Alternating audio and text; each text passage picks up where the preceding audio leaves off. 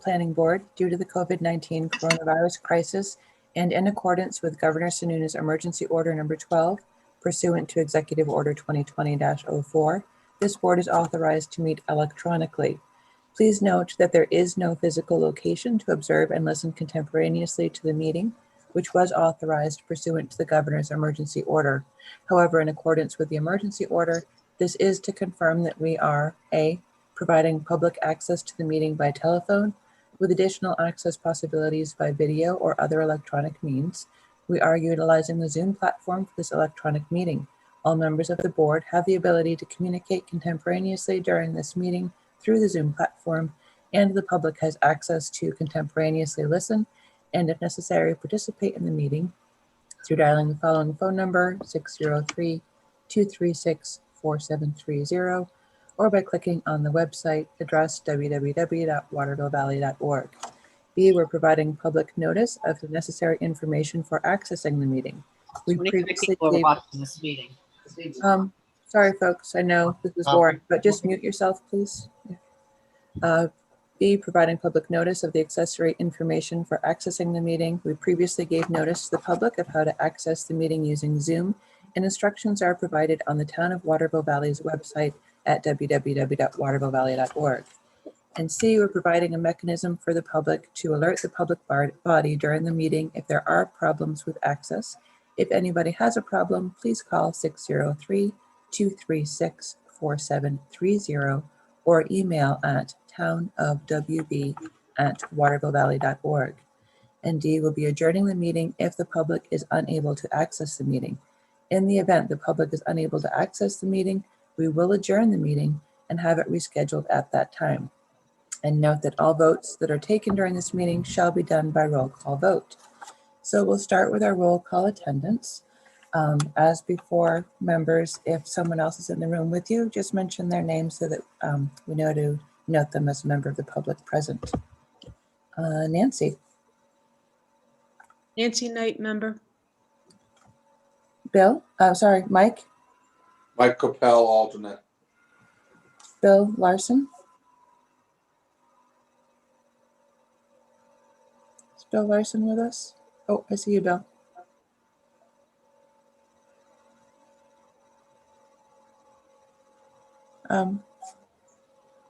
Bill, can we just do the roll call? Bill Larson? I don't see his name here. I see him, and Him on the bottom? he's here, but I don't know if he can hear us. Let's circle back. Myself, Wendy Rathgaber, member. John? John Racine, member, alone. Rich? Rich Rita, ex officio, alone. Bill Spence? Bill Spence, member, alone. Terry? Terry Waite, member, alone. Rob? Rob Wilson, alternate, alone. Bill Larson?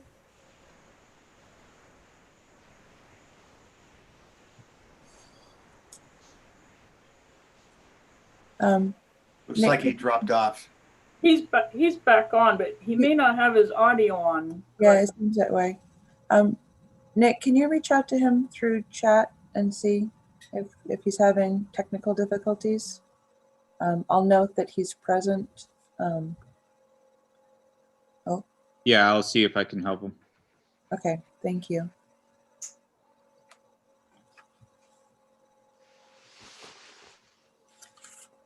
All right. And once Bill is on, if you just have him interrupt and let us know that he can hear. But let's start with reviewing the minutes. Start with the December 9th meeting minutes.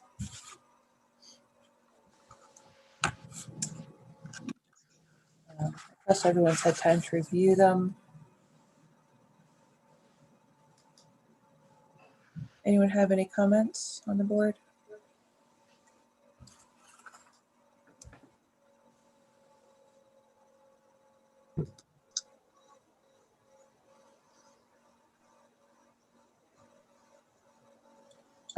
Actually, this reminds me, I know public in attendance Nick, you noted max 36 in attendance, just to help Nick with this process of keeping track of who's here for the public.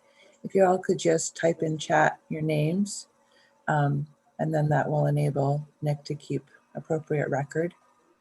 So you can just, the chat should be at the bottom of your screen. Just put your name in there. Thank you.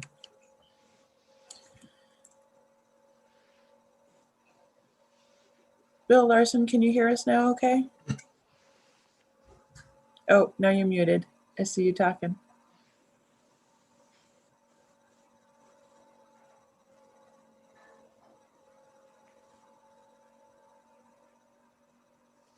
Yeah, I can hear you. Okay, good. For the roll call, would you just mind stating your name? Yeah. And that you're present? Bill Larson, member. Thank you so much. Nobody's here. Okay. So if there aren't any comments on the December 9th meeting minutes, do we have a motion to accept them? Motion to accept the minutes as presented. I'll second that.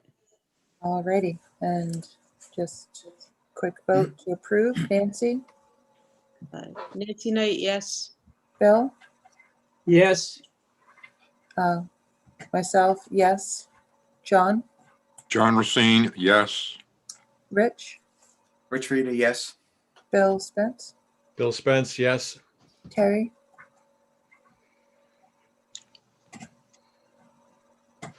Terry, Sorry, yes. it's okay. Wow. All right, so the December 9th meeting minutes approved as presented. Let's move on to December 10th.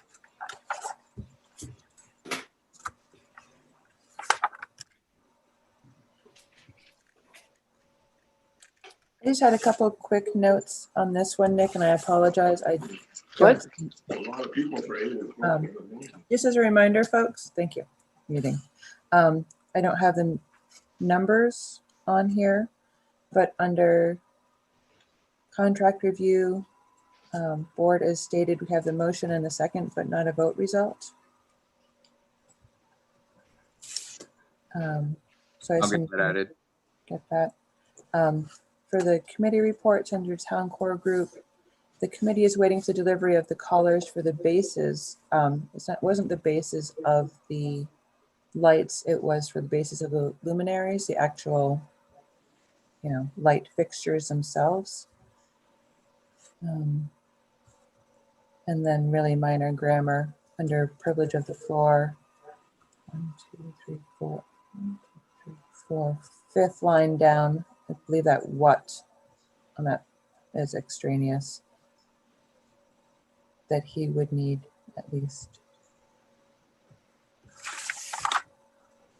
Any other notes on this one?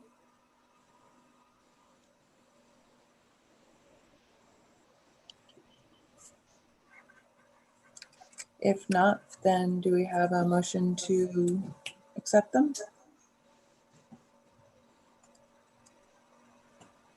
I'll move to accept the minutes as amended. Is there a second? I'll second that. John Racine. Alrighty. All in favor of accepting the December 10th meeting minutes as amended? Nancy? Nancy Knight, yes. Bill Larson? Yes. Myself, Wendy Rathgeber, yes. John? John Racine, yes. Rich? Rich, yes. Bill Spence? Bill Spence, yes. Terry? Terry Waite, yes. Awesome. We're flying along. One more meeting. December 23rd. This was our workshop meeting.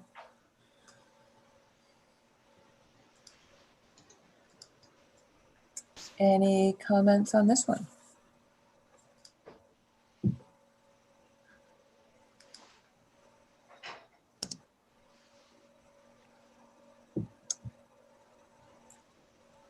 And if there aren't any comments, I guess we could entertain a motion. This is Rich. I will move to accept the minutes for the 23rd of December well, there were no amendments, right? Okay. Wendy, I'll second that motion. Alrighty, and one last time, all in favor of accepting the December 23rd meeting minutes as presented? Nancy, Nancy Knight, yes. Bill Larson, Yes. myself, Wendy Rathgaber, yes. John, John Racine, yes. Rich, Rich Rita, yes. Bill Spence, Bill Spence, yes. Terry. Terry Waite, yes. Excellent. All right. That's done. Now, on to the agenda.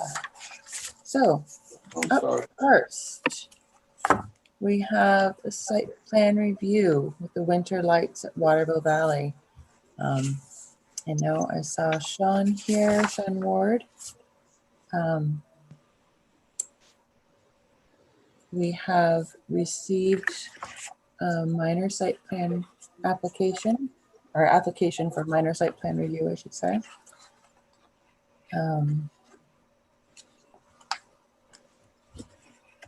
Has everyone on the board had a chance to review the application?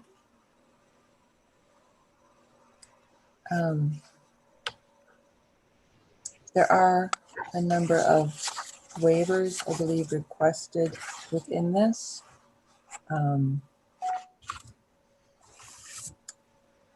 Sean, do you have any additional information? I know Tara had sent out a letter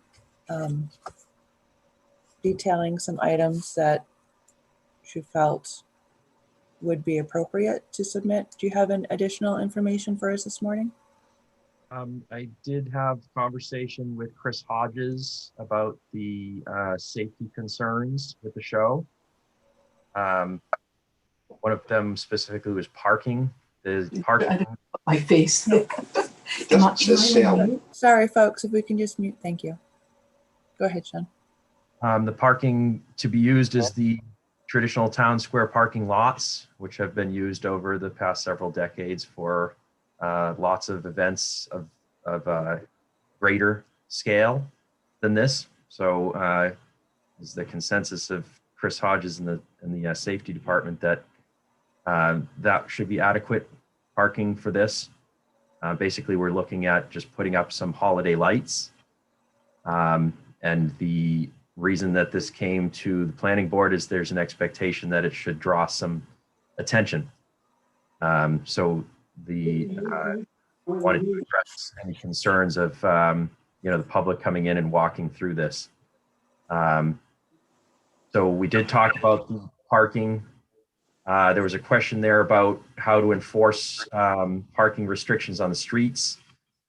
Chris Hodges' the consensus from Chris and the fire and police department was that was kind of their job. If people are parking illegally on the streets, it would be handled just like any other illegal street side parking situation that may occur in the valley. I'm going to bring up that email so I can address some of the other questions.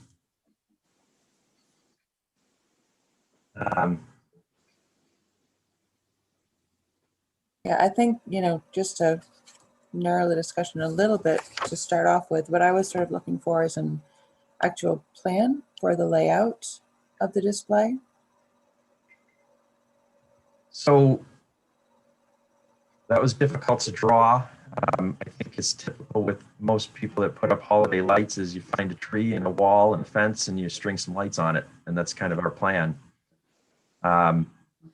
In future years, we may want to extend this and make a bigger show out of it.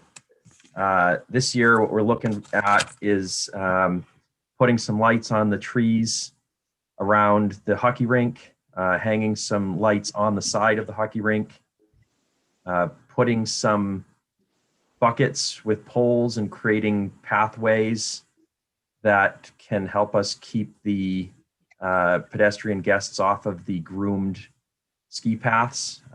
We've been working with Ian and Stacy and Toby at Town Square to address that, to make sure that we're not interrupting cross-country skiing and that we're keeping walkways safe for people. The idea was to have pedestrian traffic come through the path that goes around the hockey rink, which is, I think, cleared by the fire department or the town for emergency access to the fire hydrant that's at the back of the building. So we've been working with them closely to create some pathways. We would decorate those pathway markers with lights. We have some interest in putting kind of these little light globes on the ground over by the pond with some lighted trees over there as well. As you kind of move along between the hockey rink and the pond, that would be kind of a path of decorations, holiday decorations. And as you get over to the gazebo, some more lights around the dock. There's been some conversation with Town Square about involving some of the Town Square buildings and like the tower in doing some decorations through there. And then we wanted to bring the decorations across the bridge. Our hope is to put kind of this metal rod tunnel of lights over the bridge, which we've seen some examples of in my research for, ideas. I think it would be really cool. People could walk through this tunnel of lights, maybe hang some holiday decorations off those lamps that go across the bridge, and then do a kind of a pathway along the beach, kind of make a loop there on the beach with some more ground decorations. Kind of thought I might be able to try to find some palm trees and tikis, make a kind of like a tropical beach theme over there.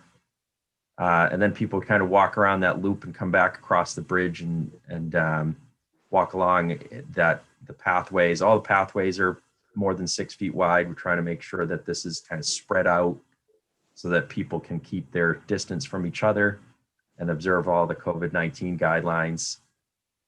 If we can get far enough with the show, as was kind of outlined in the plan, there is some hope in either this year, if we can raise enough funds, or next year, if not, to put these geodomes. They're kind of like tents, but they're shaped like, in kind of a circle. Put these geodome tents out there in the field by the end of the hockey rink, and put some lights on those and create some pathways between them. Obviously, if we do get into that, that's kind of more of an indoor situation. So we would be observing COVID-19 restrictions for capacities, masks, social distancing, and cleaning of surfaces within those. We're not sure if we're going to have the adequate funds to do that piece of this year, but we left it in the plan anyways because we're hoping this becomes an annual event that can grow. So I wanted everybody to be aware of what kinds of things we had planned for the future. I think the long-term concept of this show is to have the field be the bulk of the show. This year, I think all we're going to really end up with is like a walking path along the rink and along the pond and across the bridge and around the. In future years, it's my hope that we can have more of a festival kind of feel to it out in the field, taking into account, of course, Ian's groomed cross-country skiing paths. We've already been in conversations with him about how to coexist with those activities, and in fact, kind of create a little bit of a benefit to skiers that are going to be able to kind of ski through and see some of this display, and hopefully enjoy the lights along with everybody else. But that's really it in a nutshell. I mean, we're just trying to put up some holiday lights like you might see in front of somebody's house, but on a bigger scale. We wanted to create something similar to almost like an ice castles kind of an idea where people might come here just to see this, just to kind of walk through it. Hopefully then, bringing some business into the shops and restaurants that are located in the valley, in Town Square in particular, but also throughout the valley, and try to bring some business and also try to get some folks down from the mountain after their ski day, Right. So you don't have anything additional to add to make this application? I guess my No, our initial step as a board is to decide whether it's complete or not. And in my head, just so you know where I'm coming from, as one member of the board, I think it sounds like a really cool idea in my head, but I have a hard time knowing exactly what's in your head without seeing it on paper, you know. Doing a little bit of research on my own as far as the typical lights that are used in holiday displays. They're pretty wide varieties. And some of what you discussed in the general description talked about flashing lights. I have a hard time knowing exactly, with the geodomes, is there going to be any light trespass? There are, of course, the safety issues with, people coming in from multiple different directions around that field, that we need to know that the drivers will be safe, that they'll be, of course, there's a dark sky questions. So it's difficult for me to know if this application's complete. But I really like to hear from the rest of the board, your thoughts on the completeness. Could I possibly address your specific concerns right then before we go back Okay. over? So as far as drivers go, this is not in the street. And, my conversation with Chris Hodges was extensive about what impact this might have on traffic in the valley. He was of the opinion, and I am of the opinion, that it's not going to create any more traffic than a busy holiday weekend typically would, or when there's a festival or some kind of tented activity out in the field. I think his department and the town square and the parking and the streets that are in this area are already accustomed to having people come to town square. Yeah, it wasn't the volume, sorry, that I was talking about. It was the potential distraction, glare, flashing lights. Like I said, from the general description that was submitted, it's hard for me to know exactly. There are no flashing lights planned. We know that flashing lights are distractions. It's not a carnival feel. The photographs that we attached to the document that you all got are a pretty good indication of what we're trying to do. These are low lumen LED, low wattage, low voltage lights. We're not using your old fashioned incandescent light bulbs. These are all low draw and low lumen lights. And we're not looking to create like a carnival or flashy feel. These are tasteful, kind of low. These are not going to create light. And this is a conversation I had with Chris as well.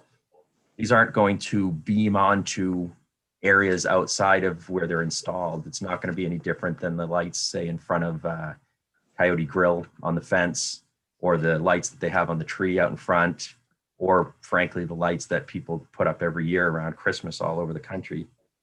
There was also conversation about the dark sky. We're trying to turn these on at dusk during the week, and we're trying to turn them off at 9 o'clock so that it doesn't become a 24-hour set of lights that are turned on. And also with these new LED lights, there is not a lot. This isn't going to create like some pillar of light up into the sky. These lights are very localized in their illumination. You can obviously see them from a distance, but they don't cast light out like a beam. And we will avoid, as I said, flashing lights. We didn't make any mention of flashing lights in the plan, but I should probably point out now that it is not our intention to create a carnival feel with flashing lights in this. Thank you. So just to, follow the dots for the board, we need to decide if this application is complete. Any thoughts from the rest of the board? It's Mike Capel. You mentioned doing something on the beach. I'm assuming you've dealt with the cross-country people about the cross-country trail that cuts through the beach.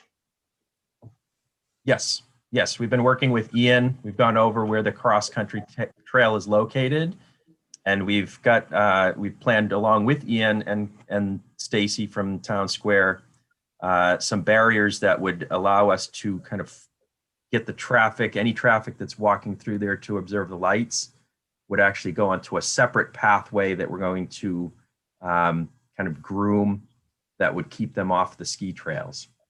But just to redirect a little bit, before we get too deep into the discussions, the planning board needs to decide whether or not this application that was submitted is complete.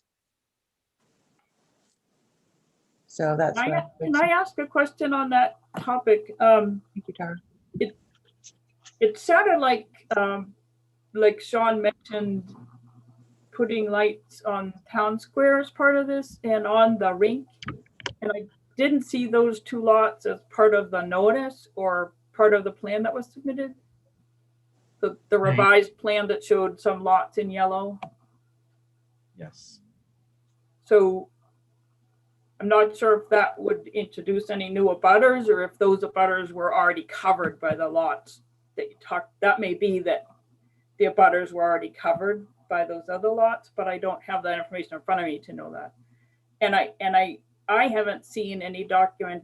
I mean, as your town planner who commented, I didn't see any documentation of any conversations with Chris. I see he's here, but you'd at least want to see that documentation as part of the file.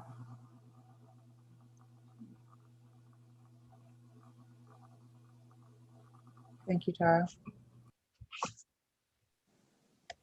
Wendy, just a comment. I think a lot of the information that was requested has been answered, but it's been answered verbally. Typically, the information that's required for a complete application would be written as opposed to verbal. So I think although the questions have probably been answered to make it complete, that we don't have it in writing at this point. Yeah, that was my concern as well. I'm not sure that they've all been answered verbally. I think in order to make that determination of whether you want to call this exempt seasonal, does this meet your understanding of exempt seasonal holiday lighting, or would this fall under the temporary lighting? And if so, doesn't meet your ordinance, you'd need some pretty specific information about the lighting and the height and the lumens and all in writing as well. That's a good point. It is hard to know. Again, I hear what you're saying, Sean, but we don't necessarily have it clearly in writing. I mean, we did try to give him pretty clear directions in advance of the meeting so that he could have a chance to prepare that. And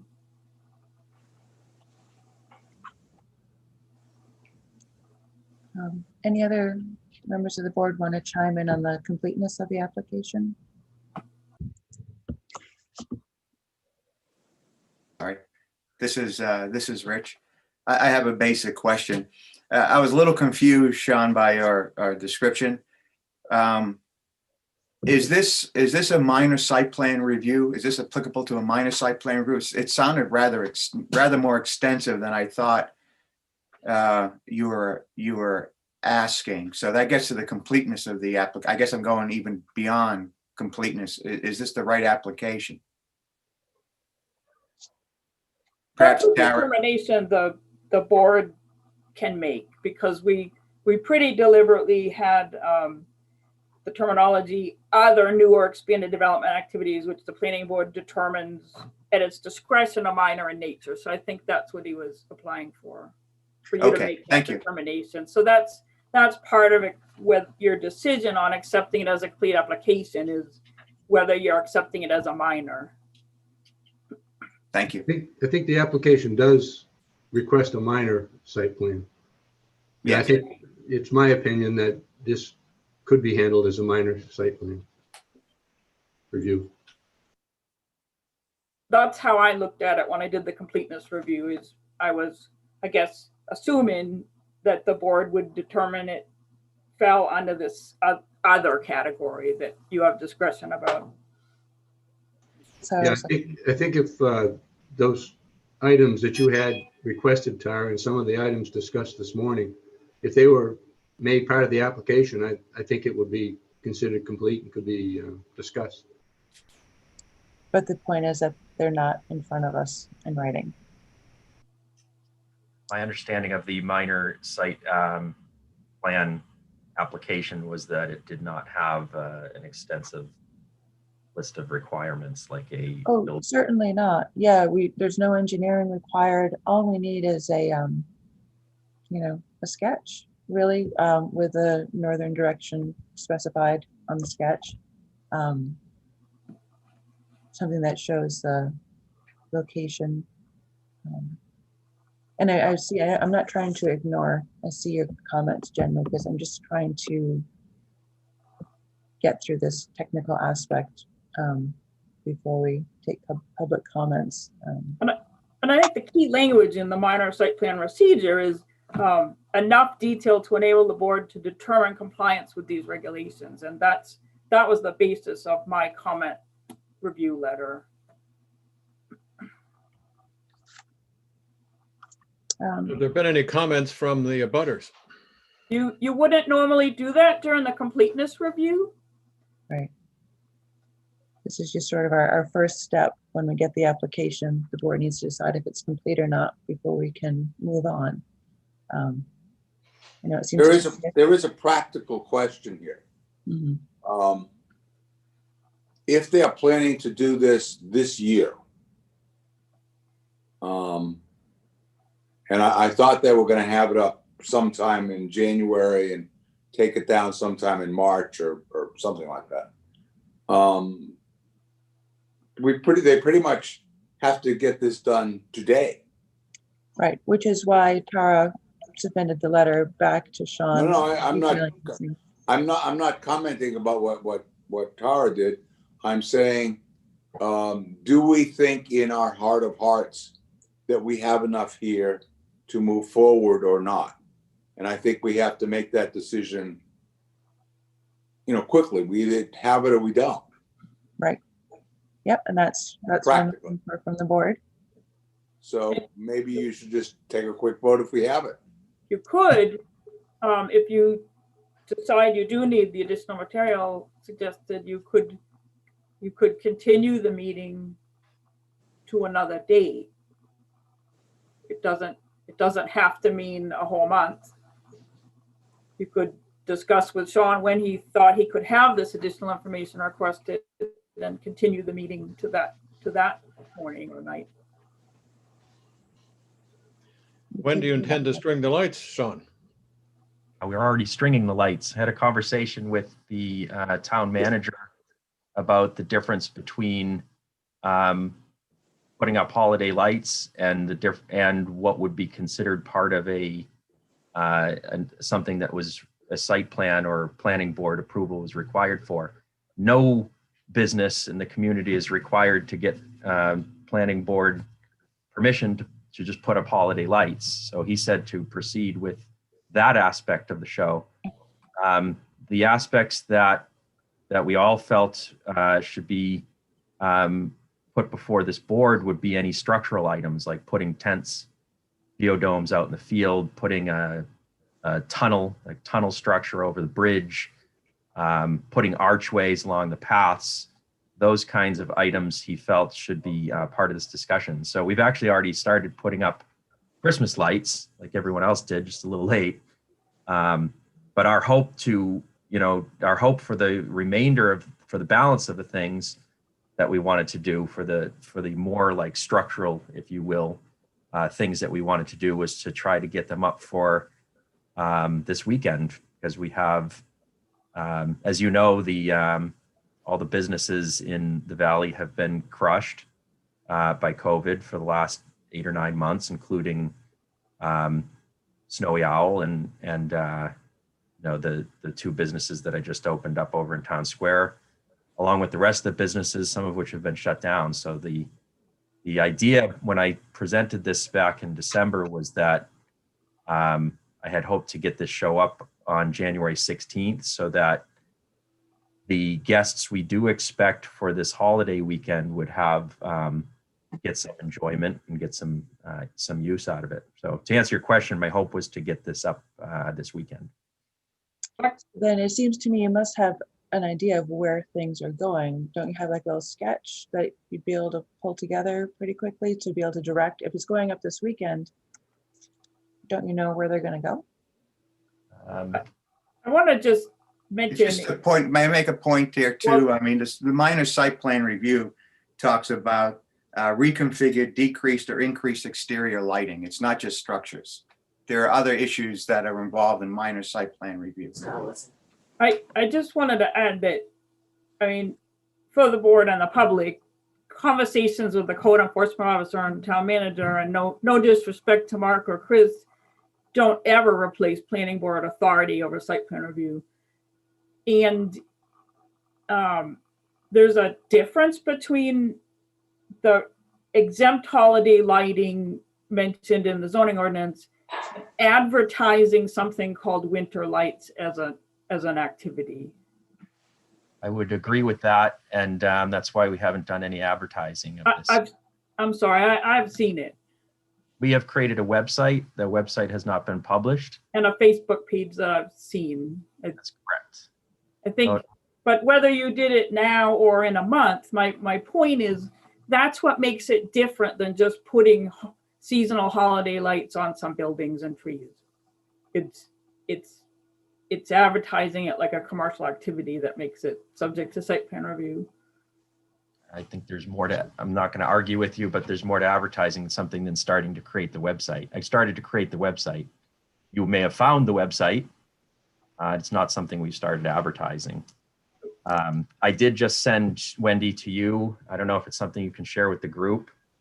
We did try to make improvements to the sketch of the light plan that we included with the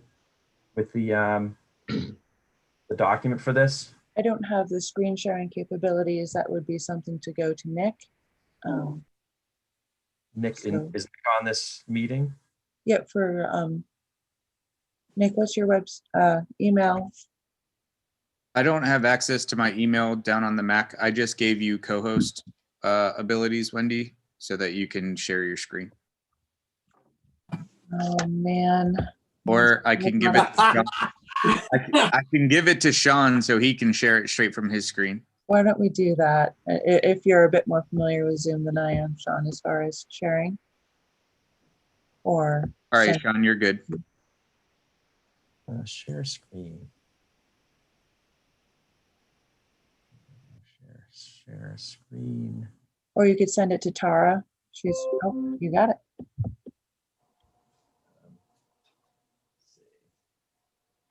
Not the one I want to share. Okay, so we see that.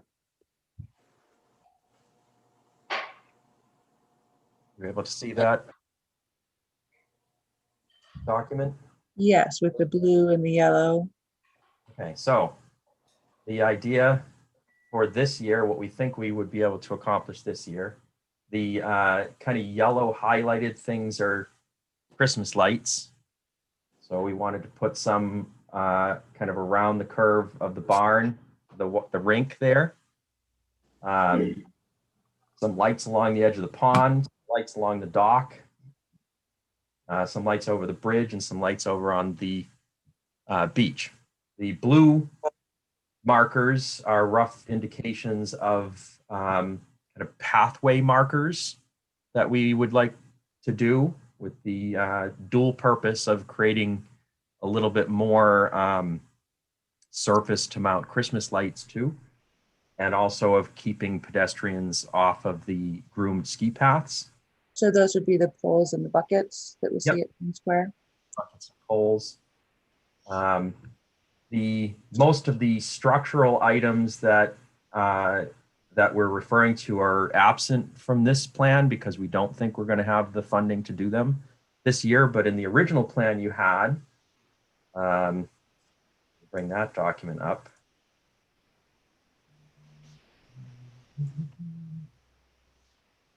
This is kind of the original concept where the show would, with these geodomes that are in the field.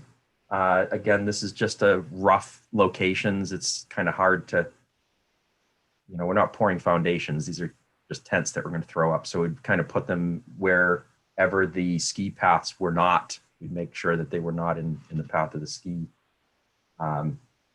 groomed trails. So these little kind of spiky things are just the way that I've indicated that we would decorate a tree. We just put some lights in a tree. Where you see kind of a row of yellow lights, that is kind of my way of indicating that we would like hang lights from a fence or from a, you know, from a series of those buckets and poles. Right around the gazebo and the little garden there, that's just kind of like path lighting and some, you know, the lighting that's around the gazebo. These little blue arches, those are some arches that I wanted to create. And this is where I kind of thought these would be structural items because we're putting, these are like wrought iron. And I need to work with Chris on location of these, make sure they're not going to interfere with emergency vehicles. Make sure they're not going to interfere with path grooming equipment. You know, if we were going to do an arch over one of those spaces, if they thought it was appropriate, it would obviously have to accommodate equipment, fire engines or grooming equipment. And, you know, we were hoping to kind of work with Chris and with Ian and everybody on those to be a little bit agile. You know, if we get out there and be agile with this and we are looking at something and that doesn't work for whatever reason, we move it a little bit, but it's all kind of within this this kind of pathway. We originally hoped to go through the path over past the beach and around to the arbor. I don't think, which is on the lots that we indicated. Let me bring up the lot map just so everybody knows. This does consist of 2 lots, labeled number 1 here, and the border of the pond doesn't have a label, but we were to avoid having to, this was a kind of a mistake we made with the first application, is that we kind of drew a rough line around things. That's not it. Hold on. This was my original plan document. It was just that, hey, you know, we've got these 2 lots of land here. We're going to put up some Christmas decorations. So this was a little vague, and it was pointed out that some of this circle here encroached on a different lot. So we've pulled, rather than having to start the process over and jeopardize the timing of this, we kind of killed that plan of going around over to the arbor so that we could avoid hitting this this 1.2 lot here, which would have triggered some additional butters because it pushes it out further this way. So we've removed that from any plans we have. There's a beautiful picture of Town Square at night. Back to what we were talking about though, which is with this one. So back to this being the current plan. Christmas lights and trees, an archway if we can do it. Path markers here with lights on them. We've kind of talked to the hockey rink already about where they dump their ice pile. That's this little shiny ice thing here. Lights on these trees, lights on the side of the building.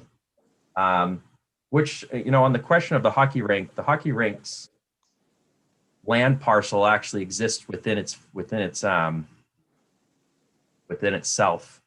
All the land, the actual grass, any land outside of that actually is part of the same parcel. It's not an additional parcel. You know, if we want to get real technical and not attach lights to the side of the rink, then we could do that. We could skip that. But it is technically town property, I believe, outside that, or it might be Tyrell. It's not technically town property. It is town property. This is Rich. There you go. So that's the same town parcel that we're talking about here that surrounds the pond. If we go back to the parcel map. Right. Yeah, this type of plan was exactly what I was looking for to help explain for the application. And as far as the application and the show goes, we can avoid this parcel 3, which is Town Square, as part of the thing, because that might trigger, it pushes out a little further, although distance from there, there's not much around except for me. But we can avoid putting lights up there this year if it interrupts this process. Well, it is convenient that Snowy Owl is one of the main abutters to Town Square. Yes. I approve. Okay, with this additional information, how is the board feeling? I'd like to just swing through and let's check in with everyone alphabetically. How are we feeling for completeness with this? Nancy, you feel ready to give an opinion on this, or you want me to circle back?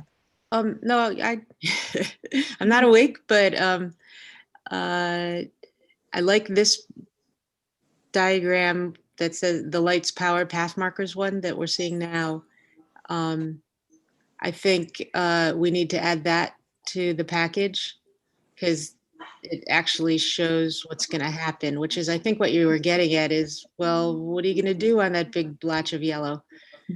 And the other thing that would be good to add is, if you have any spec sheet from the lights, just to complete, what we need to see, I think, is just information on the lights. You must have some sort of thing you can just email us or put up. If you must be buying these lights or renting them in giant quantities. Yeah. Sean, give me a second. I can send that to you. Oh, perfect. Yeah, Jeff is by the way, Jeff here is on the call. Holiday Lights is a professional and insured holiday light installer. So just so you don't have to worry, this is not me up on a ladder hanging lights. This is a professional insured company. We have also obtained event insurance for this in preparation. We have a binder, I should say. I was holding off on paying them until your decision today. But we have event insurance for this. And we're also using Empire Electric to make improvements to the electrical outlets that are over there. These are improvements, by the way, that will benefit the town and the town square beyond this show. There isn't much in the way of outdoor outlets over there. And, we're using some of the funds to make. Meet me tomorrow, or should I get my own cord? Let's continue through with board members to see how we feel about the application being complete with this additional information. Mike, what are your thoughts?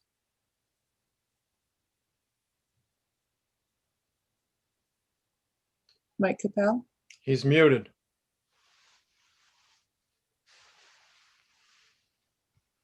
Okay, you can circle. Unmute.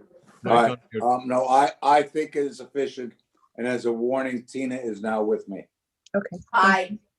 Hi, Tina. Bill Larson, what are your thoughts on completeness? There's no specific information that I would want beyond what this is.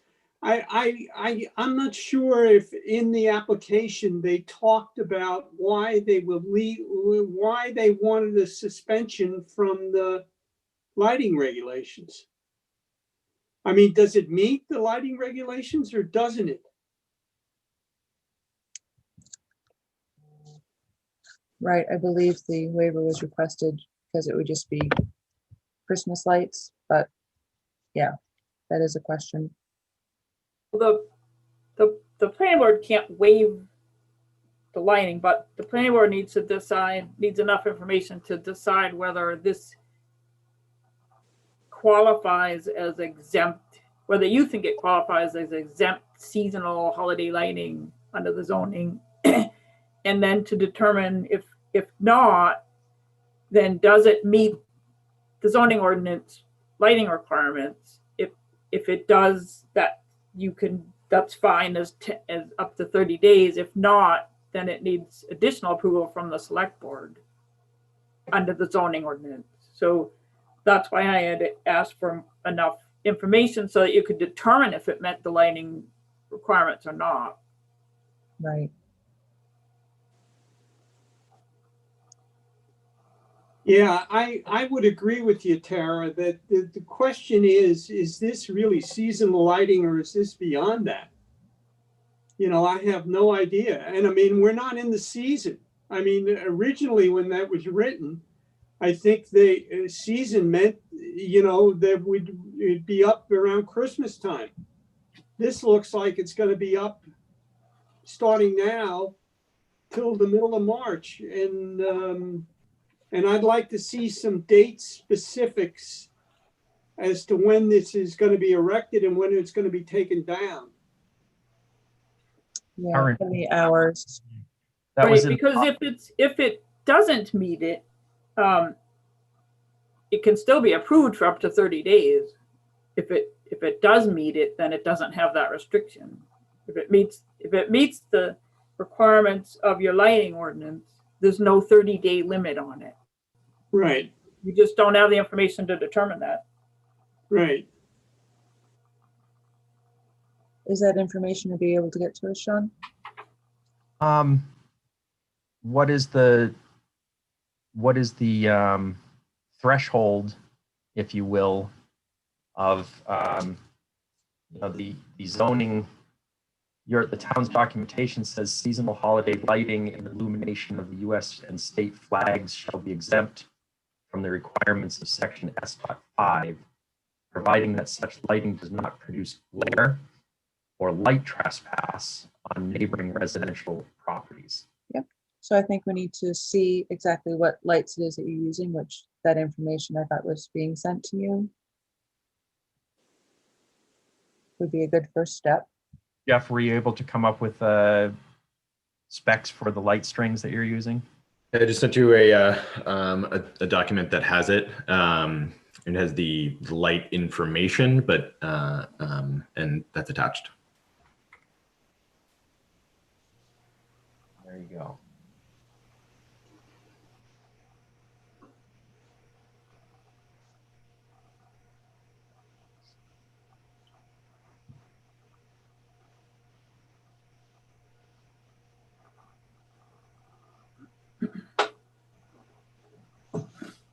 These are 0.8 watt bulbs.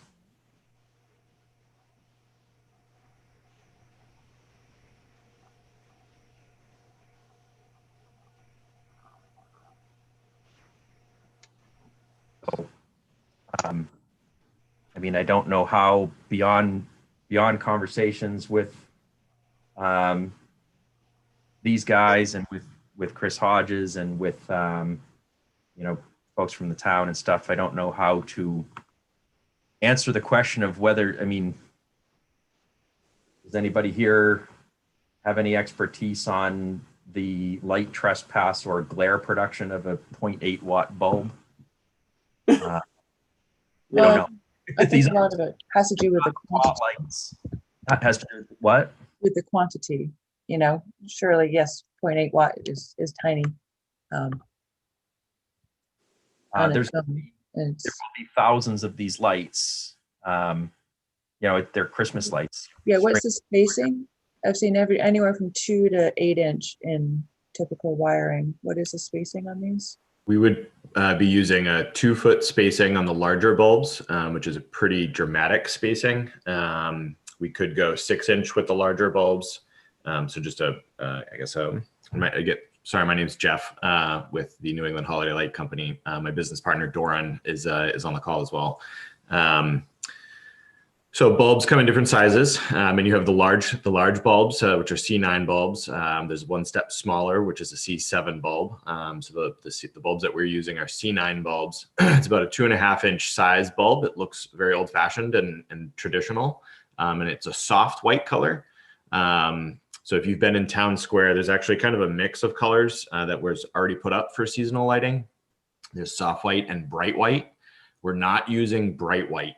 Bright white is that pure, brilliant. If you look at the street lights in Town Square, there's a soft white color. And if Sean were to pull up that overhead photo, there's a stark contrast when you're using bright white to soft white. Bright white, in my opinion, would cause a light trespass concern because the brilliance of that light is considerable. We're using a soft white bulb, and the bulb itself has a fractal look to it. So it kind of like it kind of disperses the light softly. So those are the larger bulbs, and we're going to space them 2 feet. We could space them 1 foot or 6 inches. That would add a crazy amount of light. And so by spacing them 2 feet, we actually just kind of create pathway lighting. So if you're looking at the map on the screen, for example, where the blue dots are by the hockey rink, I believe there are 7 or so posts that were designed about 40 feet apart. And so between one 40-foot post, you would literally only have 20 bulbs because they're...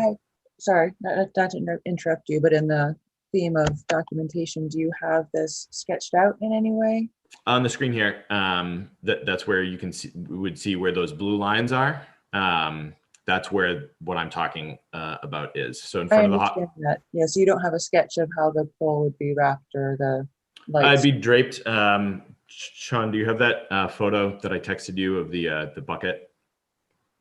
Maybe we can get that. I could email it to you real quick if that's easier. Yeah, that'd be easier.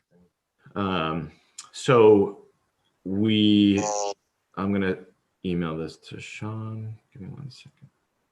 Picture of the trees you wrapped the other night too might be helpful. Yep.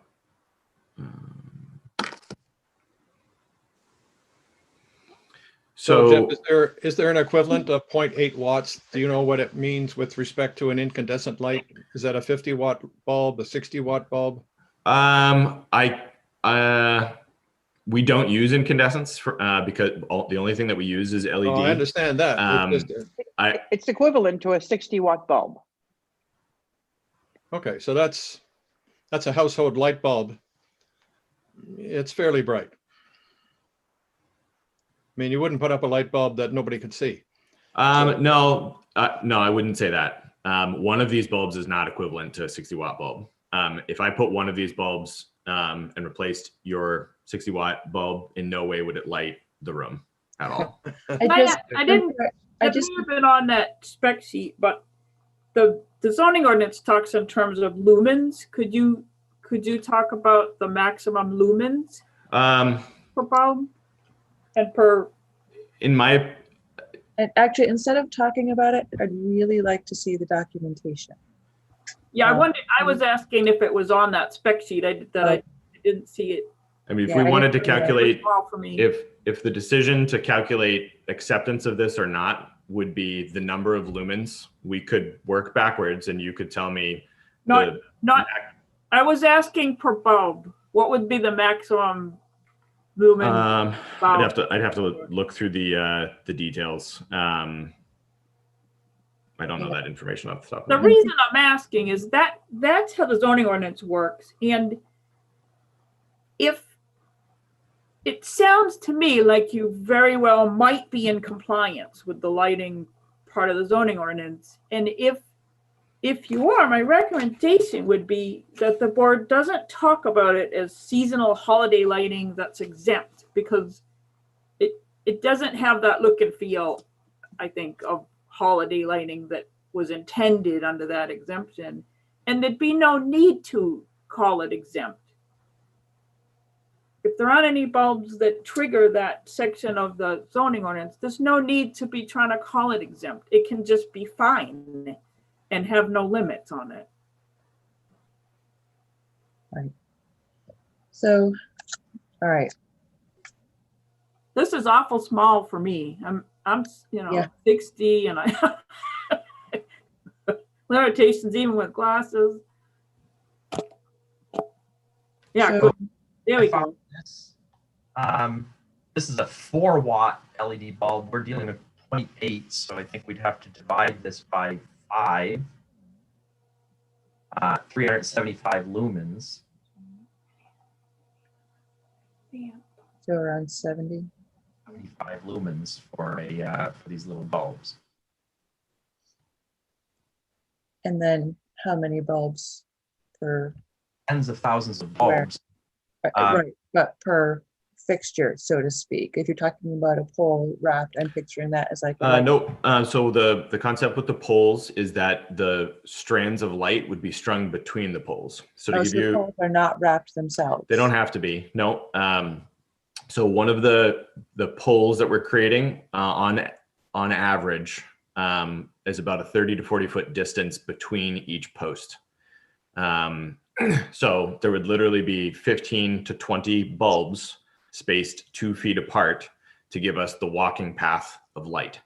And so really it's, I think it's about getting distance and being able to have a walking path that is lightly illuminated. And then features like trees and things like that would have a little bit more light because we'd be using the smaller size typical mini lights. The stuff it's a higher quality material, but if you were in Town Square and if you've seen Town Square, they had strung up Christmas lights on the exterior of the building, and something similar to that would be what would be decorating trees and bushes and etc. Right. So in essence, anything blue on that map was the 0.8 watt bulbs, and anything in yellow is the mini lights. That I think maybe the map, Sean, if you could pull that up. We're still trying to get to see if this is complete or not, and I'm trying to work with you guys. We just Sure. Do you have that sketch that I sent you, Sean?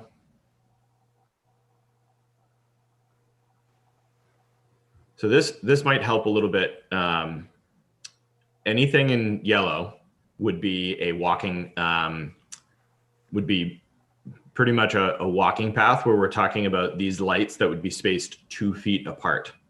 So the 0.8 watt, 0.08 watt, 0.8 watt bulb would basically be stretched along this area, generally every 30 to 40 feet. Some places they'd be smaller spaced, but we're using only a 2 foot spacing with this. So this is where kind of the walking paths and buckets and posts would be laid out. And some of them, have those supports that I was talking about. So this map really identifies like those walking paths and where the lights would be. The yellow lines that are around the ice arena, those are not walking paths. Those would be where like the string lights would be. So the other style of light, more like the Christmas lights, like you would put on a Christmas tree inside your home. I think as far, to get back to the conversation about number of lumens and, what would cause this to, I think the spirit of the lighting ordinance is that we don't want, in Waterville Valley, we don't want to be putting up lights that beam light into people's windows, bedroom windows. I think if you've got a tree over here on the side of the pond, I don't feel like Christmas lights create that same. I mean, I used to have when I lived down in Massachusetts, this guy down at the bottom of the hill stuck a floodlight. He put a 300 watt floodlight on his back porch, and every time a squirrel walked by it, it beamed right into my bedroom. I think that's the spirit of what we're trying to do with our lighting ordinances here, in my opinion, is to keep these from being disruptive to people's.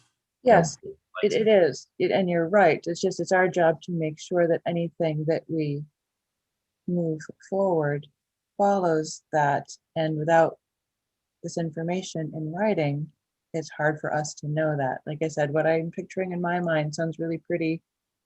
I just need to know what everyone's picturing in their mind. And the only way to do that is by seeing it in writing. So that's why I'm trying to make sure this application is complete and that we have everything in writing that the board needs to be confident that we're all on the same page as. So are you looking for like a light count, like to count the number of LED bulbs that would be wrapped around each tree and such? Is that what you're looking for?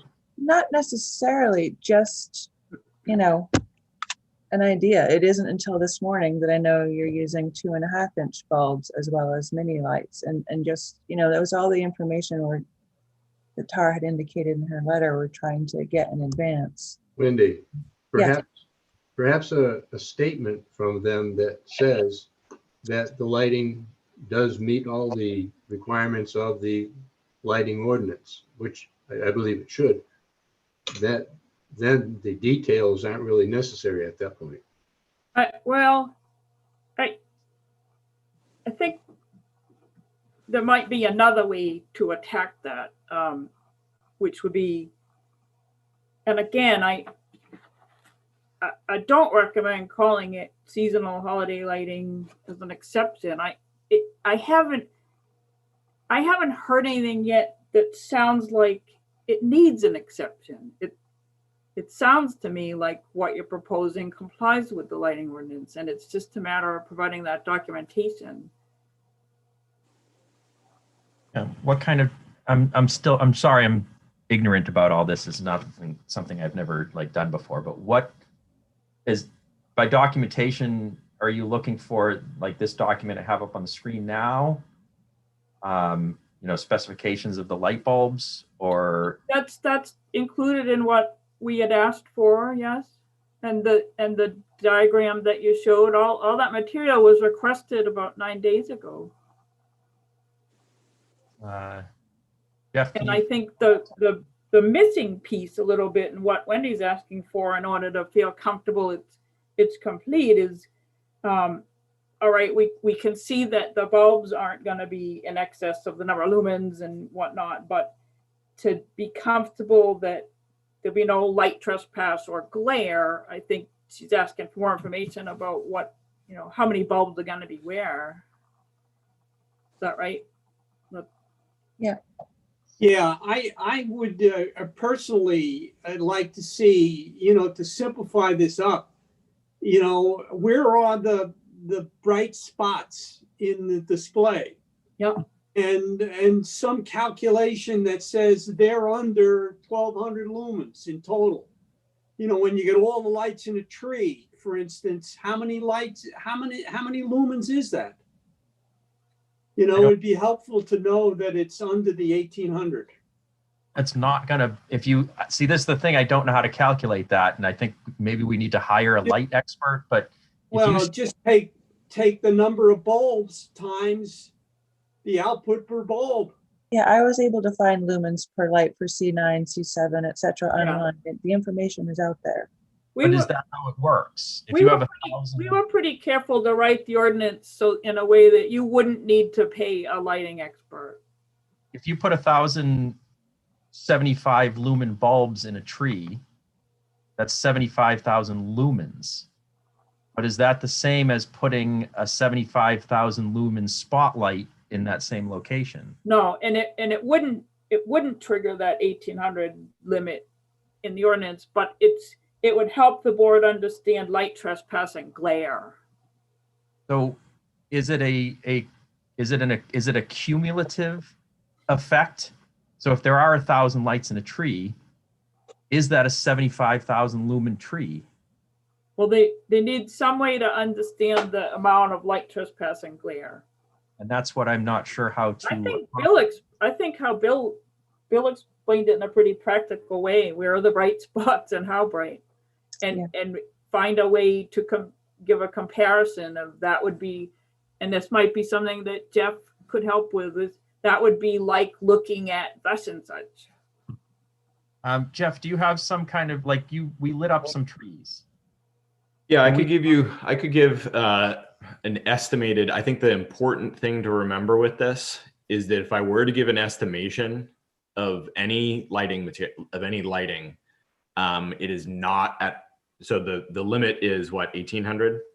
That's per lamp though. That's right. Not going to be per tree. I think. Yeah. So I think something like a photograph. I could give a number. What I could do is I could think about what the bright spots are, yeah, and provide a photograph of what this looks like at another site you've done. So I could give an estimated number. We could do it in two types of calculations. We could do the total number of C9 bulbs, which is about 1,000. There should be about 1,000, and that's an approximate. Obviously, if we were to, you know, make something 5 feet a little bit more in one way, but that's potentially 1,000 C9 bulbs spread amongst this entire walking path. So the other number would be the strands of mini lights. Jeff, I think we're heading the wrong direction. What I'm hearing is that it is not a cumulative effect of the bulbs. It is the Right. impact of the bulbs themselves. This picture that I have up gives, I think, a pretty good idea of how much light this is going to cast. And I think the light that you see over here on the right is a great example of light trespass. That's not one of our lights. It's a light that's on the building. Mhm. That's probably a good 1,000-watt bulb, and you can see what light trespass looks like. These trees are not doing that. These trees are casting, you can see where the shadow starts to take place 10 or 12 feet off the tree.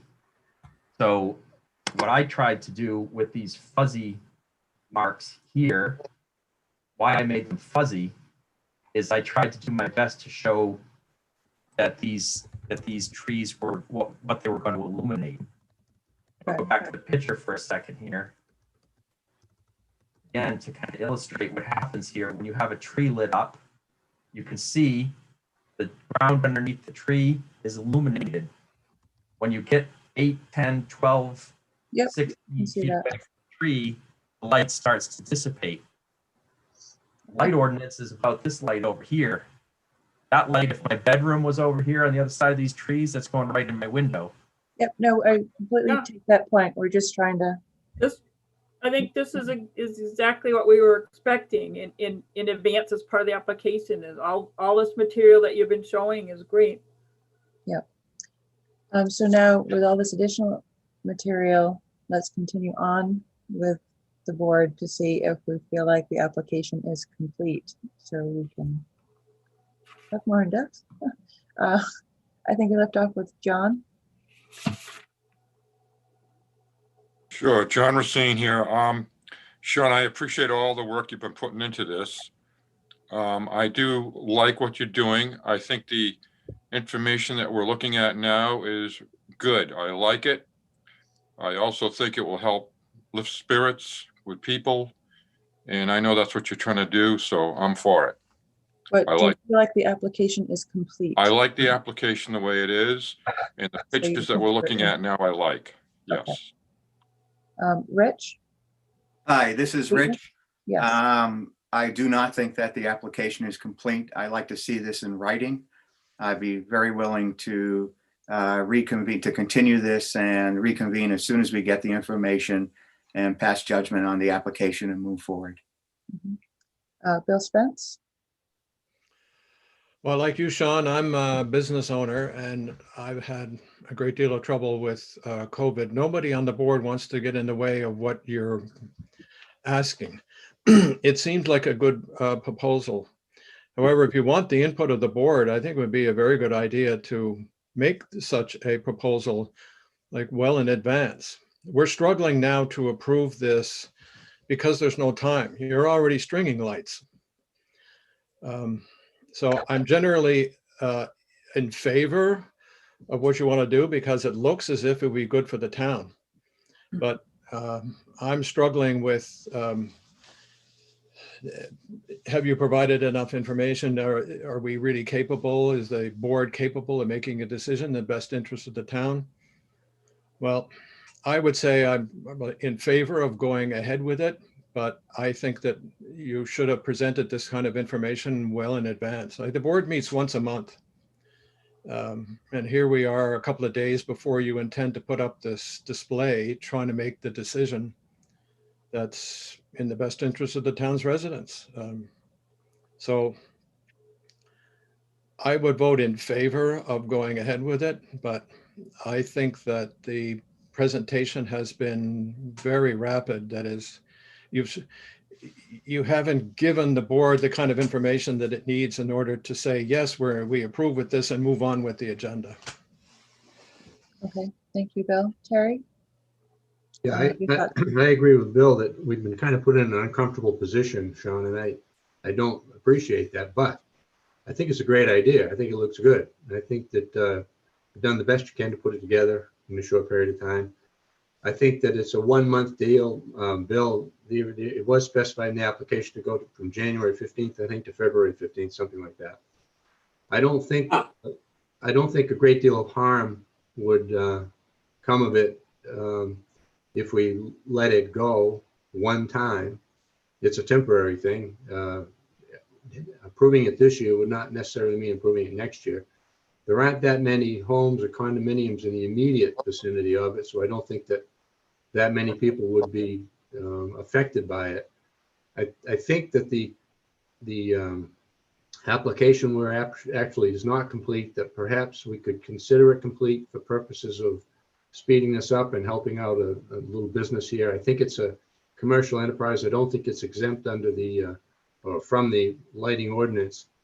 But I think that we could do some sort of a conditional approval, incorporating all the stuff that we've been looking at today, which should have been on the application.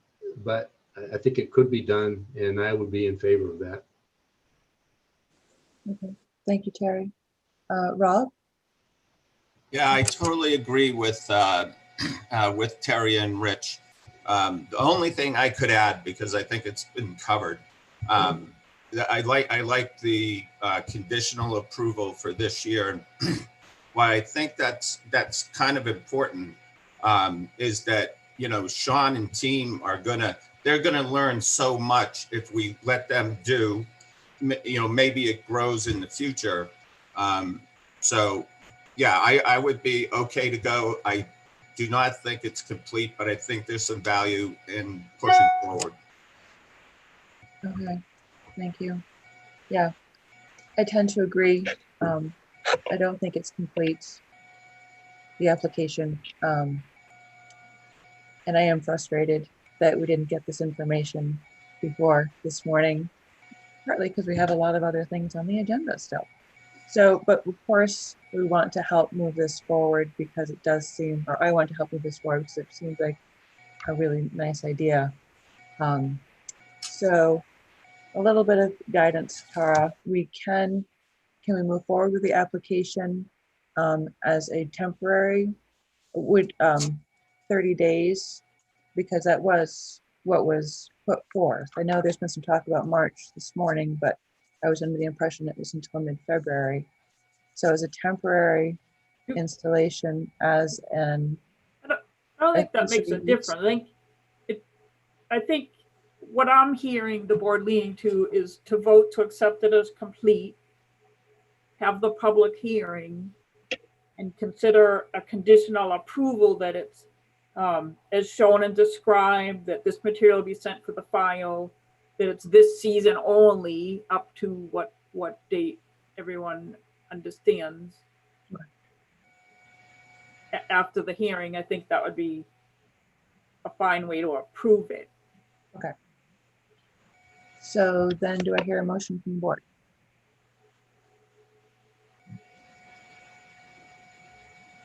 Yeah, I'll move to accept the application is complete. I'll second it. Alrighty, all those in favor, Nancy? Nancy Knight, yes. Bill Larson? Yeah. Myself, yeah, Wendy, yes, I do. John? John Racine, yes. Rich? Rich, no. Bill Spence? Yes. Terry? Yes. Okay. So now we can move forward with any questions. And of course, I'd like to open up the public hearing aspect of it, so that we can hear from members of public in attendance. Could we, I'd like to see people who are here.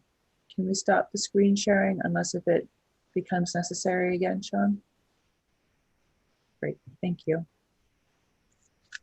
Oh, by the way, thank you, everybody. I appreciate your patience with this. I'm new to this. I'm new to Waterville.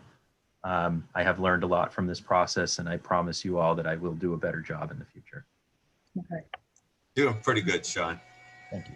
All right, so if we open for public comments, let's go back to the chat. I know they've been piling up. And Nick, let me know if I've missed anything. I think our first person who wanted to comment was Jen Lucas.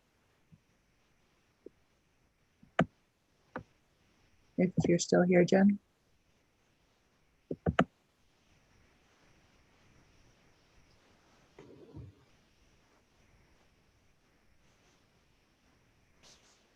No? Okay. Monique, did you have a comment? Yes, I do. I'm really concerned about the idea of Sorry, palm trees. you could just state your full name, just so we have it for the record. Okay, my name is Monique Loud, Lowd. Thank you. I'm really concerned about the idea of tiki lights and palm trees in the Waterville Valley. That's horrifying.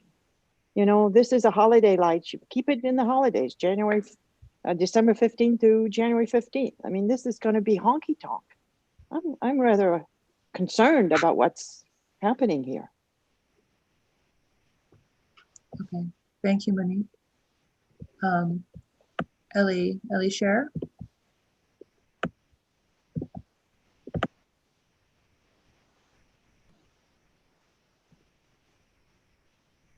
Is Ellie still on?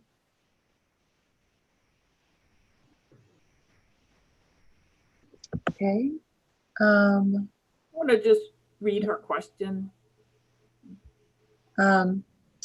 Yes, her question was, have you considered lights in the future, including other lights acknowledging the various cultures that celebrate holidays this time of year? I assume that was to Sean.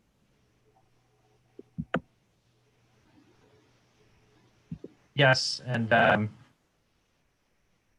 can kind of combine that with the beach idea. We are certainly not trying to create anything that's distasteful.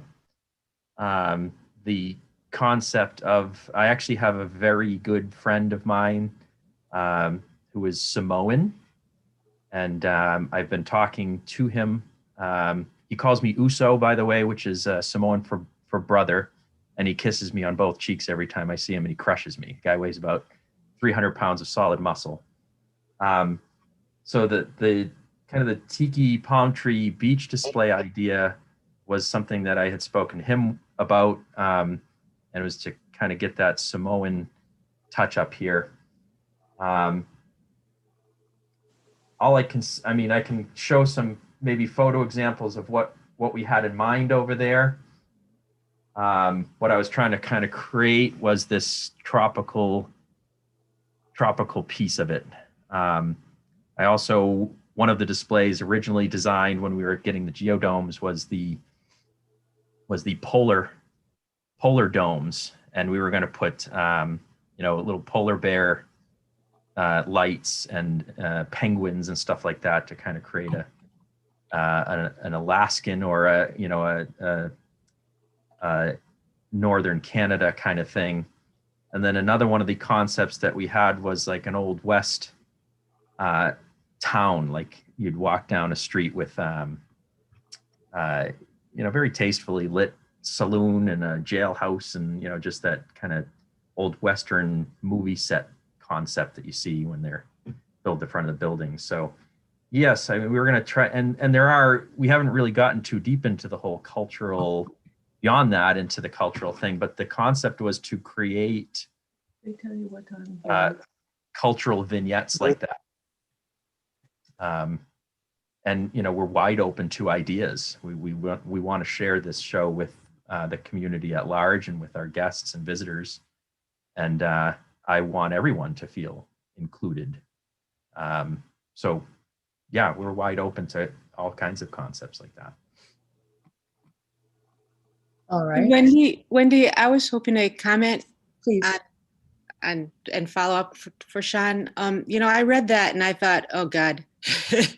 Have you read the history of Waterville Valley? That bound book? I can't remember the name of it anymore. I don't have it with me. But if you read the history of Waterville Valley, there are a lot of themes that you could do that would actually be pertinent to the location of Waterville Valley. Like instead of Old West, why not old logging camp? Just like Waterville Valley was historically. I mean, it feels kitschy to put a little, tropical beach or Alaska or Western logging camp here, but it would, I think, make it a lot more special to do a nod to the actual history of the area and probably make it a lot more special and unique.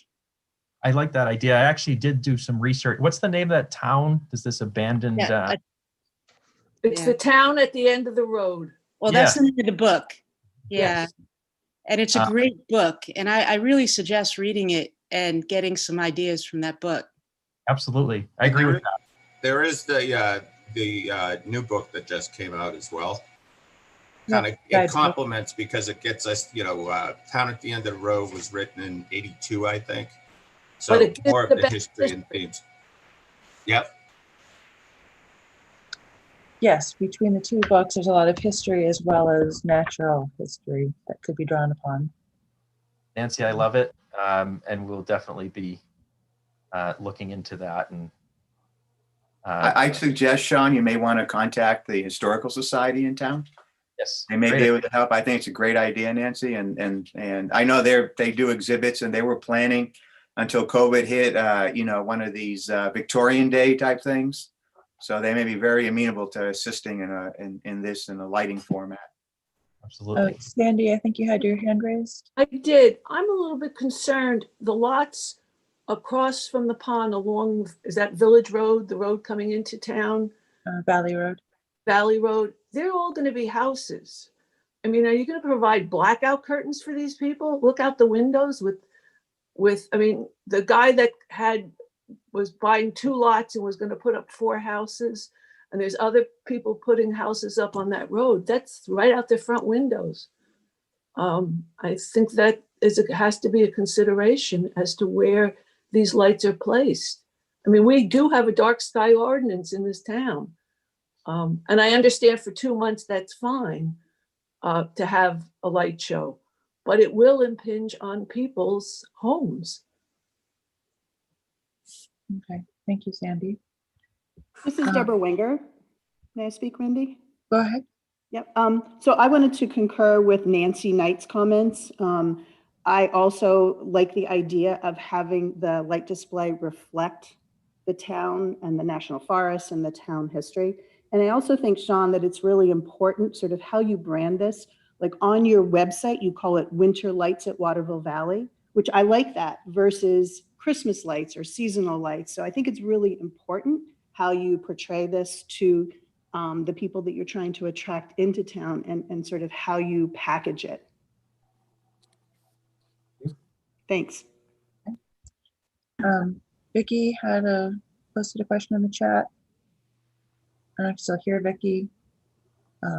Question was, what other towns or cities have this type of display, and how much are you planning to charge to enter the display, or is it free? Yes. So this year, I don't believe we will charge admissions because the concept of the kind of ice castles type of show, I don't think we'll be able to get there this year. But so this will be open for this year. The idea of having an admission booth at all for the future years was to raise funds to make improvements to the show. The geodomes aren't part of this year's show because we just weren't able to raise enough capital. So we'll be, our sponsors for this year were very generous, and it's going to allow us to get a really nice display out there. I'll be coming back to this board with a lot more information and in a lot further in advance for next year, because as somebody stated, we're going to learn and already have learned quite a bit. So I don't think we'll be charging anything this year. Even in future years, it's going to be more of a donation than a fee. We may even just put that right on there, like a $5 or $10 donation or something like that. And, set up a little booth with, some information and pamphlet that has information about our sponsors on there. I think it'd be a great idea to do like some logging community themed things in there, and then work with the Historic Commission to put a little bit of history info in not only in our website and our Facebook, but also in any pamphlets that we give out, so that we can kind of add a little educational element to it. But to answer directly the question, the admission fee, if you will, or donation, may be a next year thing, and wouldn't be a requirement, because we're not going to want to block people that are just kind of walking down from Golden Eagle or coming out of Town Square. Everybody's just going to be able to kind of get into this thing and enjoy it. And I don't want it to be exclusive at all. So hopefully that answers the question. Jen Lucas, I think, has circled back around. You here again? Jen?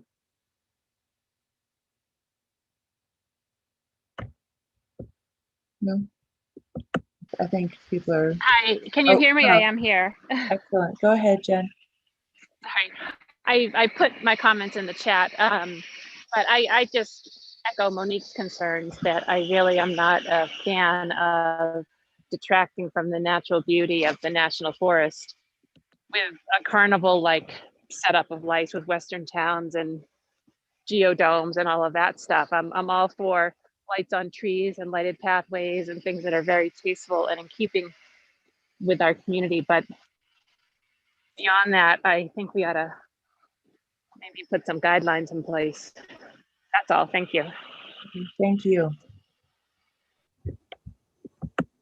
All right. I think we've gone through the chat. Does anyone else in the public have comments either for Yes, or Wendy, I would like to have a few comments. Go ahead, Barry. Barry Fish. Yeah, with all due respect, I know, Sean, that you've spoken to Chris. I have many concerns. One of them being parking. I've lived here for 30 years, and COVID will be over, and hockey will be back. And on a Saturday morning, there are many Saturday mornings that my wife can't go to work and park her car. I have to drop her off because that parking lot is so full. That's one comment. The other comment is I'm an abutter of this project, and I am not in favor of it. I don't want to see, I'm okay with lighted trees and a little path and stuff like that. But what I'm not in favor of is this carnival-like atmosphere of geodomes. If you look on the last page, Sean, of your diagram, those are showing a lot of brightness. And if that's the expectation, what you're doing now is okay. But my fear is, what is it going to look like a year from now, next year? And what's to say you're not going to be opening it for more than a month? I mean, you mentioned mid-January to mid-February. You could be opening it a lot more. And you also mentioned 5 to 9. Is it going to be more, like up to 10 or 11? And are the light? I'm assuming the lights go off before 5, go on at 5, and then you take them, you turn them off. And then also, what happens at the end of the season? And how soon is these structures going to be taken down? And also in your description, you mentioned a geodome. It's 44 feet high. That is a huge dome. And you light that thing up, it's going to light up that sky. And that's about it for me. Do you want to reply to that, Sean? Yes. So the parking, to the parking topic, this show is going to run from dusk until 9 o'clock. As far as like morning parking, it should not exacerbate daytime parking. I know daytime parking already has its challenges. And there is also, during hockey time, there is some evening parking as well. So I understand that will be an issue. The only thing I can say to speak to that is that this is Waterville Valley, this field, Town Square has had over the decades, from my understanding. I've only been here for a year, not even a year, but my understanding is that there used to be a lot more events out there in that field, and that I don't foresee this being any more impactful than other events that have happened there in the past. I know that there is some plans in the future. I don't know a lot about them for making parking improvements over there in the town squares lots. Also, my parking area is available for this over in front of Snowy. So I don't know what else I can say about parking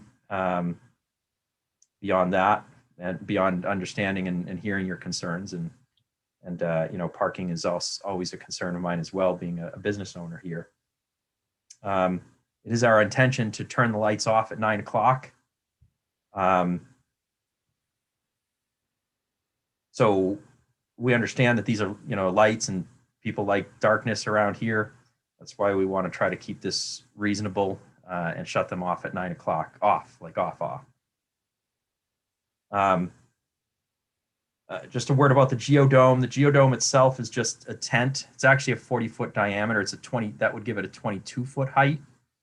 It would be about the same height as, maybe a little bit taller than the hockey rink, and not quite as tall as the town square buildings at the end of the hockey rink. So it's about 22 feet high. The amount of lighting that we put on top of the dome is something we can control. You can put a couple of strings across it, or you can bury it in lights. I mean, there's a wide range of what could be done to that. I'm fairly committed to making this stuff unoffensive.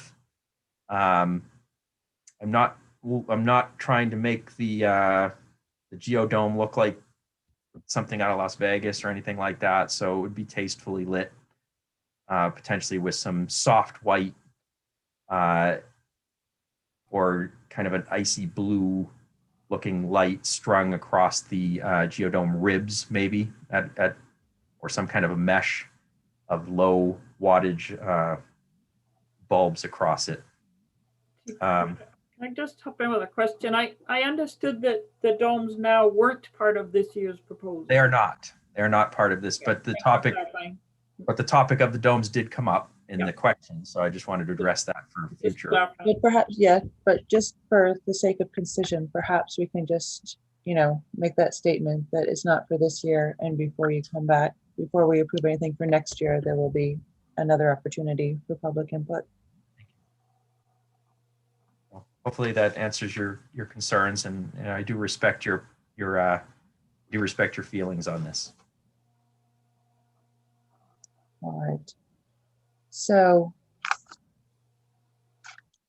basically what it sounds like to me is we're talking about for this year, for this winter season, not this calendar year, this winter season, you're looking at just stringing lights on trees, those poles to help guide people with lights strung between them, some lighting on the arena. Am I missing anything? The light bridge, a little light tunnel across the bridge, and some archways. And the beach. Yeah. That's happening now.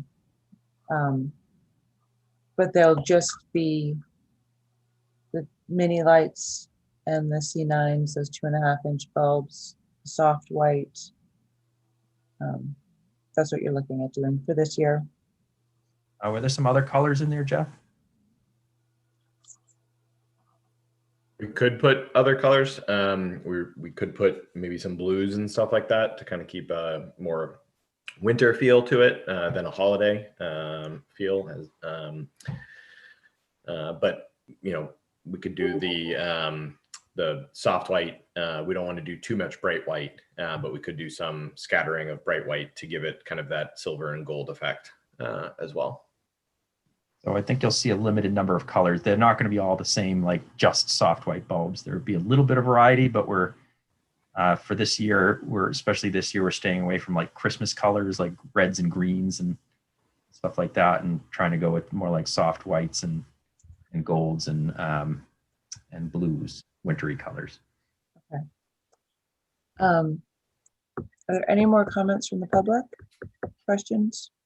Wendy, this is Rich. I have comments that were that 3 residents of town directly contacted me about before this meeting that I'd like to get on the record.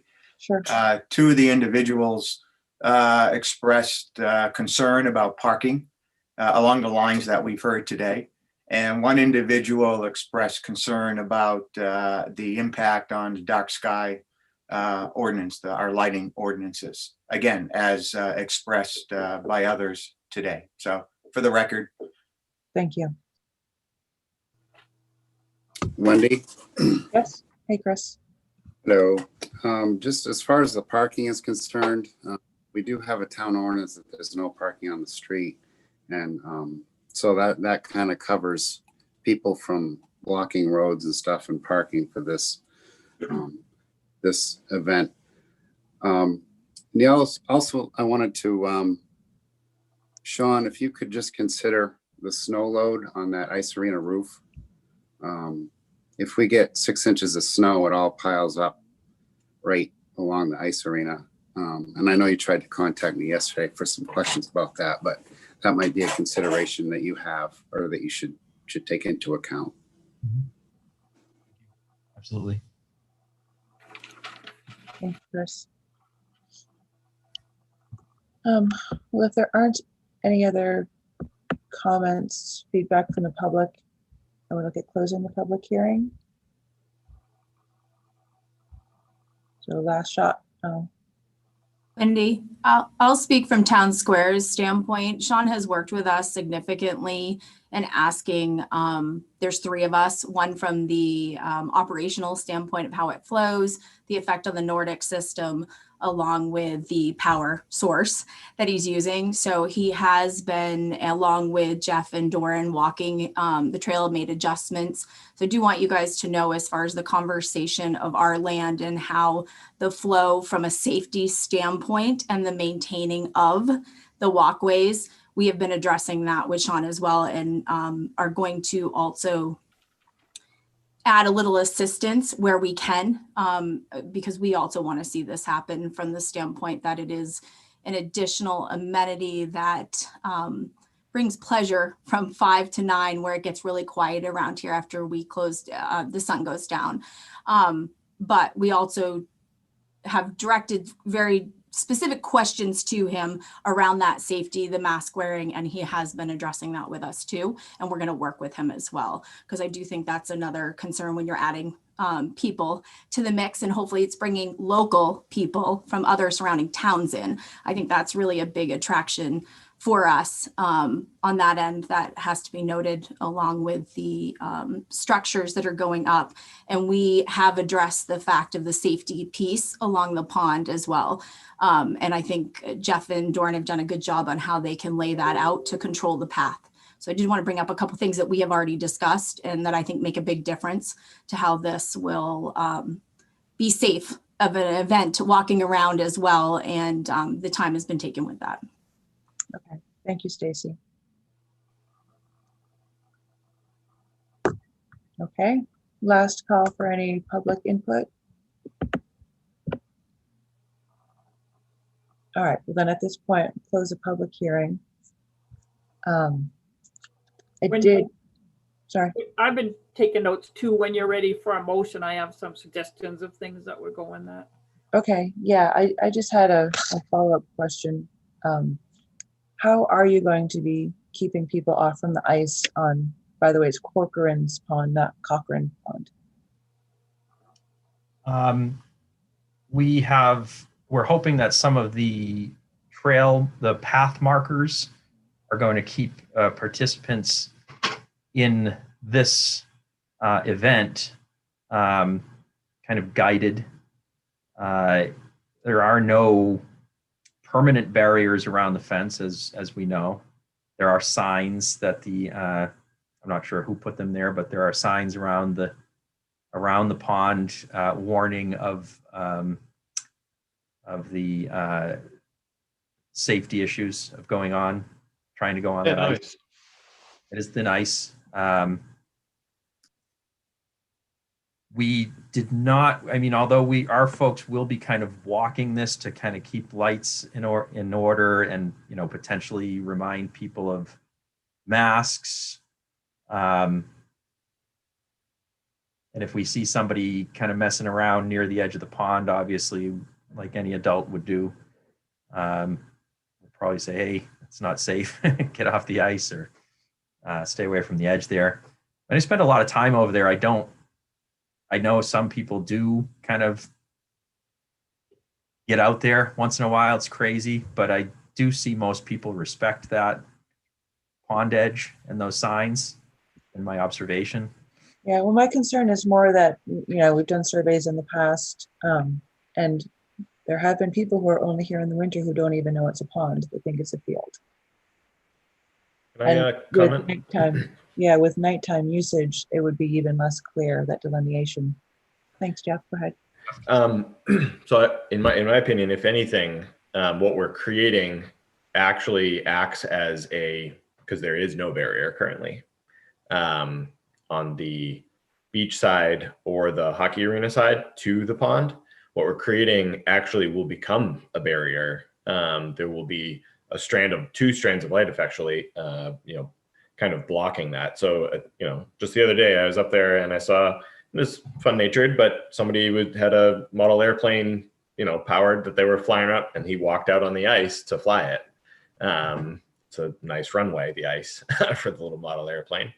But where the light barrier is up there, maybe he wouldn't have gone and done that, at least right there. If anything, in my opinion, the strand of light that we'll be setting up will act as a barrier on the hockey arena side and on the pond side, which should help that. That's what I was trying to say. Thank you, Jeff. May I I'm sorry, Wendy. No, I just wanted if you have any comments on the ice safety. Indirectly, I have a comment. Go ahead. Thank you. This is Rich again. Sean, I'm struggling. It was like 6 or 7 select board and planning board meetings ago. You brought this, my meetings, not your meetings. You brought this before the select board, and just for clarification, and I could very well be wrong, I don't recall that the select board, agreed to stringing lights on the building, the arena, and I'm not sure about the bridge. I'm pretty sure we didn't agree on the arena. I thought we were just talking about some lights on the beach to continue as a continuation onto private property to continue the circuit. So I think we need to check on that. Okay. Yeah. I mean, just so you know where I came from, it was a separate conversation with Mark, the town manager, that came out of that conversation, not our meeting together at select board. But I am absolutely, I would love to have that discussion and see if there's further discussion to be had about what the town wants to see done on their property. Absolutely. Okay, fair enough. Thank you. Chris Hodges, are you satisfied with any pond safety issues with people out in the evenings?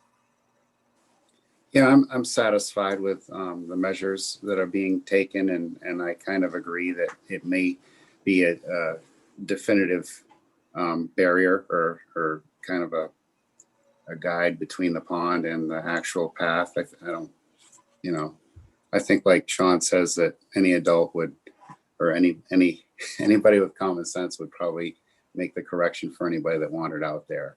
And just for the record too, it is a dangerous pond to be on, only because of the use of the water for snowmaking. There's a lot of voids underneath that ice. It may look totally safe. There may be a lot of ice out there, but there's still a lot of voids as the level fluctuates in there quite often. So yeah, I'm satisfied. And as I told Sean last week, we're all adults, we're all flexible. If something that is going on over there, needs to be tweaked a little bit here or there, I mean, we're certainly open to that, and I know Sean's open to that if we see any problems. So.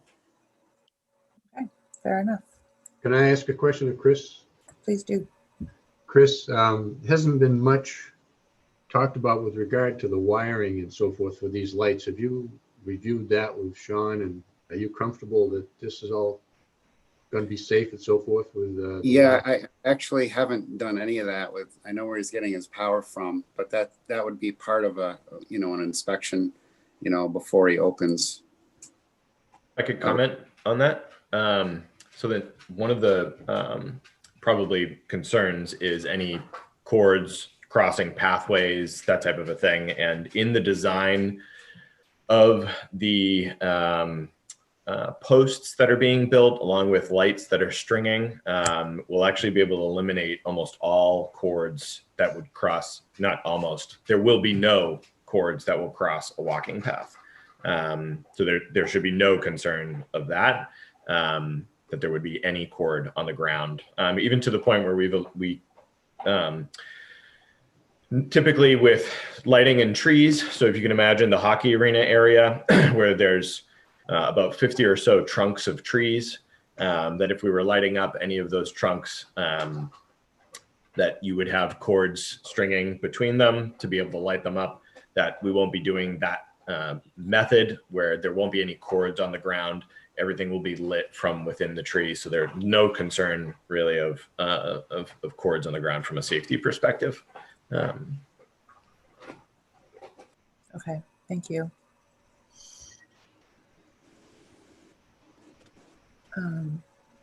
Any additional questions, comments from the board?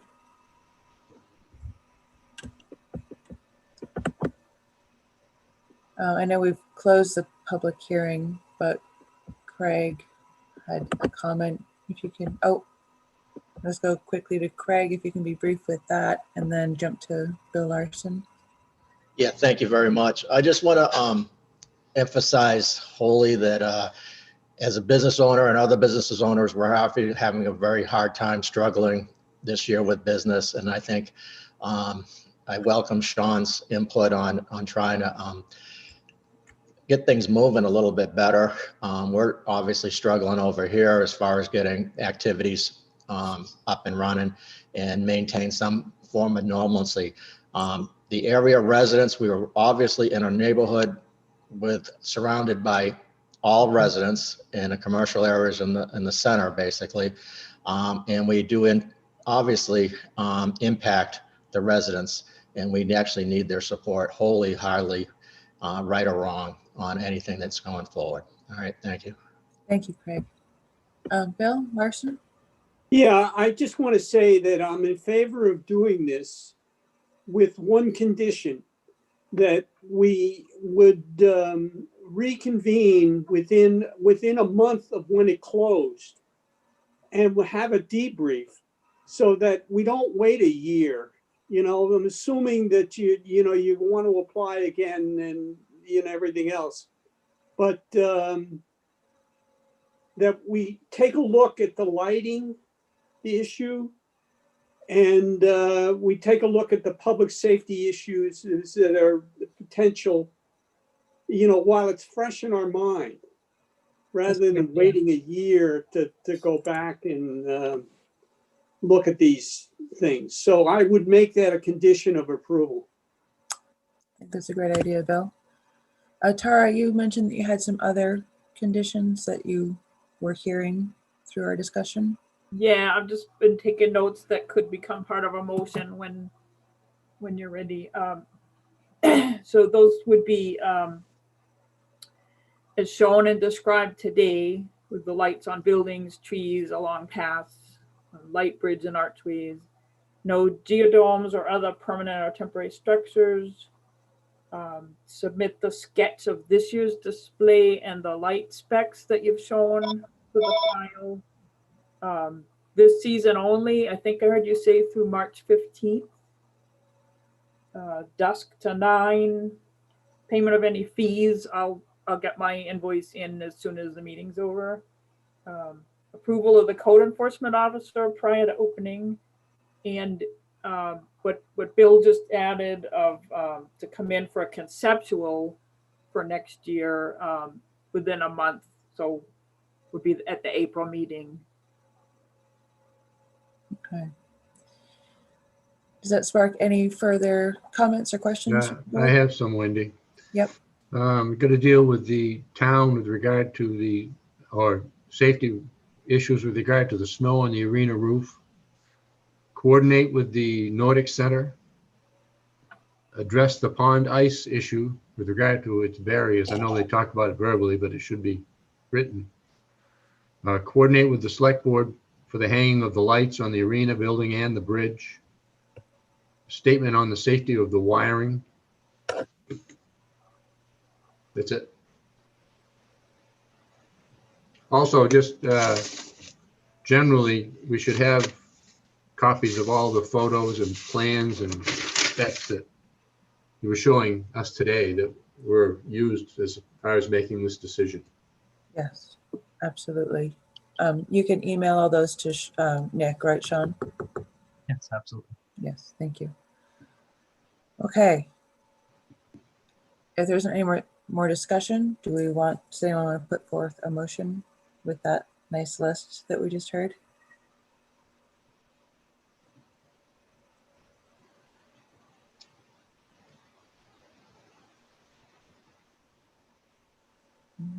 Yeah. Okay, it's going to be strange, but I'll move with all those conditions to approve this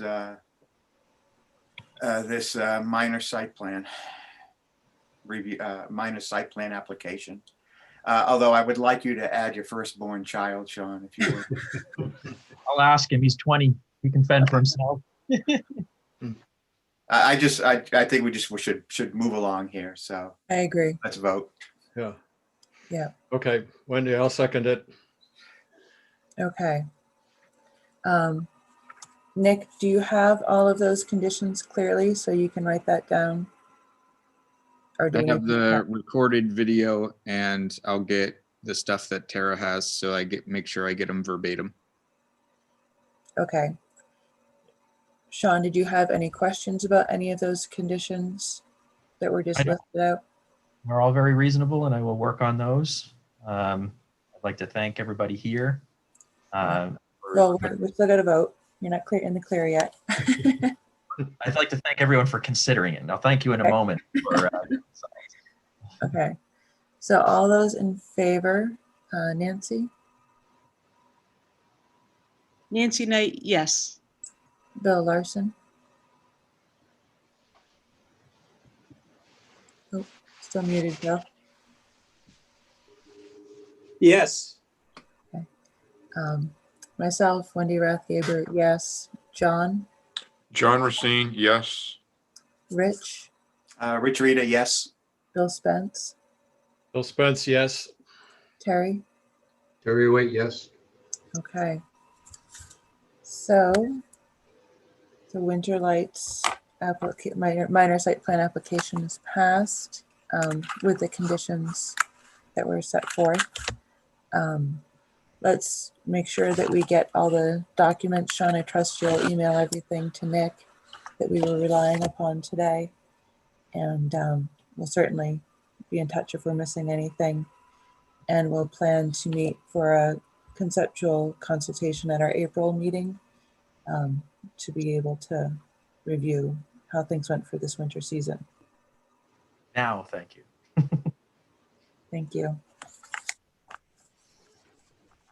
Okay, so next we wanted to, we heard from Craig back in December. We had asked him to submit a site plan review, minor site plan review for the change of use in putting up like a food court type thing at the golf course. And a couple days ago received a letter requesting a waiver for that. So Craig, you're still here? Yep, you're here. Do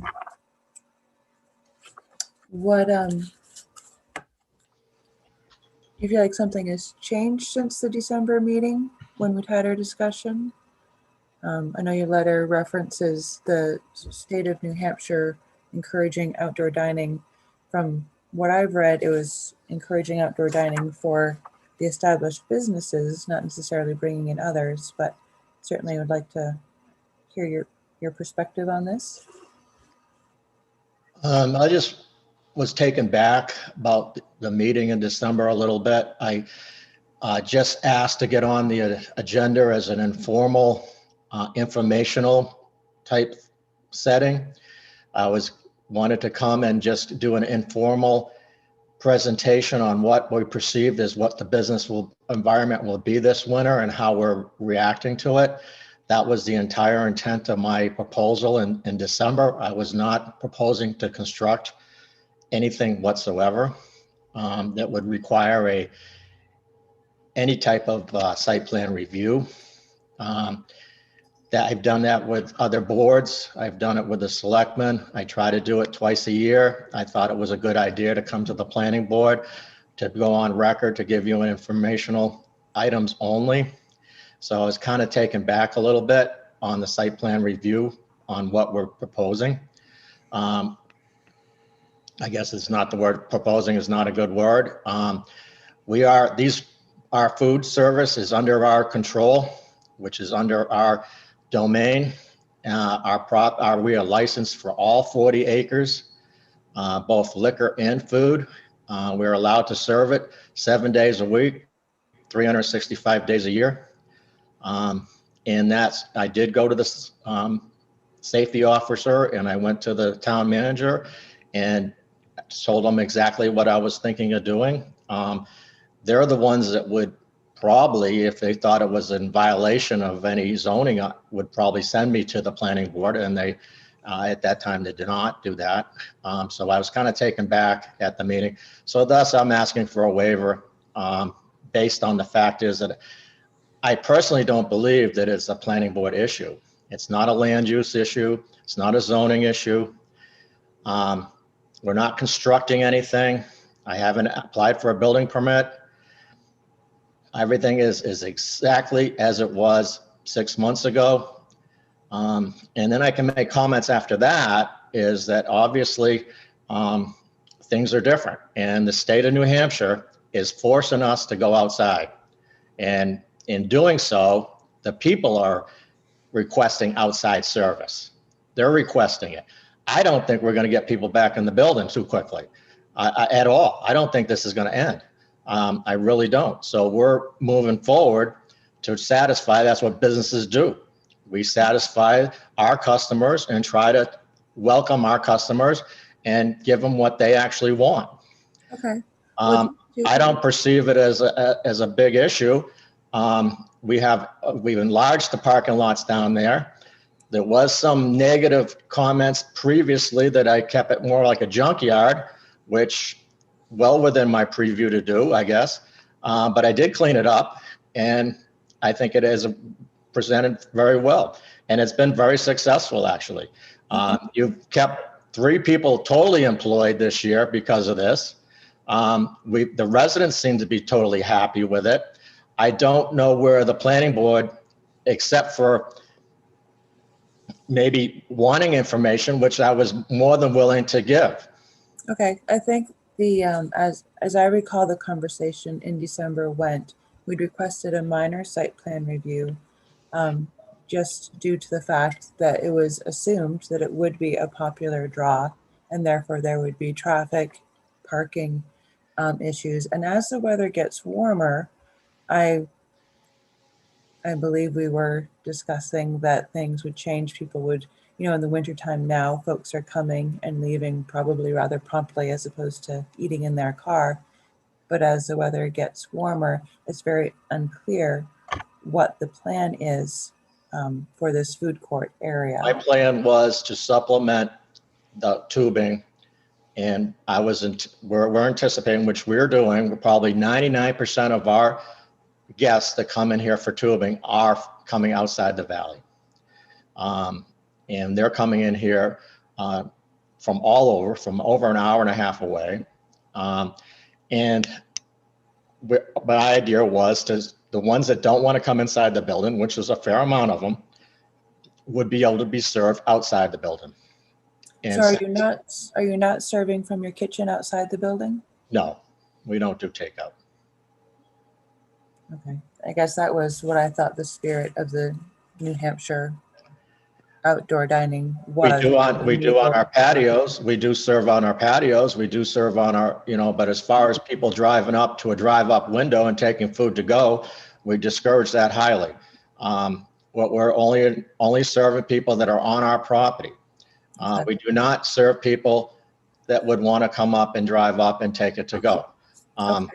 I guess then the question to the board is whether we would want to forego a request of the minor site plan review.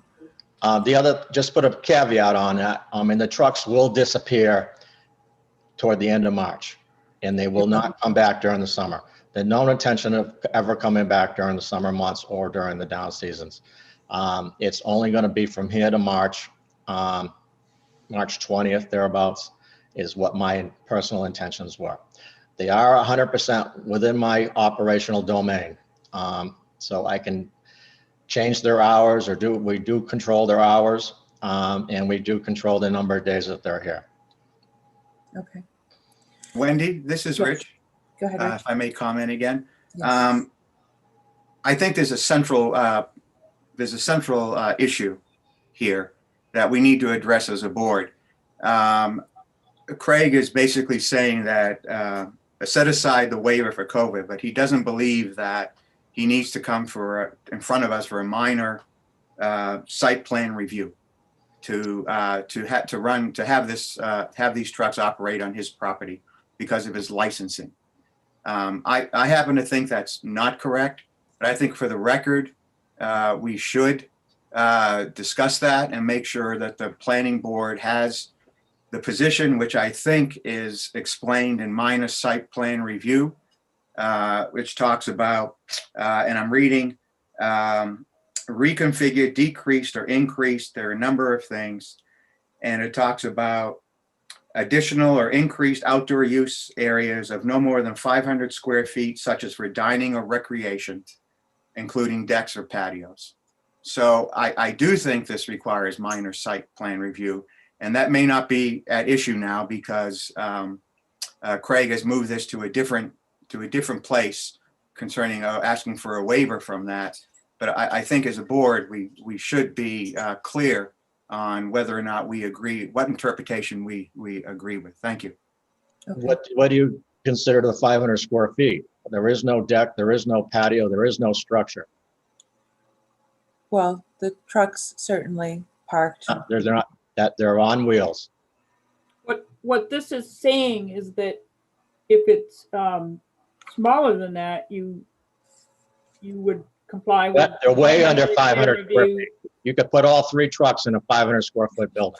Sorry, I'm not done. What this is saying is that as long as it is smaller than 500 square feet, you qualify for a minor site plan review rather than a full site plan review. If it was larger than 500, then you would be required to come in for the full site plan review. This is saying that you qualify for the minor because you're under the 500. Read it again. It has to do with structures. But it's a change of use and it's Structures. Well, as you heard, we just went through a minor site plan review for the lighting, which is temporary in nature, but it's bringing more people in and affecting the traffic flow, affecting potential safety issues. And that's why we were asking that of you. Any commercial building that you construct, you need a lighting plan on the structures and a lighting diagram for your proposed dwelling. That is a requirement. That is a structure. These are not structures. They move around. I'll give you got a plan. I got 40 some odd acres here. Put it out there. But I'm just saying to you, I'm asking for a waiver, period. I literally came here as an informal meeting to give you an update on what I think was going to happen here this winter. And that's all I was proposing. And that's what, if you read my original, what I gave to Nick, that's what I was asking for. Or I was just doing it as a good neighbor thing. And now it's just kind of circled the drain here. On top of that, I think it's quite popular and I think it's quite safe. And I think I got the state of New Hampshire behind me. All right.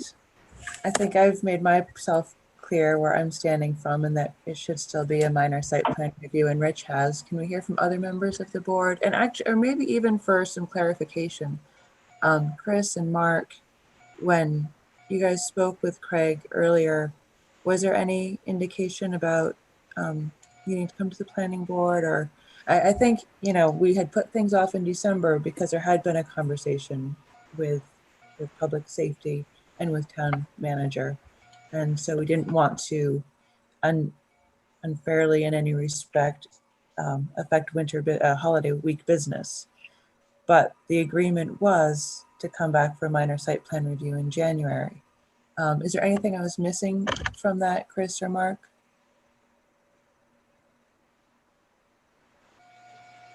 I think I was more focused on the permitting process as far as the, from the code enforcement part of it. And I do recall Craig coming in to the selectmen's meeting and we talked about it at a selectmen's meeting, and correct me if I'm wrong. I think there was guidance given to, I think that Craig's guidance was, I think that we gave Craig the guidance to check with the planning board to see what they would require out of this plan. I think that's how it went. Okay. Concur. Yeah, I agree that he presented the idea of the food trucks. And like Chris said, he came into the selectmen's meeting, and I think each time that we've talked about this, it's been, yeah, you're not going to get anything from us that's a negative when you're discussing it with the planning board. Yeah. And I think I thought it was a great idea, and I still think it's great. Yeah. Yeah, and I don't want you to feel like we're ganging up on you, Craig. We're just trying to treat every business the same. And we just did this whole thing with a temporary installation for lights because of the traffic and draw for people. And it would be unfair if we didn't do the same with your business. I'm sure you can see that. I'm a big boy. I don't feel like I'm getting beat up on. I'm saying to you is that I'm a developer. I've developed 40 years. We've never, ever gone to site plan review without a building permit, ever. And I'm not proposing any structures whatsoever. And at this point, I don't know where it's under the preview of the planning board. I really don't believe. That's why I'm asking for the waiver. I'm not opposed to site plan review on development.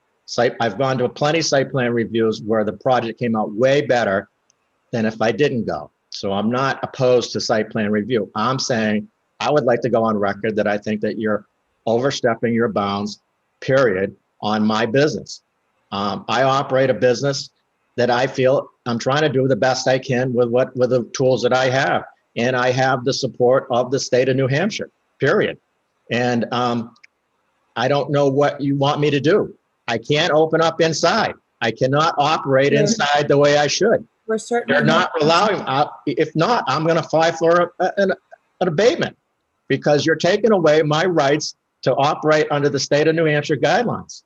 We're not trying to take anything away or force you. We're just asked for a minor site plan review so your abutters would be aware of what you're doing and have a chance. I did personally talk to the individual abutters directly.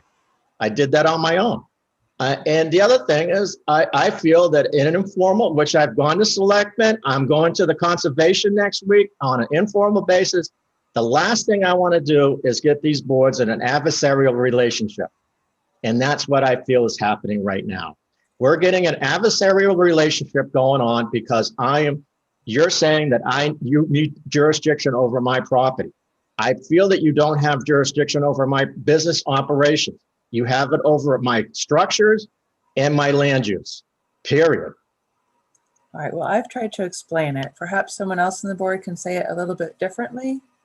I can too. And I don't have 40 years, Craig. I only have 35 years that I've been training planning boards and writing site plan regulations. And it's an activity or use, a new or expanded activity or use also triggers site plan review. Not just a structure that requires a building permit. And First of all, it's not an I'm expansion. not We're doing quite half the business we did last year. I'm not Half the quite business. done. How the other planning boards in New Hampshire seem to be dealing with the emergency is allowing businesses who would normally need to do a full site plan review to do something like your minor process. You already have the minor process in your regulations, but a lot of towns don't. So they're saying, okay, because you need to move your seating outdoors quickly, just come in with a sketch and a description and a diagram of how all the codes will be met, and we'll do it in one meeting. So that's what it's looking like for other planning boards. I don't think that's true, but that's fine. They did it within hours last April. So I don't think the towns got loaded up on it. You did not take any, did you write any site plan for any other restaurant in this town? Did you? We didn't have any other minor site because everyone. What do you mean everyone? There's other restaurants that did outside seating. Yeah. And did they go to site plan review? I don't even have seating outside, so I'm not even proposing that. They should have if it wasn't in their original site plan approval. So yes, I do. You are singling out what I think is a successful business trying to survive. We're not trying to single anyone out. Who else did you pull in? Came and discussed it, it struck us as a change of use. Right. And that was what triggered the minor site plan review request. Perhaps we can, instead of the back and forth, I'd like to get a feel for how the rest of the board. I have the rest of the board. Let me comment. I kind of agree with Craig that given the circumstances of COVID, you know, it's an extraordinary time and we ought to just be a little flexible in terms of allowing people to do some things that they normally wouldn't have to do. And he's just responding to a situation. He had a restaurant. He has every right in the world to contract his restaurant to somebody else. I mean, we wouldn't require him to come in and get approval to do that. So I don't see why this is different. Okay. Anyone else from the board?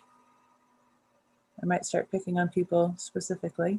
Okay. Hi, John Racine. Go ahead, John. Hey, John. I just want to say it's John Racine. I have to agree with Bill Lawson, and I think we just move forward on this. That's my simple comment, and I'm going to move on. Okay. Now, are your, John and Bill, you're coming from the perspective that this is just for this winter? Yes. Well, as long as the COVID thing exists, you know, once the state gives up on the COVID, you know, then it's back to usual. Okay. So come next winter, knock wood, vaccines in place, everything's back to normal. That would end your support of doing this. Yeah, right. Yep. Okay. Who else? I had a question for Tara, actually. So I'm looking at when the document for our regulations for when you come in for a minor site plan review.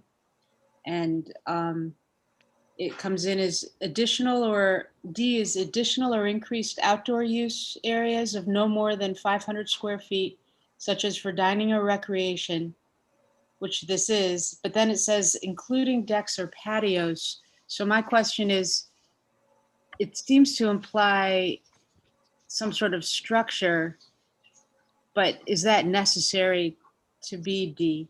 That's my question for Tara. Yeah, that wasn't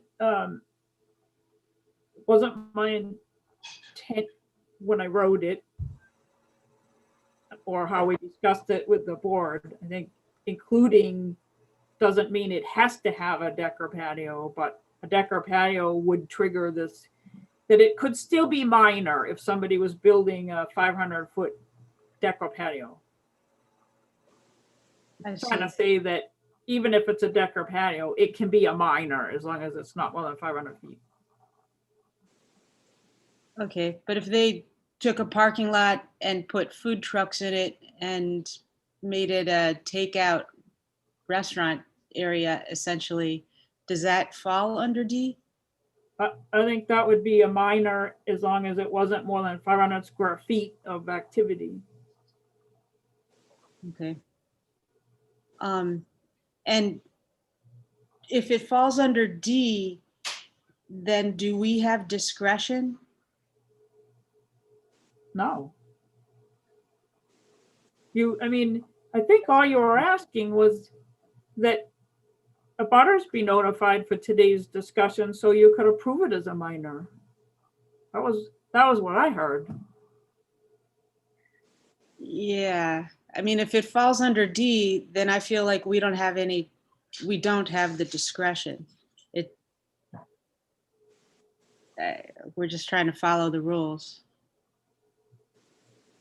I think if I can follow up on Nancy, I think that's where I'm coming from as well. But to complete the record here, at our last meeting, we discussed this with Craig, and I thought the board was very forward leaning. In fact, I think I was the one who recommended that we grant Craig a waiver for a month to go forward with this in anticipation that he would provide a minor site plan review, which we said would just be a sketch and perhaps a paragraph talking about the dates or the days, the times of operation, and maybe until when in the year. And that I thought we had agreed to that, honestly, Craig. And I thought that that would allow you to continue what you had already contracted to do. I thought we were very forward leaning and trying to help your business, because I do think that's important because of COVID. And I think that gave you like 2 weeks to provide that to us before the 21-day was triggered for the minor site plan review, and then the 10 days for the abutters. And that was all based on this reading of minor site plan review requirements. So I thought that's where we were, and I don't know. I mean, it seems to me you've made this more confrontational and shifted it to I don't think I can be under that I am under site plan review, and that COVID, which is a different issue, is also an impact here. So I asked for a waiver. So I go back to the board. I think it's an important principle that we need to address for the record. Is what Craig is proposing, does it come under site plan review, irrespective of what we may do with regard to his request for a waiver with regard to COVID? Thank you. Okay, yeah, we had discussed whether it would fall under minor site plan review in December. Do you feel like we need to review that, Rich?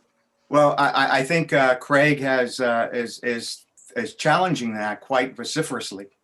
Mm-hmm. And despite, if I could use that word, the fact that I thought we had that agreement at the last meeting. Okay. Can I speak for a second? Yeah.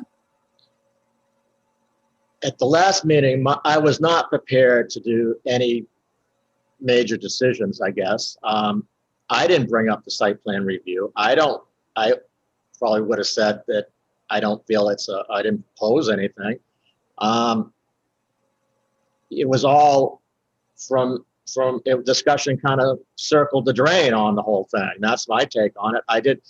I was just, be honest with you, just wanted to stop the meeting, I guess, and move on and think about it a little bit more. But, we have golf carts out here in the summertime with food service on them. Is that a minor site plan review deal? I mean, and maybe I'd be willing to sit down with the planning board and their staff to go over our whole site plan review. Maybe we should review the whole property and update it, because it's probably been a few years since it was been updated, and obviously things have changed and added onto and subtracted and whatnot. But I'd be more willing to do that, I guess, is to get an update of yeah.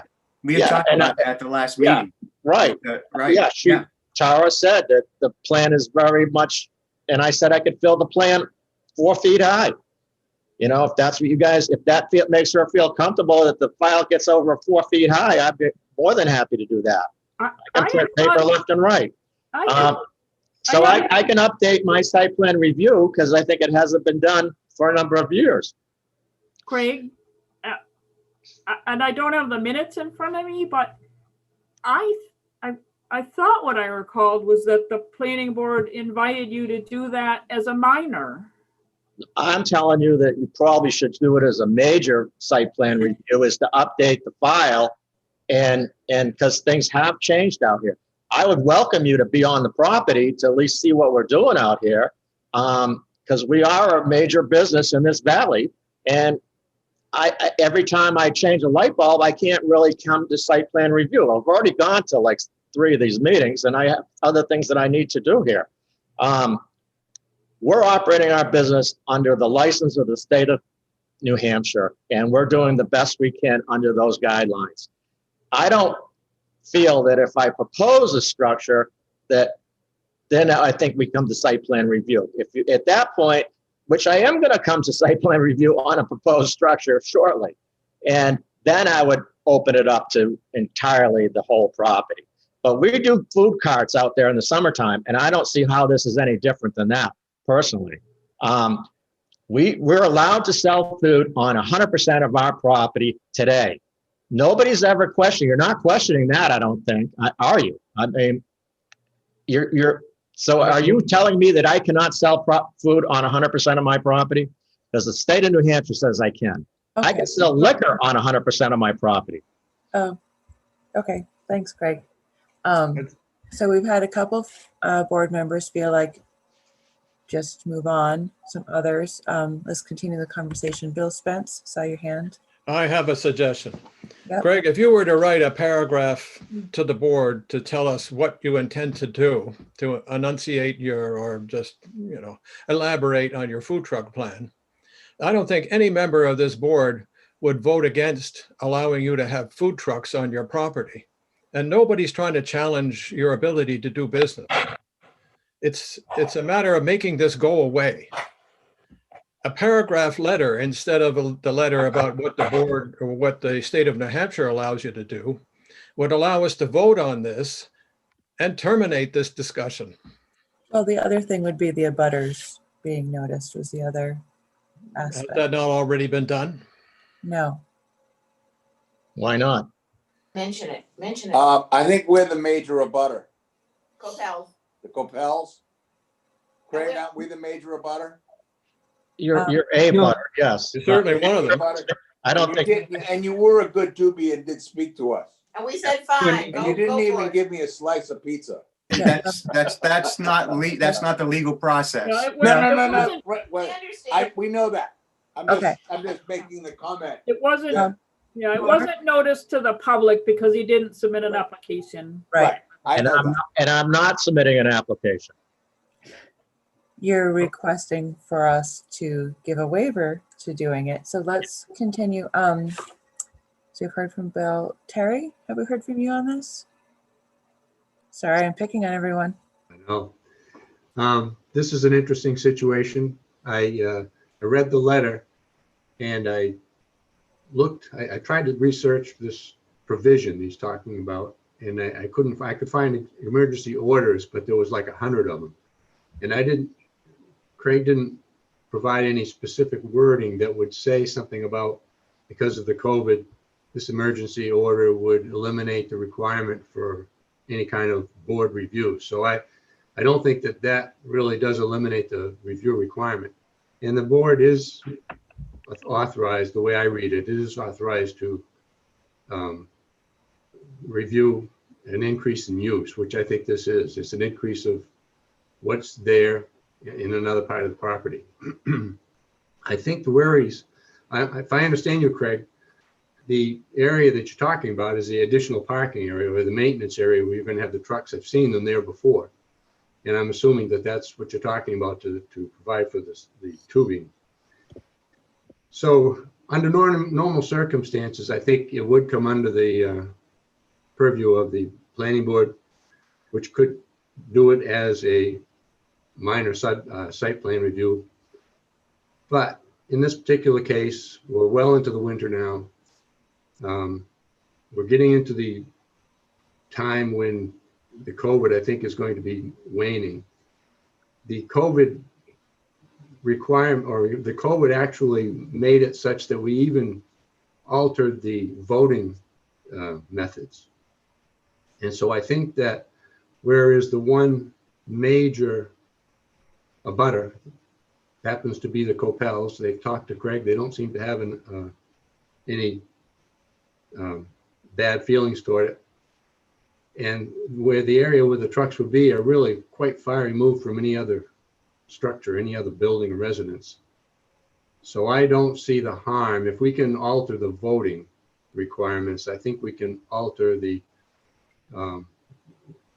site plan review requirements in this one particular case as a result of the COVID situation, and I wouldn't have any problem doing that. All righty. Rob, did you have any comments? Nothing more to add. I totally agree with Terry. Okay. I think it's important to, to Craig's, points that, it is a time to make some exceptions. However, mechanically we do that. I think it's important to support our businesses. Okay.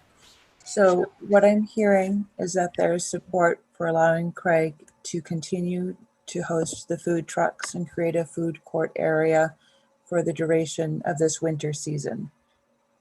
Is that a fair encapsulation? I agree. John Racine. I agree. Bill Larson. Okay, why don't we someone want to do an Yes, official go motion? around the table. Yeah. Should we make this an official motion, or does anyone want to bring up any counterpoints to that? I come back to the point, do we have the authority to grant a waiver given the language at stake? If Tara? someone could answer. Well, I mean, it says pretty plain to my reading of the site review plan in the zoning ordinance, what is required here. Again, there's a fundamental principle at stake here that I think we ought not to subvert because of an emergency at this point. Those are two separate questions.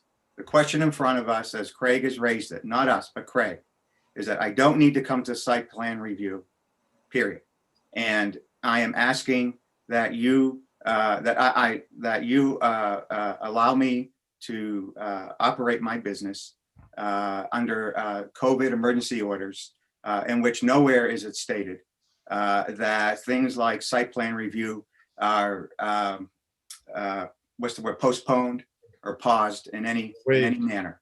We are not the governor.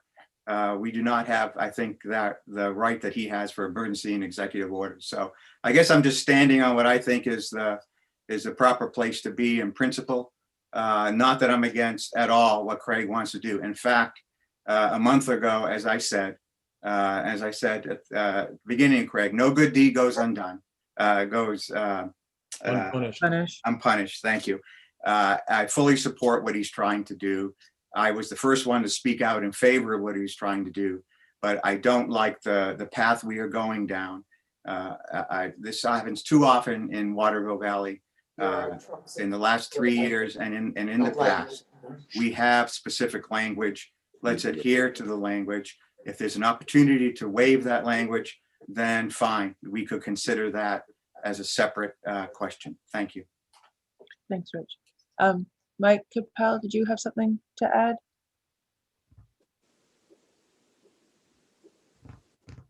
Oh, you're muted. All I was saying before is that I understand that Craig coming to us is not the proper channels and everything else to do it.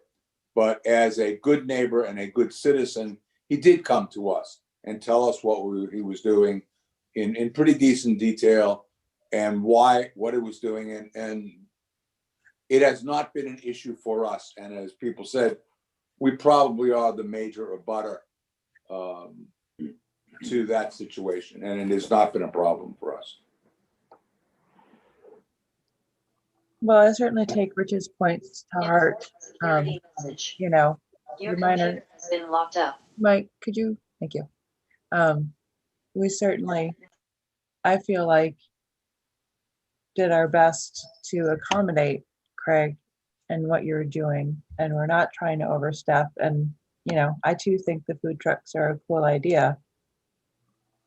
Well, then can I address Rich's comment? Actually, Wendy, I had a question for Tara. Yeah.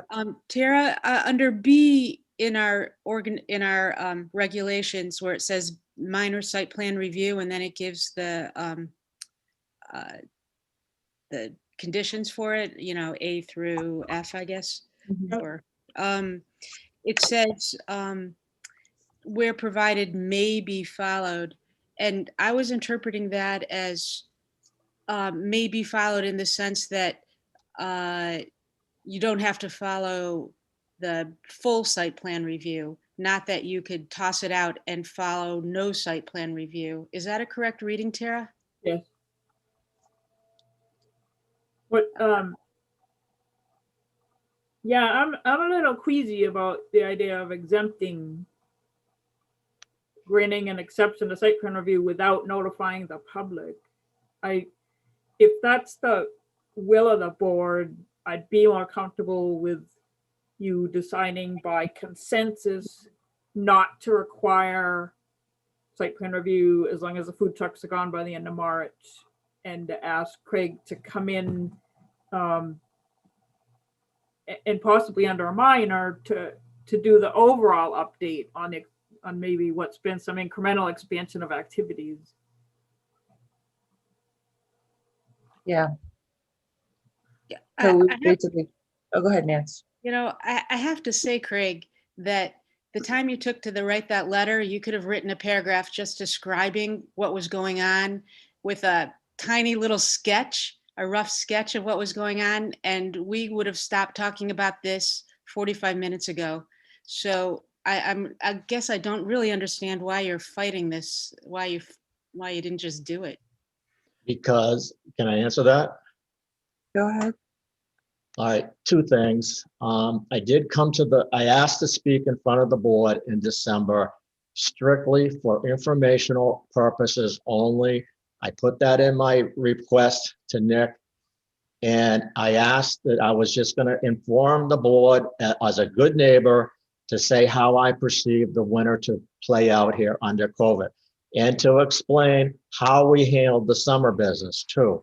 And things are different. Things are totally different. So and then all of a sudden, you're requiring me to do things that I didn't propose, nor did I intend to do. So yes, I guess you could say, let's call it more, I'm politely fighting it. Obviously, I'm not going away. You're not going away.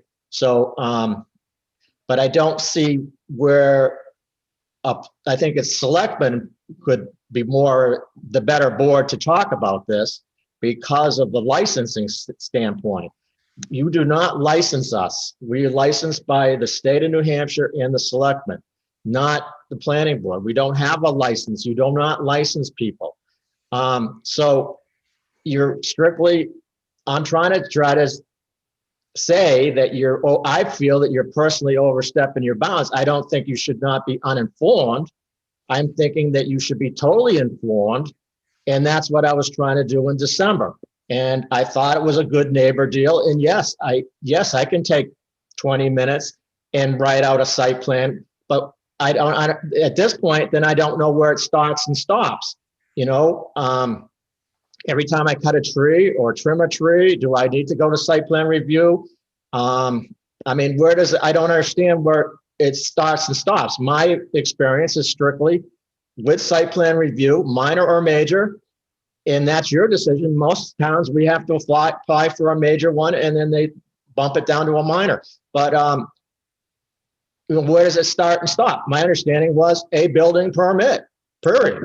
Well, we've gone over that, so let's not go down that road again. Well, I don't want to go down that road, but you're the one that's going down the road. I didn't bring up site plan review. I did not. I'm saying to you, if you really want to do something correctly and to inform the neighbors, let's do a major one on the whole operation, and maybe in March or something. I'd have no problem. I do have a proposal that I wanted to talk today about too. If we can after this. Let's take it one step at a time.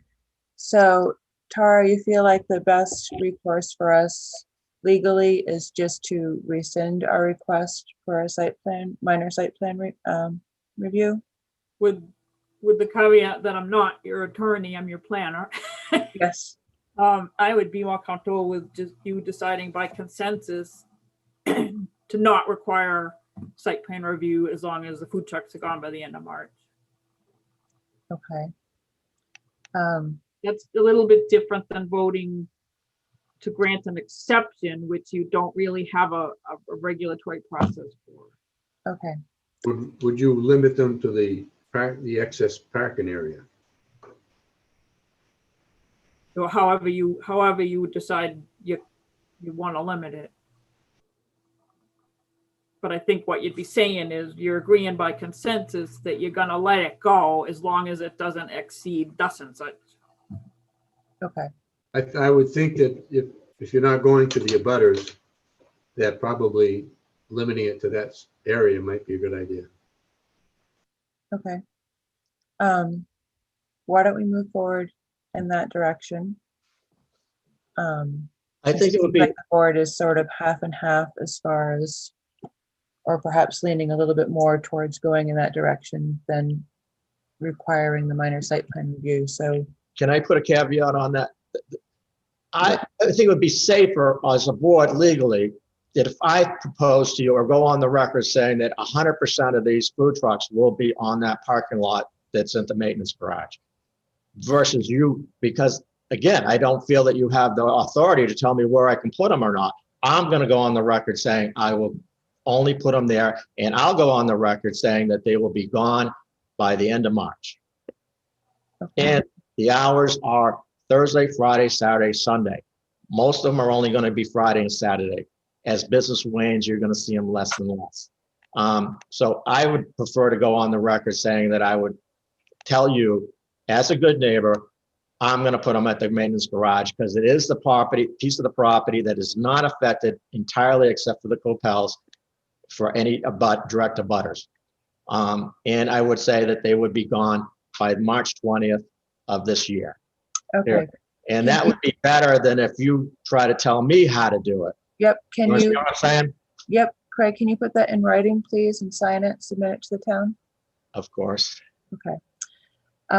Let's take, I guess, do we need a motion for something? May I make a comment, Wendy? Yes. Very quickly, Tara, on your suggested path, does that simply sidestep what I see as the fundamental issue at stake here? With regard, in other words, we're not ruling on whether or not or accepting Craig's interpretation of whether he needs to come in front of the board for a site plan review. You're really just deciding you're not going to request the select board to do any enforcement. And that we're not requesting the minor site plan review. Well, I mean, that the way you would enforce that if somebody refused to apply would be you'd ask the select board to enforce the requirement for site plan review. You're just going to decide you're not going to ask that it be enforced, really. And we have the authority to do that, despite. I'd rather see it like Wendy polling the board rather than a motion and vote. Okay. Okay, I understand. Thank you. Okay, so for going in that direction, how do we feel? Nancy? Okay. I am profoundly uncomfortable. I think Craig needs to read the minor site plan review requirements in the site plan review regulations. And I am just unclear on why he insists that they are wrong or meaningless, because frankly, they are the rules. And I'm uncomfortable that we explained the rules last time and he just said, no, I don't believe in those rules, and that we're going to let this pass. I'm just profoundly uncomfortable. Okay, so can we say a no?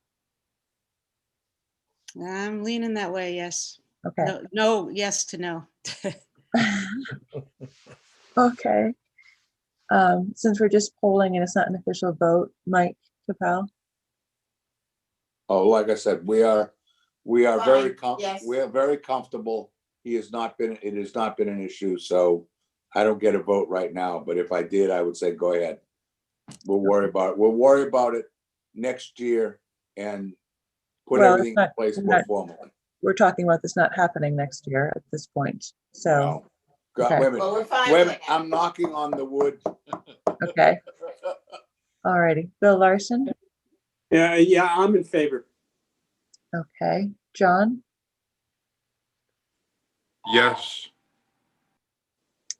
Rich, I associate myself with Nancy's comments. I am very uncomfortable, so I would vote no. okay. Bill Spence, Okay, I'm in favor of accepting a letter from Craig defining how he intends to operate his food trucks for the balance of this year. So I vote yes. for this winter season, not the Yes. calendar year. That's correct. Terry, Yes, with the proviso that Craig does provide that letter, limiting it till March of this year in the maintenance area. I think I'd go along with it. okay. I'm going to say that I'm not comfortable with it. But that's just Nancy, Rich, and I. So the majority is that will be acceptable. So Craig, you'll submit a letter to the town stating that what you mentioned earlier, that the food trucks will be limited to the maintenance parking area, and that they will be gone by the end of March. I would definitely write that letter. I'll do it right today and submit it. Again, I guess as you can see, since you're trying to tell the enforcement officer, which is the select board, that I think, but my point is, I don't feel that you have the jurisdiction to, that's why I'm fighting it. I think it's a selectman and a zoning officer type thing, not a planning board type issue, I guess. Okay. That's why I guess I wouldn't say fighting it. I'm just suggesting that it's a slippery, you talk about slippery slopes. There's a slippery slope on what, I run a business that changes drastically every hour of the day. Okay. Since we need to continue into our next agenda thing, can you have that letter in by, what's the date you can have that letter in by? I'll do it today. Okay. So we'll say by the end of the week. Yes. Okay, thank you. So I'd like to shuffle things around a little bit because I feel really badly if Ben is still on here and has been through all this. You're on for our conceptual. Hello. Thank you for hanging in there. Yep. One of those weeks. So we have a conceptual consultation. Nick, do you have the plans to be able to help Ben show these things, or do you need to share with Ben so he can put things up? If he tells me which ones to share, I can share it. Yeah, so I think, did you guys all get the packet kind of with the opinion letter from my attorney and representative? He kind of had all the, some attachments and exhibits in there that had most of what I was looking to talk about. So I don't know, did everybody get that? We did. Okay. So yeah, the point of that packet is kind of trying to put out there the argument I had about, at the board's discretion, they both believe that the detached singles would be allowed at the board's discretion to be approved only under the PUD. So they said under the underlying, it's pretty clear you can't have multiple houses on one lot. But they both looked at the two requirements as use must meet the use requirement below and density requirements. Density, they said, is a little bit open, but they would have said that it falls under how many units and, the density, the zoning matrix. Like if you had a zoning matrix, those are the two ways you can measure density, is, volume of building, lot coverage, setbacks, heights, or you can look at it from number of units. So I actually did a study of the different, looking at just density. If it's not defined in the zoning code, we kind of have to define it as, and I did a study of the what we talked about last time. If I did go to the just 4 townhouses and 4 townhouses, I got rid of the 5th, which they actually think that it could be passed. Actually, sorry, I'm hearing you, but I think it might help to see some images. Oh, yeah. Yeah, Nick, is there any way you could pop that up? Which one would you like shown? So maybe throw the 4 townhouse, the one that was the density. It was like a separate sheet. Start with that one.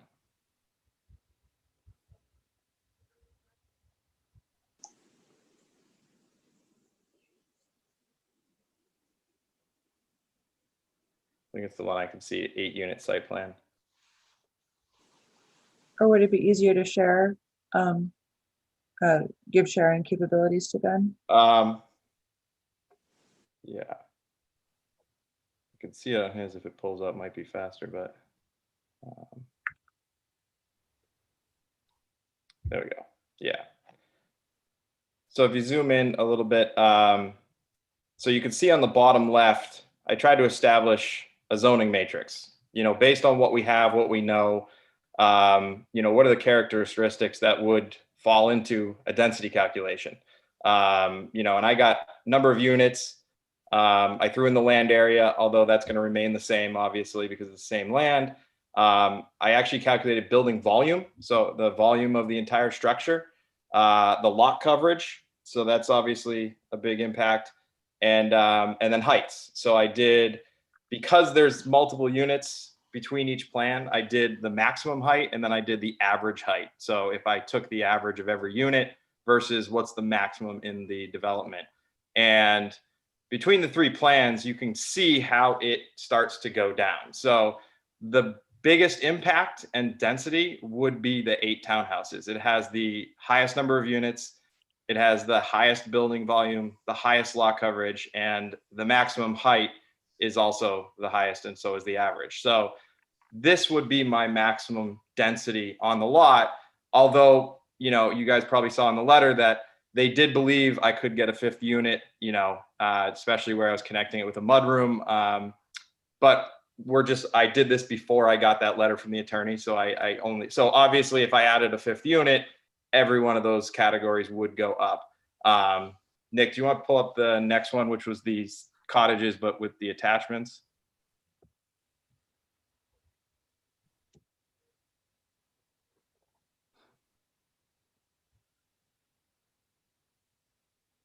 So this is just a study of the cottages if we built mudrooms, which in ski areas are needed. So at the front door, you'll see, on the 3 houses on Valley Road, you'd basically enter the front door, and to your left, you'd have a big, nice ski room. You'd have coats, bags, skis, all that stuff, and then you'd head into the house through that area.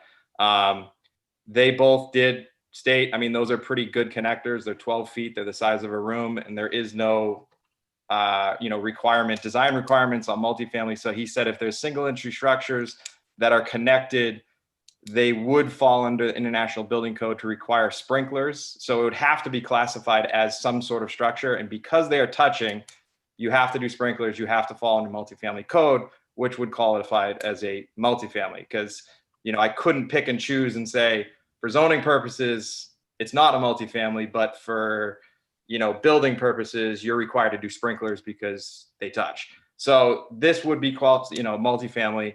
But again, I did a zoning study on density on this one. The number of units went down by 2. The building volume went down quite a bit.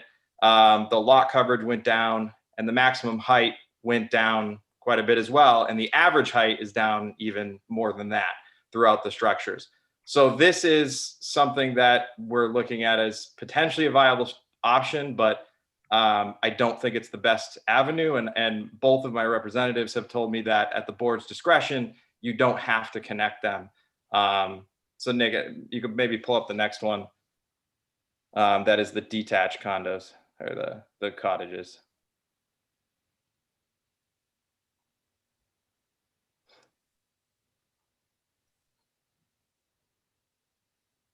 So this is the kind of latest plan that we would like to do. You know, this is numbers of units, same as the last one, but less than the 8 condos. Building volume is smaller and the lot coverage is smaller. Heights are the same, obviously, due to each height. But this would be the least, in terms of zoning matrix, number of units and everything, this would be the least dense structure on the lot. So we looked at it as there's 2 requirements in the PUD. One is that it has to adhere to the uses of the underlying zone, which the zone allows for singles, duplexes, and multis. And then it has to adhere to the density requirements of the underlying zone, which the use is allowed, which if you call it a single family or a multifamily, they're both allowed. And second, the density is obviously, you know, we've shown in matrix that it's less than the one before. He said the kicker where there's discretion on you guys is the use.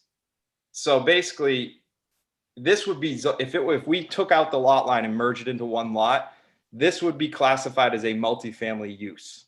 So in terms of tax purposes, zoning purposes, this would be a multifamily use lot, which is allowed in the zone. And we obviously established we have an 8-unit yield on a multifamily. So that's where he said he can see the discretion of the board to allow something like this legally. And then he also said that in terms of the half acre per single family, he looked at it because you guys don't have a dimensional chart. That's actually a lot size requirement. So basically, you can't build on it unless it's a half acre. Although he did throw out there on the other arm, there's no minimum lot size for a multifamily. So he said, you know, in theory, you could cut this into 3 or 4 lots and put multifamilies on each one of those 3 or 4 lots, because we have a minimum lot size for single, minimum lot size for duplex, no minimum lot size for the multifamily. So typically that they looked at that as that was the lot size requirement, as if it was in a dimensional chart. But the PUD doesn't have a density calculator, which a lot of places do. It's per, 3,000 square feet of land size. You can have 1 unit or whatever. So basically you fall to the term density, and, how do you define density? And that this is our best stab at defining density. A lot of places do a yield plan. So in terms of if you're trying to get a density on the lot, but you were trying to get multiple lots, you would have to show a yield plan by right, and then you take that yield plan and expand it. So it's basically just showing that there's an avenue.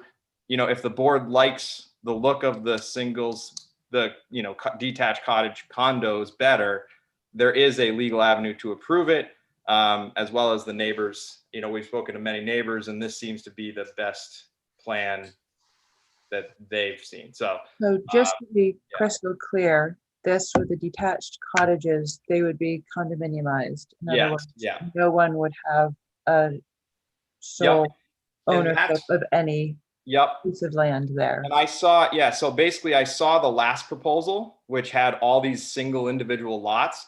And I would agree with you guys on that one, that it did not fall into the PUD because they're on single individual lots, they would be single families, which That would was fall a under whole different thing. Yeah.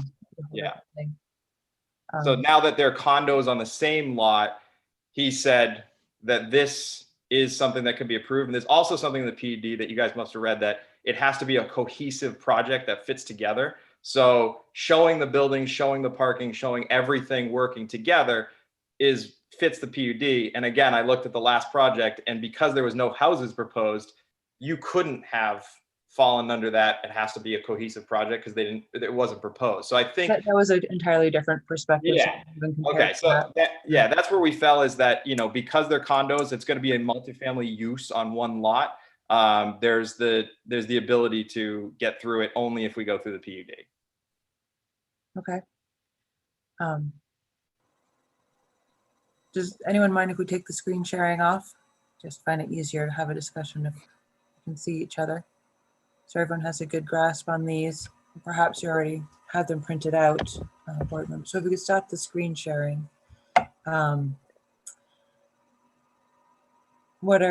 Does anyone have any feedback for Ben? Again, this is a conceptual consultation, so this isn't anything binding. But anyone have any feedback? I want to just clarify. He said that it would meet multifamily. Multifamily under your zoning definitions is very clearly one principal building containing multiple dwelling units. This wouldn't be a multifamily. This would be multiple single family homes. I didn't see a letter from an attorney. I saw a letter from a planner. I don't agree with that planner's interpretation. I still stand by my letter and comments that this wouldn't meet your zoning. And I throw out there for the board's consideration that to point out you got a lot of opposition to lowering the minimum lot size or increasing the density for single family homes and duplexes. This would merely be sidestepping that by calling development on 2 lots a PUD, in my opinion. And I don't know what would preclude anybody in town who has 2 lots from coming in and calling it a PUD in order to build more single family homes than otherwise allowed. Even though they're going to be part of a condominium and not privately owned. Yeah, ownership really doesn't factor into whether it's single family or not. But zoning wise, it would be zoned as a multifamily use. No. Again, you need to read the definition. No, yeah, I guess I'm just saying like tax purposes. I was giving my opinion. That's okay. Any other comments or questions from the board? Well, I'm struggling because this is exactly what we wanted. And so I'm very happy to see this, but I want to make sure that it's allowed. So I'm struggling with it because this is, again, I feel like we should be applying the rules to everyone equally. But at the same time, the board has, we have a goal in mind of how we want to see the town, and this is just what we wanted. So I know that, our philosophy is that this is what we want. Tara, is there any way that this could be seen? How could this be seen as okay in our regulations, or is it just not possible? I didn't spend any more time on it or read his comments in detail or the new plans because I'm not really on the clock until this application. Until he comes in with a preliminary application or an application for a planned unit development. I'm just kind of here because I'm here for the zoning discussion later. It's tough though, because this is incredibly ironic, I have to say, because this is the one that the neighbors who shot down our attempt to make this perfectly legal want. And so I feel like, I'm not sure what to do. Should we try to put back some of the regulations that we tried before to make this kind of thing legal? Can we squeeze that in by March? No, but what you could do is ask him to go ahead and apply for a PUD so that you can pay me to review it and give you comments. You'd need to have a public hearing, see what the abutters think, right? You can't decide whether it's a PUD or not until he actually applies for PUD and you notify the abutters and the public and have a public hearing. And you could see, if everybody's in favor of it, then would it help? Because then you keep in mind you've set a precedent for a different way to interpret the density. So I don't know if it would help, but we are working with attorney Derek Durbin out of Portsmouth. So Nick has, he's a pretty prominent zoning guy, and he started working on it, and he's been working in conjunction with Derek Durbin. The only reason why it didn't come in his letterhead is New Year's and holidays. Just he's behind. He's been fully involved. He's read it. He fully agrees. He's ready to write under his letterhead his zoning opinion. And they, the tough part where I'm in is me, my representative, and my attorney feel it's very clear that the density is not defined in your zoning code, and it's being interpreted as, the lot size requirement. Because put it this way, if that 21,000 square feet per single family was in a dimensional chart, we wouldn't be having this conversation, because typically dimensional charts spell out, unless you have a half acre, you can't build on this lot. Unless you have 100 feet of frontage, this and that, it's not a buildable lot. And we're kind of taking a lot size, minimum lot size requirement, and kind of putting it into a density calculator. But density as it sits right now is not defining your zoning. And two things. Your attorney's opinion is not really pertinent to the conversation. Okay. And when I wrote the model lot sizing average ordinance for the state of New Hampshire, it was really deliberately trying to separate minimum lot size from density for that type of reason. It's just a little bit, it's going to be a change from how Waterville Valley has interpreted it. So I think it'd be really important to get the public input and the abutters input. Okay. Before making a decision on. The reason why we just wanted is because the next step is quite expensive. Either way, it's really expensive. So what I'm trying to explain the process, and the board hasn't really been through this much, so it's kind of an explanation to the board too. But you apply for a PUD the same way you'd apply for a subdivision. Yeah. But it's kind of a little bit more like a preliminary plan or design review. So, I think with the material you have, you're pretty much there for an application for a PUD. Okay. So the board could notify the abutters and the public and have a hearing and get that input before they make that decision. And then you can go ahead with your subdivision application based on that. That's where you'd spend the money and put in the details. Yeah, I guess if we're, I'm not worried, because I've talked to all the neighbors, and they all seem to be, I've heard, they don't want the 3-story townhouses. And everybody seems to like the new plan, the new rendering. So I'm not worried about if we go to public hearing. I'm super cool with that. I just don't want to get there and then have everybody in favor of it, but an interpretation of the zoning code. Because, the way we look at it, we read it, is my representative thinks what we did falls exactly what it was there for, and he said it's multiple structures on one lot. It's the intent of the thing for flexibility.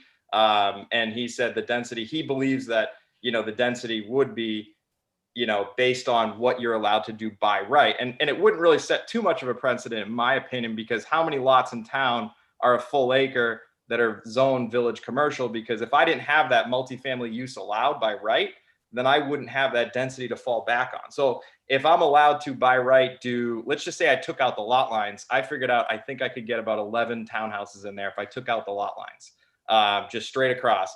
So if I didn't have an allowed multifamily in my zone, let's just say I was in the low density residential and it only allows single and 2-plant family, then it's not setting a precedent where anybody in town can do this. It's only if you can do 12 townhouses, you should be able to do 6 cottages. And if you're, setting a precedent, if someone tries to do this again, then clearly they're in a zone that has the minimum requirement for a PUD.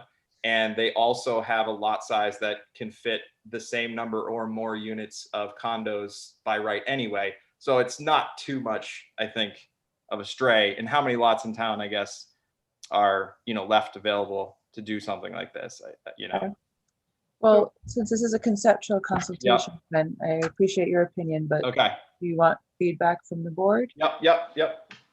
Does anyone have any thoughts to share?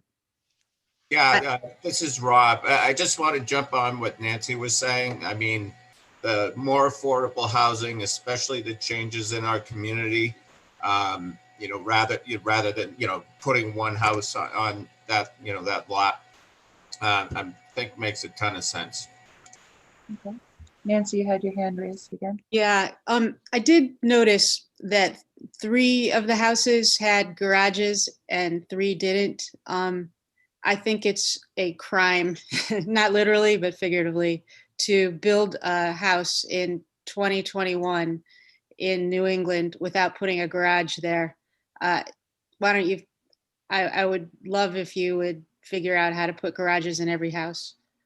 Okay. It just, I think you'll get a lot more value when you Yeah. sell it, go to sell it. Nobody's going to want a house without a garage in winter. I think the only reason why we did that is those 3 houses aren't for sale. They were basically just, and actually, you know, But they will be eventually. yeah. The only reason why I did personally is because eventually I want to take this thing over for my family every weekend. And I'm just trying to keep costs down so that my kids can get into STE programs where I don't have to rent it. The more I spend, the more I have to cover every month. So, you know, personally, I can deal without a garage if it means that my mortgage is a little lower. And I mean, I could take a look at it. Yeah, that's just where we're coming from. I just don't want to put my expenses to the point where I can't afford the second home to keep the winter. I don't want to have to rent it every other weekend, you know? Yeah, but what I'm telling you is, you know, you're going before us now. It's not like Yeah. you're just building on a single family lot and you can do what you want. Yeah. And so we're looking at, you know, this is a condo that's going to be resold and last hopefully 100 years. Yeah. So we would like to see it built, you know, for Okay. the 22nd. It may, yeah, if I did that, I probably would have to, you know, all the houses may change to, I mean, I had a plan where each house was kind of the same. They were more really like detached little cottages. They were kind of roughly the same little house, like 22 feet wide, and they each had 1-car garage. So that is an option. It would just be changing it from, you know, every house is different to kind of detached cottages that kind of look like condos. They're just little, you know, that would be to get garages in all of them. That just means the bigger ones would have to squish to about the same width as the other ones. I mean, it's definitely doable. And it may, you know, price wise, I got to see how it does to, you know, resale. Cause the first 2 were obviously for sale. You know, those are kind of the specs. The third one's up in the air, whether we keep or, you know, actually my representative wants to maybe, you know, grab a place up there. But, you know, maybe I could take a second look at it and they would, you know, instead of 6, maybe there's 7, but they're smaller. They have 1-car garage and they're more similar across. I can definitely take a look at doing that type of plan and see, you know, see what it comes out as. Yeah. Okay. Yep. There are, as I think, even though there are some abutters that happen to be on this call. I would be curious what their feeling is. No, it's a conceptual, Mike. I'd hate to go down that road. I understand that. I think it'd be unfair. Maybe they want to just type in a comment. Okay. But you know what I'm saying, Wendy. I do. No, I hear you. I just practical rather than, but whatever. Then correct. Bill Larson. Oh, you're on mute, Bill. I like the idea of PUD as a possible solution. As to whether it's going to be allowed, I'm going to have to go back and read the wording specifically and form my own opinion. So that's all I can add. I mean, I don't know whether it's, if your attorney says and you have confidence in your attorney, you go with it, you know? Okay. This is Rich. If I can comment. Ben, man, where were you last year? As Nancy said earlier, this is exactly the sort of concept we were looking to have a developer come in and do. But man, I feel like the planning board Nazi today. Sorry for that. But the town spoke pretty clearly at a town meeting on the type of development that you're proposing. And yeah, I need to see more details, to be honest with you. But the town did speak on allowing this type of development smaller homes, what will be construed as smaller single-family homes on that 1 acre. And so that gives me great pause at this point. But I think Tara provides a good way to move forward. I don't know if I could ask. So at the last proposal, was there any like renderings or alternatives? Because I only saw one plan that just had a bunch of little lots, but there was no architecture. There was no, like, did anybody talk in that last time that it went in front of the town about what, you know, if we don't do the singles, it could be townhouses, kind of the way I'm doing. Or was it just kind of like, here's my plan? It was a warrant article. It wasn't related to a specific application. Okay. So, yeah, there wasn't an application because it wasn't allowable at the time because they were looking at single family lots. Yeah, I don't mind going in because I've had pretty good success showing the realistic options. You know, hey, this is something that, you know, is by right, and this is realistically what I could do. Here's an alternative option. Here's some renderings, and let the, you know, people make their own decisions. And we've usually had pretty good success as long as it's thrown that way. I've found that, you know, so I don't mind going in for a PUD and just, you know, bringing the town and see what people think, you know, and hopefully they like it. All right, so we have a good way forward. Perfect. And All people, right. can May I ask a people that question? can outside people comment? If we can be brief, we're trying to wrap this up in the next half hour, this Yeah. whole meeting. I think what was being proposed before was certainly not like what he's proposing now. And for my opinion, and I'm an abutter, I support the detached housing because it's going to fit in the neighborhood much better than those townhomes. And if you look at the pictures of those townhomes, that would be an alternative. They are huge, and you're going to be looking at the back of those from the road. Every single time you drive down Route 49, you're going to be looking at the back of those condos, and they are huge. I would much rather see single-family homes that look nice, are done well, because Ben certainly knows his stuff, and he's built houses, and the landscaping in between, more green, just a prettier, nice setting. And that I'll shut up. All right, thanks, Barry. All right, anything more that you need from the board, Ben? I don't think so. No, I'll Nick was on till 10:30. Next time I'm gonna tell him to, you know, make sure he's on with me. And like I said, so I can apply and try to use what I got. Everybody thinks that should be okay for at least the original. You know, because the expensive parts is when the engineers are gonna take over and do the full site plan. Sure. Yeah, it's just hard for us to get into a lot of nitty gritty with like just a conceptual. Yeah. See the requirements for the PUD plan are listed in the ordinance on Okay. 31, and then, but there's any other information which the board may reasonably require. So this would be a good time for the board to let Ben know if there's additional information that they want to see as part of this PUD application. Does anyone have anything? Okay, I guess it looks like we trust that you will be. All right, I'll work with Nick, try to go through the PUD pretty clearly. I mean, I can update the site plan. It is scaled, so it is pretty accurate within, you know, 6 inches or, you know, so yeah, hopefully we can get this submitted for next month and have a, you know, public conversation. Ben? Yep. Hi, John Racine here. Hi. Hi. So I have a question for you, and this is sort of a little bit different. I also represent another board. I'm ex officio for the Conservation Committee. Yep. Would you consider cleaning up those culverts that's on your property? A lot of them are clogged up. Yeah. The pipes are like halfway with dirt in them and stuff. When you get going with this, do you think you could kind of keep an eye on that and see, clean that up? Usually that's in, so the good thing about condo ownership is it's not up for whatever you think somebody's going to do. You can actually spell out maintenance and upkeep and landscaping. It's a lot easier. We could spell out keeping the culverts, you know, clean and stuff like that. So yeah, they haven't been clean in years, but you know, a lot of that drainage coming off your property is pretty important, as you Okay. probably know. And just a thought, Yeah. you could keep an eye on that. Yeah, we're gonna it's try be to. your- We're gonna have a professional. You know, if it does go into condo ownership, I don't want to run it, so we're gonna have a professional management company, and we can spell out in the condo association as well that there could be periodic maintenance and inspections of drainage systems, stuff like that. So yeah, I don't mind taking a look at that. Yeah. Yeah, and it really wouldn't be.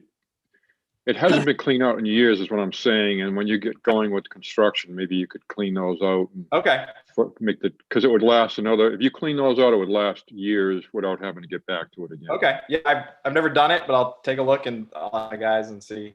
If you're in the valley sometime and you can touch base with one of us or me, Okay. actually, the conservation committee, I would be glad to walk that over with you and talk to you about it, if Okay, you wouldn't perfect. mind. Yeah. Sounds good. Thank you. Yep, no problem. Thank you. Okay. Alrighty. Anything else on this? All right. Well, thank you, Ben. All right. Thanks for having me. We'll look forward to your application. Perfect. Thank you. Thank you, Hannah. Let's circle back to the short-term rentals and the discussion from last night's public hearing comments. I believe one of the larger things that we were going to discuss today was the terminology with dwelling unit.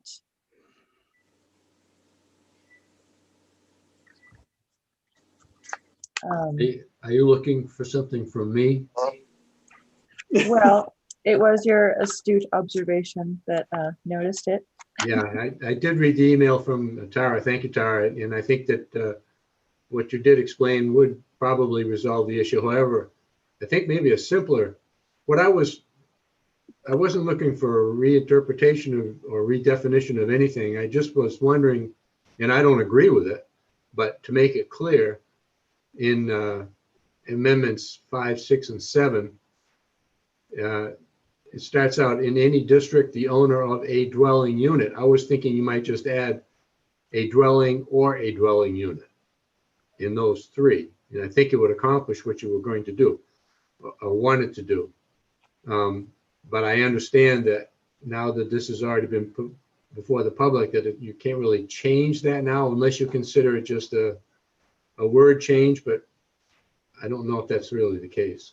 My concern with that, a multifamily dwelling is a dwelling. And I don't think that's what you're talking about. I think you're talking about renting a dwelling unit at a time as a separate thing. Like where one family lives. Where one family lives, whether it's a single family home, half a duplex, an in-law apartment, or a unit in a big condo building, you're talking about a unit at a time, a dwelling unit at a time. And what I wrote to Terry was that, you know, I spent some time looking at those definitions last night, and I would recommend a little bit of tweaking in those definitions next year, because you say multifamily in the definition of multifamily dwelling, it's a number of dwelling units. You probably, to avoid any confusion, want to add to the single family dwelling definition, it's one dwelling unit and the two families and so on. And every opportunity I get, I'm going to try to get you to get rid of that weird two family dwelling unit thing that you use to call in-law apartments.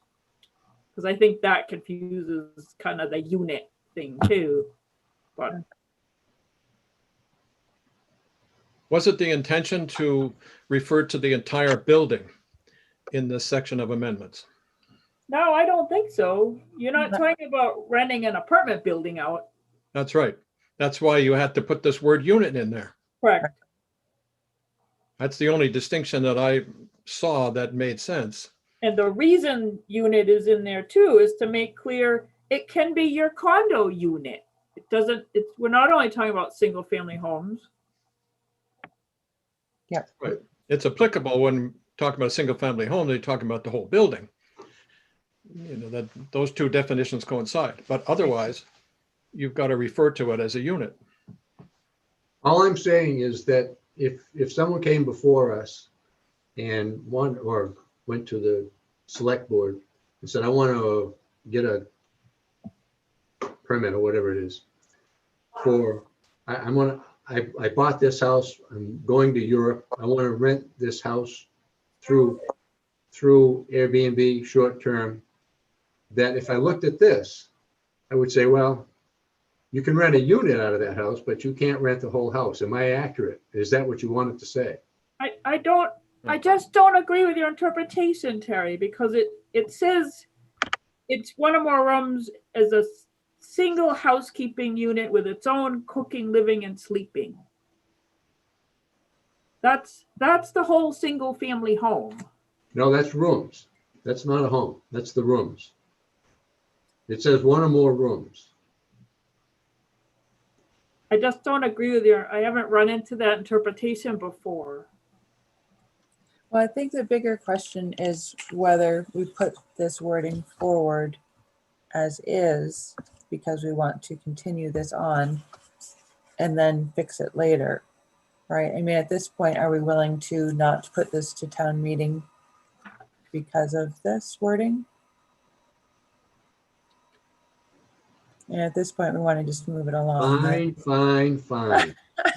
But it's a really important point, Terry. And I think we should make sure it's clear. And I like Tara's idea for giving us something to do next year, you know, in case we're lacking. And look at this. That'll be the day. I always appreciate Terry's review of things. He makes me think about things from another angle. Yes. Nancy usually does too, but everything seemed to pass the Nancy test this time.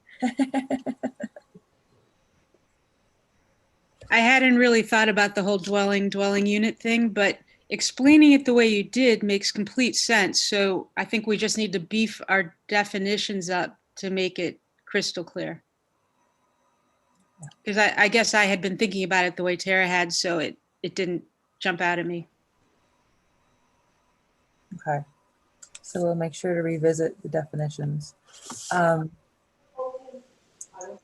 Were there any concerns with what we're putting forward that were stemming from the discussions from last night? Is everyone comfortable with moving wording forward? I didn't mark any corrections last night or. Yeah. Bill Larson? Oh, yes, you can hear me, right? Concerns. You know, I just want to make sure that going forward, that if amendments 2 to 6 pass, that you're going to be able to rent in high density and in the commercial district, you're going to be able to continue to rent your property. You may need a permit now, but you're going to be able to still rent your property. Yeah. Under any circumstances, Airbnb, right? And I just want to make sure that that's the case. As long as it meets the building code. Right. Okay. Yeah, this may get to my suggestion / proposal that perhaps in our informational discussion or as a handout, we have some sort of chart where people can, refer to that'll perhaps quickly answer that question. And it may be useful to have a chart that shows what it is now. It'll be a pretty empty chart. I understand that, but it will have the comment, I think, that we should take directly from the zoning ordinance about, and I'm paraphrasing, that which is not specifically allowed is considered to be prohibited, which, by the way, is a very communist way of looking at things. That's a discussion for another day. But I think those two types of charts would be very handy for people to look at and ponder to understand quickly, sort of question that Bill has. Yeah. We still have the chart. My concern with this whole thing, if I had a concern, is that people are not going to know what the hell they're voting for. You know, you can hold the public hearings, but you're getting less than 10% of the voters. And they're going to turn it down like they turned down last year's because they simply didn't understand what they were voting for. Well, I think we can address that with informational meeting, perhaps plural. And Can then I I ask have that- that article. If, Bill, did you read the description in the public hearing notice? I tried to make that as user-friendly as I could, because that's the wording I like to use the same wording on the public hearing notice as you're gonna put on the warrant and the ballot, so people see the same thing each time. Did you feel that wasn't clear? Well, the problem is that people don't read it. And I don't know how to make people read things. But I don't know how many people go to town meeting and that's the first time they ever going to see anything is when they have to vote. And that's a dilemma we have and we've had for years. Well, that's what I'd like to see you use the same language right on the ballot. So it says Amendment 5 would enable any dwelling unit to be rented out as a short-term rental up to 30 days per year without a permit. Just plain and simple.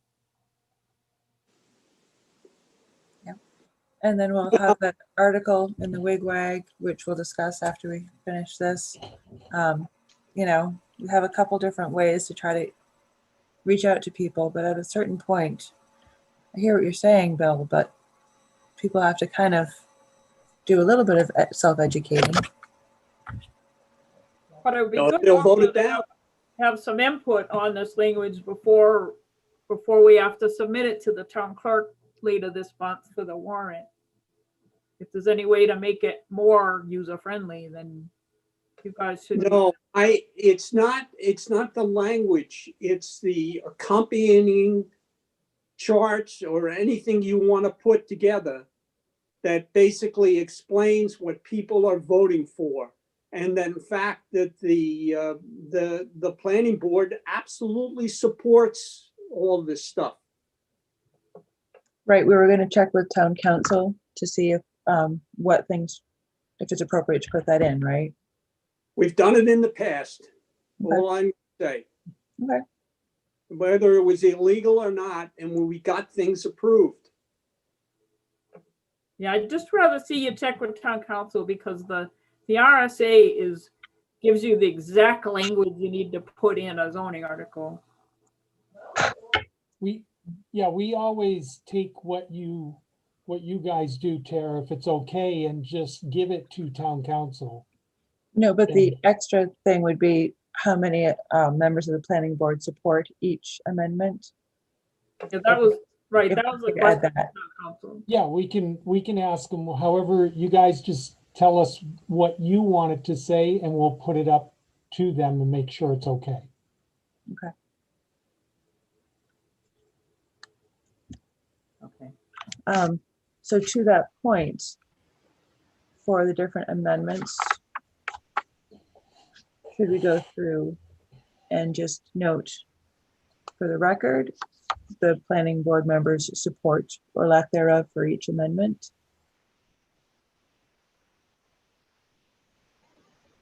Would everyone be okay with doing that? And do you have everybody here, or did you need to see any alternates? I think everyone's still here. I just hadn't counted. Right? No one left, did they? I was just asking because I had a vote come out at another meeting recently, 8-0, and I thought that just can't be right.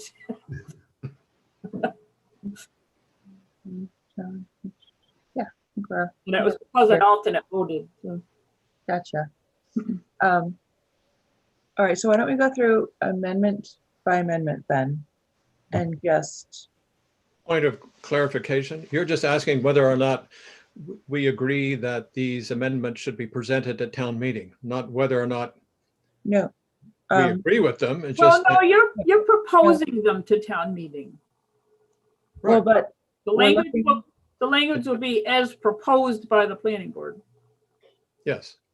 This is not a question anymore about whether or not these amendments are agreeable, just whether they are to be presented at town meeting. Well, not But there's a question that I have. One of the things that I find to be very important, and I know the select board does it, and I believe that the school board does it, is if you're going to do these 7 warrant items, whether or not you're going to say that it was passed by the planning board 7-0, 4-3, do you Yeah. want to include that on there? And I think that, That's exactly what we're talking about, I thought.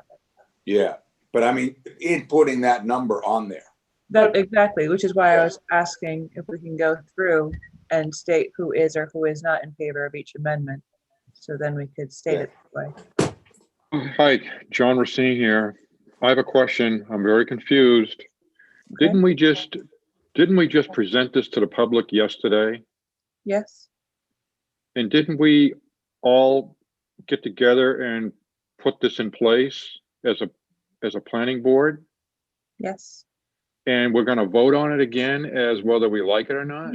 No, I just, Bill Larson had suggested that as the select board, and Mike is saying as the school board does, for each amendment, we say how many planning board members are in favor of each amendment. Well, I think John's Okay. correct in that just by doing this, aren't we saying that 7-0 for these Yes. in favor of presenting these amendments? No, we are rendering our opinion, I think, Bill. Do we want to propose amendment 1, 2, et cetera, for the town? And then each one of us has to decide whether we support the amendment or not going forward. And if we get a majority on each amendment, it goes on the warrant for town ballot, official ballot, not town deliberation. Right. And the language has to say as proposed by the planning board. So I think the additional piece that you're gonna run by the town council is by a vote of blah, blah, blah. Right. This is it, guys. We're making the big decision on this now, basically. Yes. Wouldn't this confuse the public though? I mean, we just went over all of these yesterday and it sounded like, to me, that the public interpreted that the planning board, all of the members are proposing this. I would object to that. What am I not I would object understanding? to that. You know, I can give examples in the past where this has come up. And I remember specifically there was a school board amendment where it was passed by like a vote of 2-1. Two were in favor, 1 opposed, and they wouldn't comment that there was somebody that was opposed. And it completely, once that data came out, it completely changed the result of the vote. All I'm saying is we've worked on this for so long. We've got this in place. I'm not quite understanding what's, I don't know. I don't think it's Maybe a I'm problem. wrong. John, I don't think it's a problem I have presenting to the town for a vote. I think the town should be able to vote on all these articles. That's why I'm glad to separate it out. But I am not in favor of recommending each one of those amendments, and I would like that to be known. I don't know Did you say whether that? that helps anyone except you, Terry. I'm wondering whether, like, I'm not sure if I'm comfortable with, if the planning board proposes something, then that's what the planning board proposes, even if I don't think I'm in favor of it, but everybody else is in favor of it. And that I feel like my job as a planning board member is to say, all right, well, here's why the planning board proposes it, not why I, Nancy, am in favor of it. I don't think it's about you. I think it's about the planning board. And I feel like if the planning board votes by a majority to put something on the ballot, that the planning board should be able to explain any member why we wanted it there without messing with our own personal feelings. I don't think I'm asking for a name to be put to the nay vote, but I just think it should be clear that there's some controversy with regard to some of it, and that the planning board was not unanimous in their thoughts. Well, I think that could be seen in our discussions about this. And when we vote, the vote will always be there recorded, today's vote. I associate again myself with Nancy on this. We make decisions as a board, and what we're deciding on as a board is whether we want any one of these amendments to go forward. We may decide against it. It may be Terry, say the amendment you're against, three other members of the board are against, and it will not go forward. I mean, that's, to me, it's a division. What we put forward is what the planning board, by majority vote, whatever it is, 7-0 or 4-3, for the town to vote upon. That board is recommending, by putting it on the ballot, I think, that this is what we ought to do. This is a change we should make to the zoning ordinance. I think that we are presenting this as a team. That is, it's the planning board as a unit. And if we don't like one of the provisions, we as persons can vote against it at town meeting.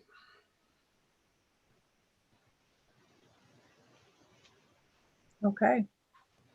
So it sounds like the majority would just like to put things forward as a board, as opposed to noting any differentials in the support for individuals. Okay. So shall we start?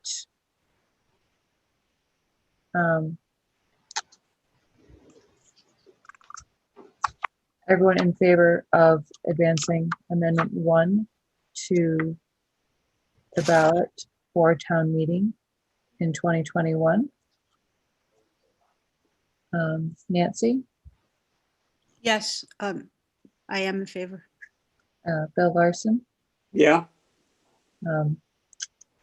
yes, Wendy is as well. John, John Racine, yes. Rich? Rich is muted. Muted, Sorry right. about that. Yeah, probably a good thing. Yes.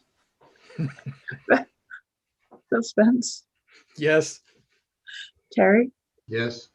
All right, so Amendment 1's gone forward. Amendment 2. All those in favor of putting it forward for town meeting vote for 2021? Nancy, Yes, Bill Larson, yeah, myself, Wendy, yes. John, John Racine, yes. Rich, Rich, yes. Bill Spence, Yes. Terry. Yes. Amendment number 3. All those in favor of putting that forward for a vote for town meeting 2021? Nancy, yes, Bill Larson, yeah, myself, Wendy, yes. John, John Racine, yes. Rich, Rich, yes. Bill, Yes. Terry. No. Okay. Amendment number 4. All those in favor of putting it forward for vote town meeting 2021? Nancy, yes, Bill Larson, yeah, myself, Wendy, yes. John, Yes. Rich, Rich, yes. Bill Spence, Yes. Terry. Yes. Amendment number 5. All those in favor of putting it forward to vote for town meeting 2021? Nancy, yes, Bill Larson, yeah, myself, Wendy, yes. John, Yes. Rich, Rich, yes. Bill Spence, Yes. Terry. No. Amendment number 6. All those in favor of putting it forward for vote for town meeting 2021? Nancy, yes, Bill Larson, yeah, Wendy, yes. John, Yes. Rich, Rich, yes. Bill Spence, Yes. Terry. Yes. All right. And amendment number 7. All those in favor of putting it forward for vote at town meeting in 2021? Nancy, yes, Bill Larson, no, Wendy, myself, yes. John, Yes. Rich, Rich, yes. Bill Spence, Yes. Terry. No. All right. So majority voted to put all forward for town meeting.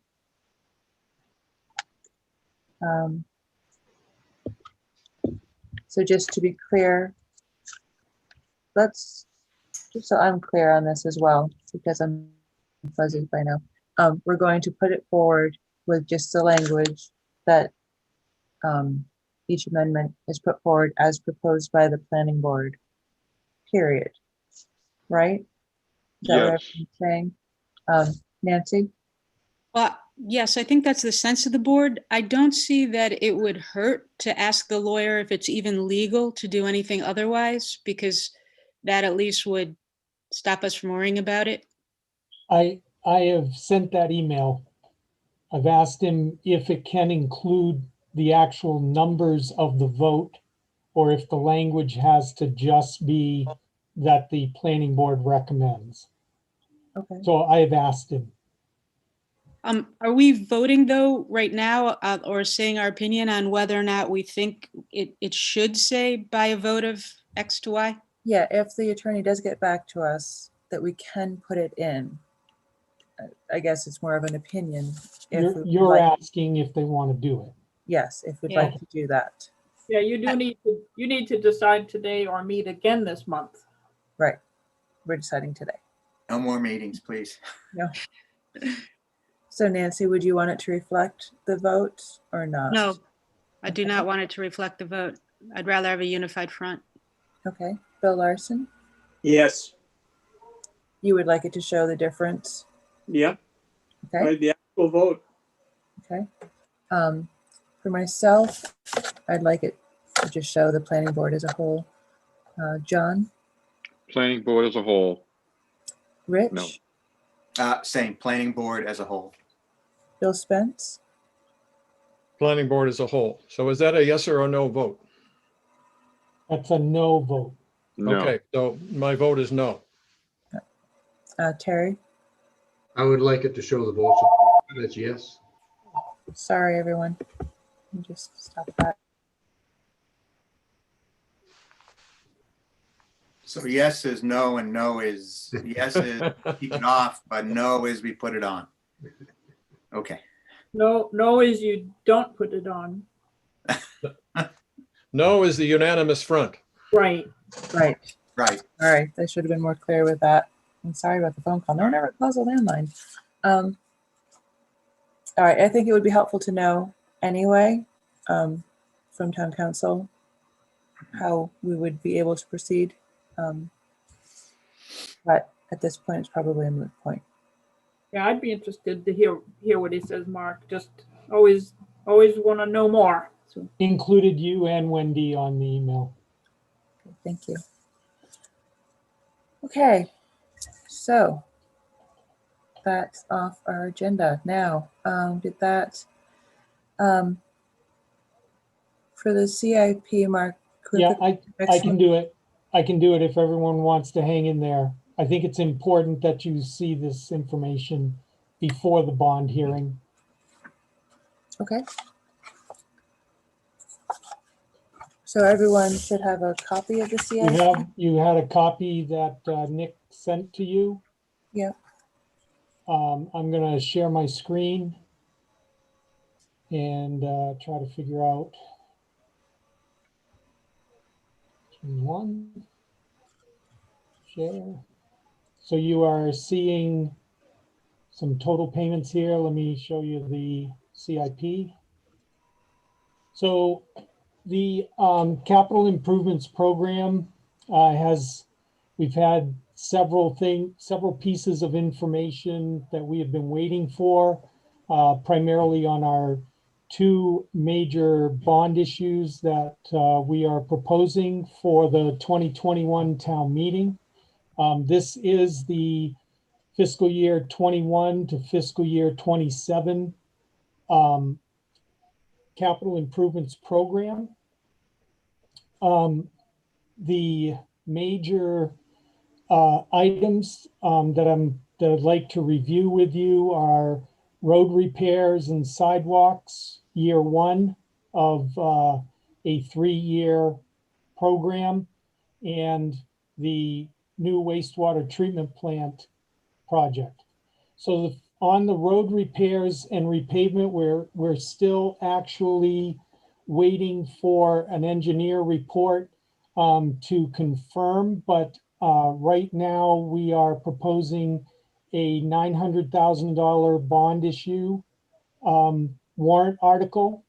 This money would be used to make repairs, to make improvements to the roads, and to widen roads to include a pedestrian bike path as part of the reconstruction on those roads that we are reconstructing.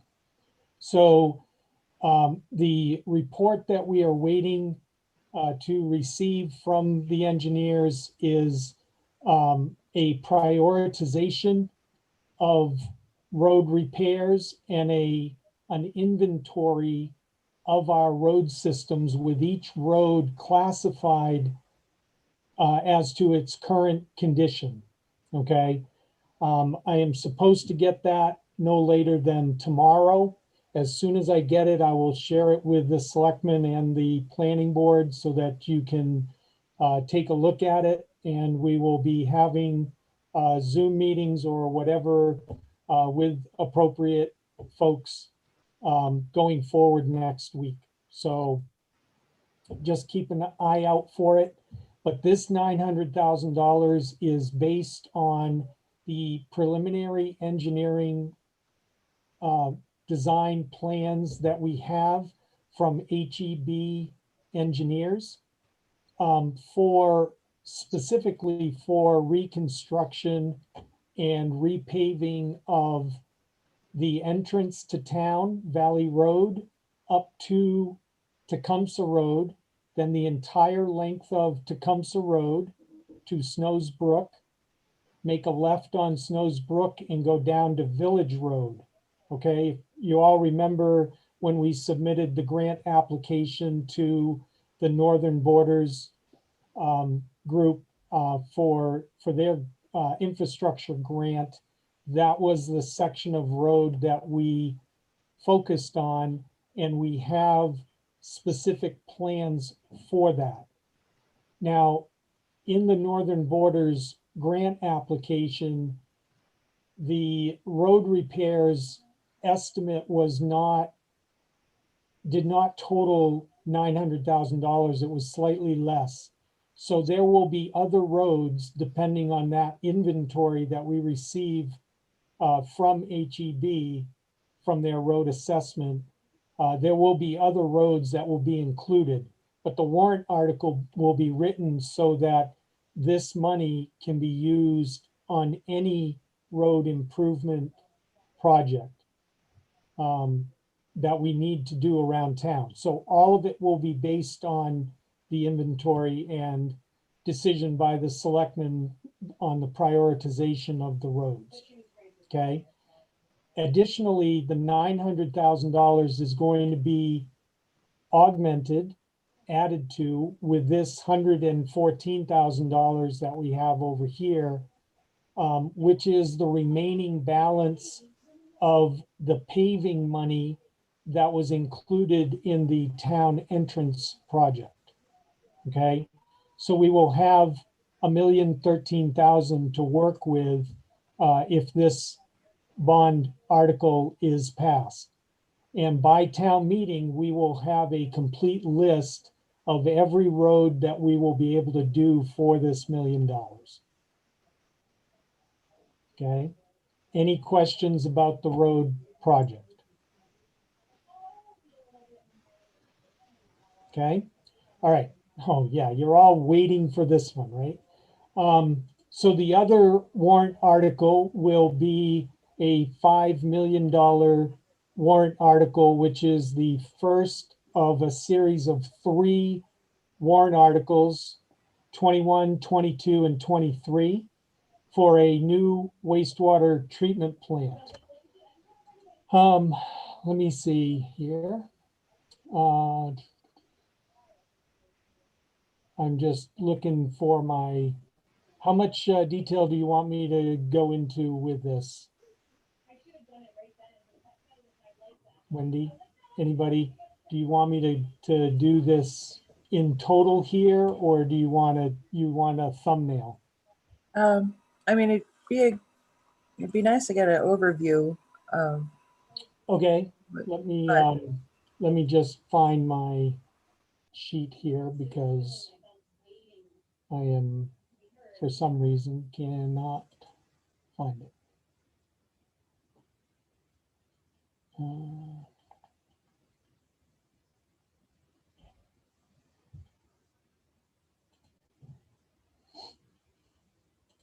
Sorry for the hesitation here.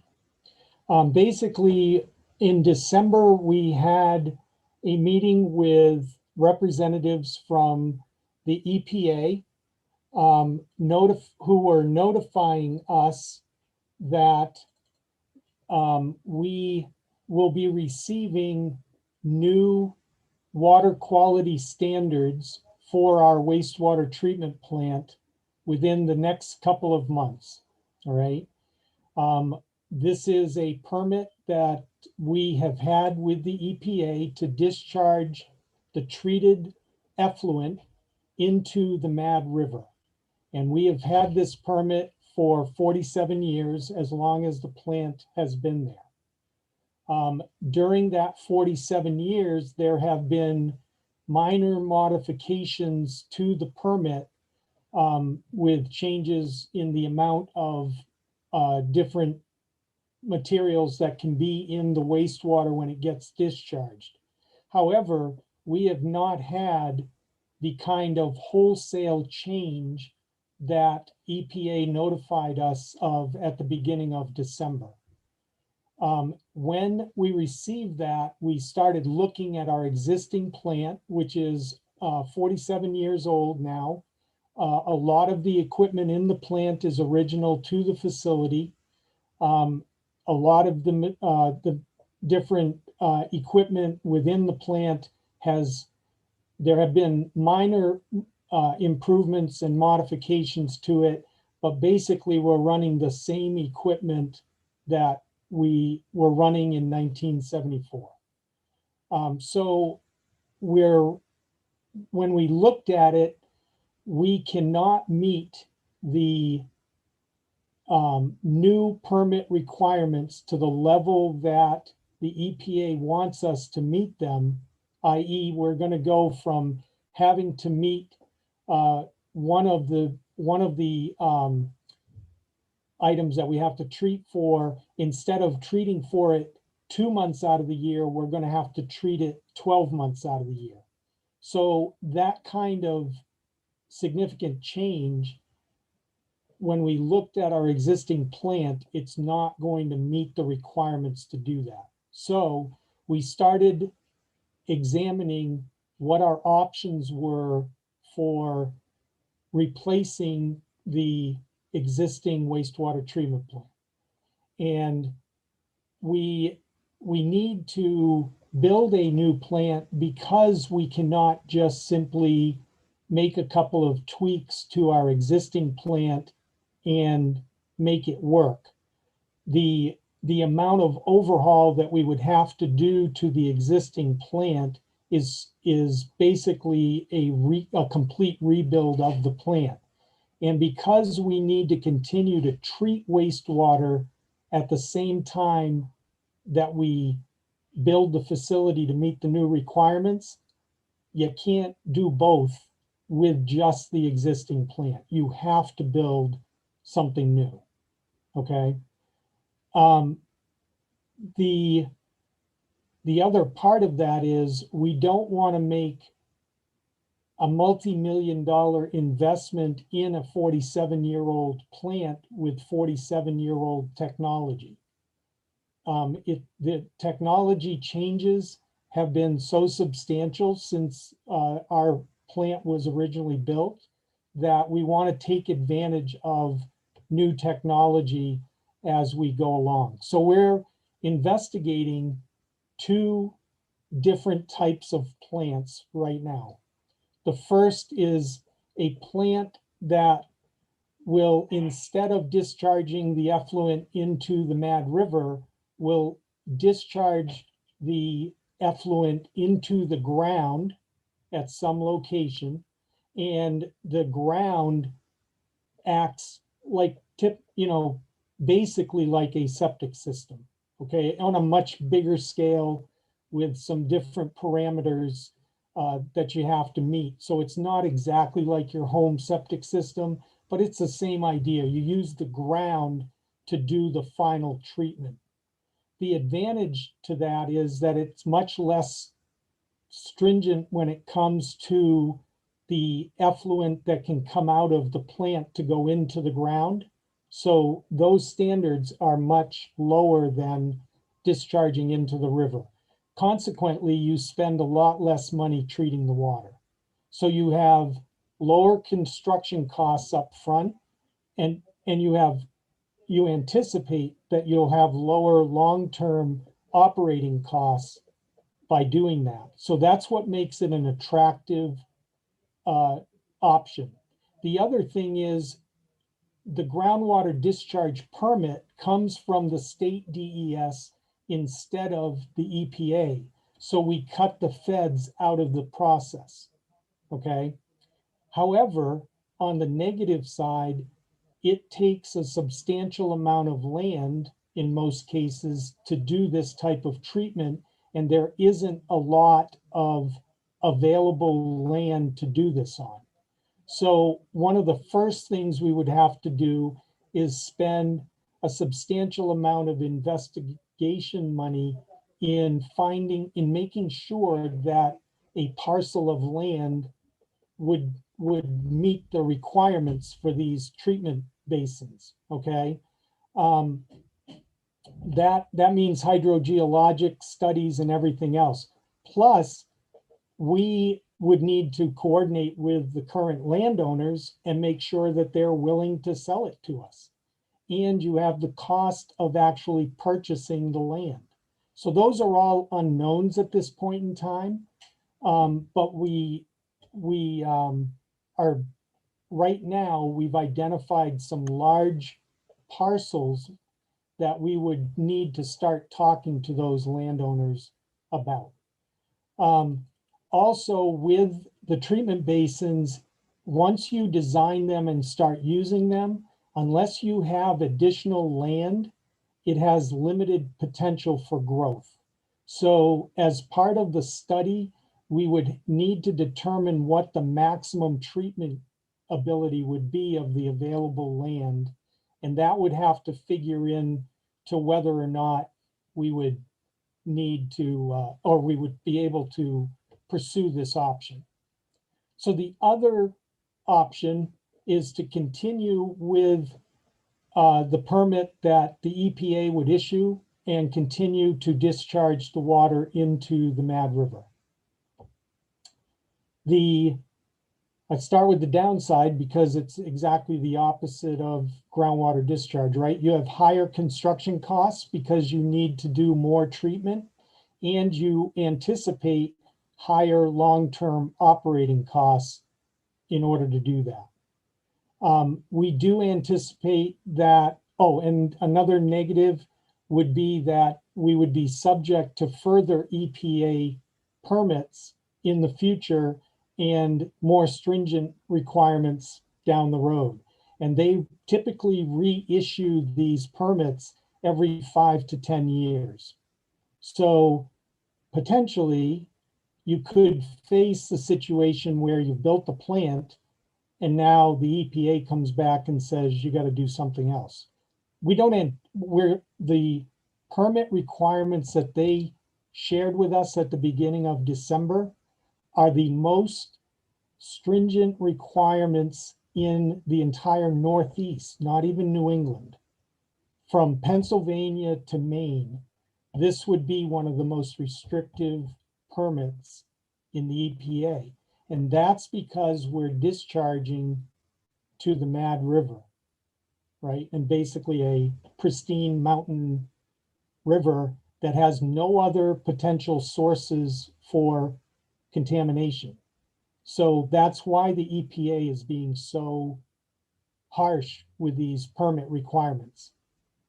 We have people who, people that work for us, Rich, Tucker ran a plant for 30 years in Massachusetts. He's never seen permit requirements this stringent. Okay, so, but you know, if we build for that, we don't anticipate that they're going to come back and start telling us that we need to do something different. So the subject to future EPA permit requirements is a negative, but I don't foresee requirements that can be much worse than what we're going to get. So a positive of this is our current land area that the town owns, probably in the first look that the engineers have done, probably will meet the requirements if we built another plant. Okay, so we could do it on our existing land. So there's no land acquisition concerns or costs. Also, this permit will be for 500,000 gallons a day, which meets our current needs plus about 60% growth for the future.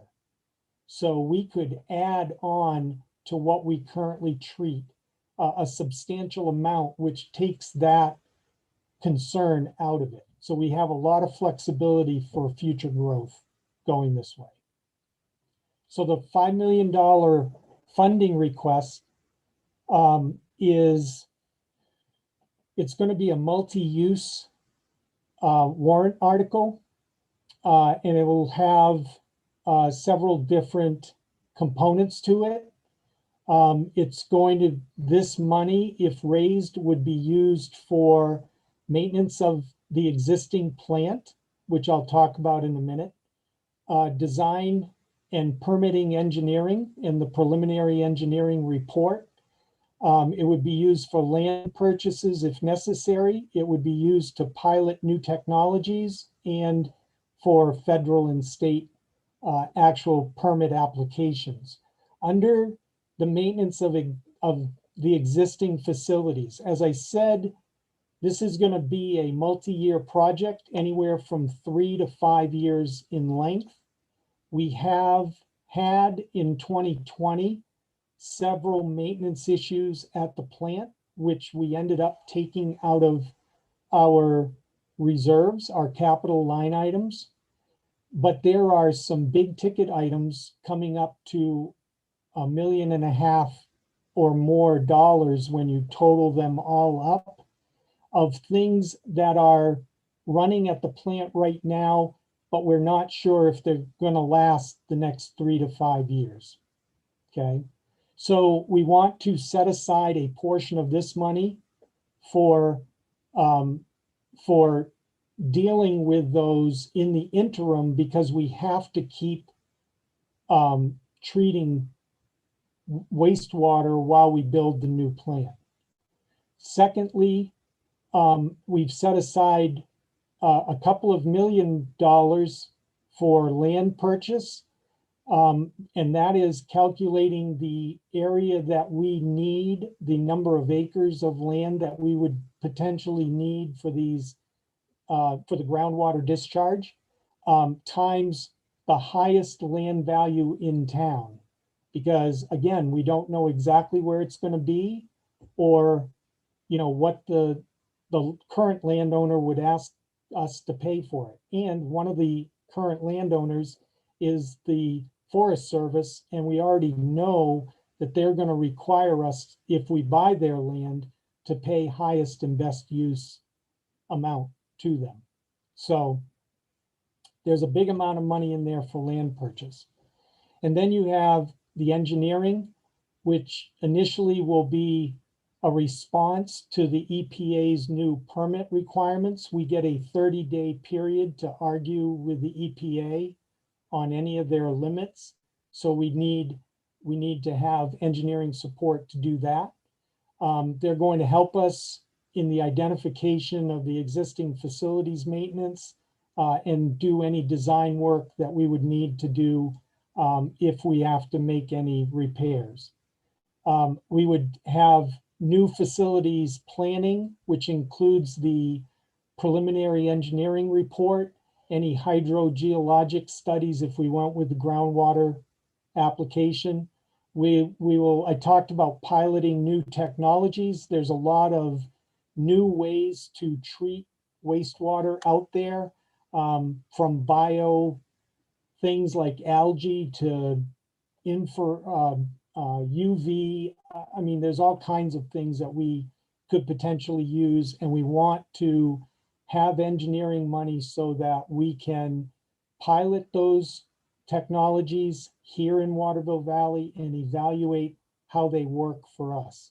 And then the engineers will also be doing life cycle cost comparisons on any options going forward. So they'll calculate not just the construction costs, but they'll also tell us what we can expect to spend in the next 40 years or more of operating whatever plant we build.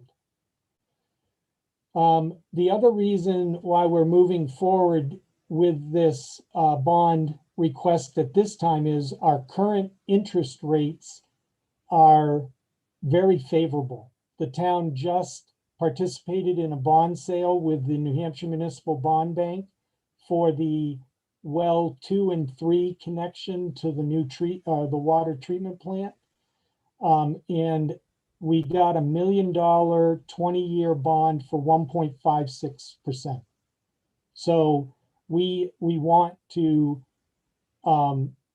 spread out the tax rate impact of this and take advantage of very favorable borrowing rates right now. And also, I want to point out, if we do not have to maintain the existing facility, if we don't have to spend that whole $1.5 million on the existing facility in the next 3 years, the warrant article will be worded so that anything that is not used out of this money will be used in the construction phase at the end, in the 3rd year. And so we know that we're going to spend, we can 99.9% with 99.9% surety say that we are going to spend at least $5 million on this project.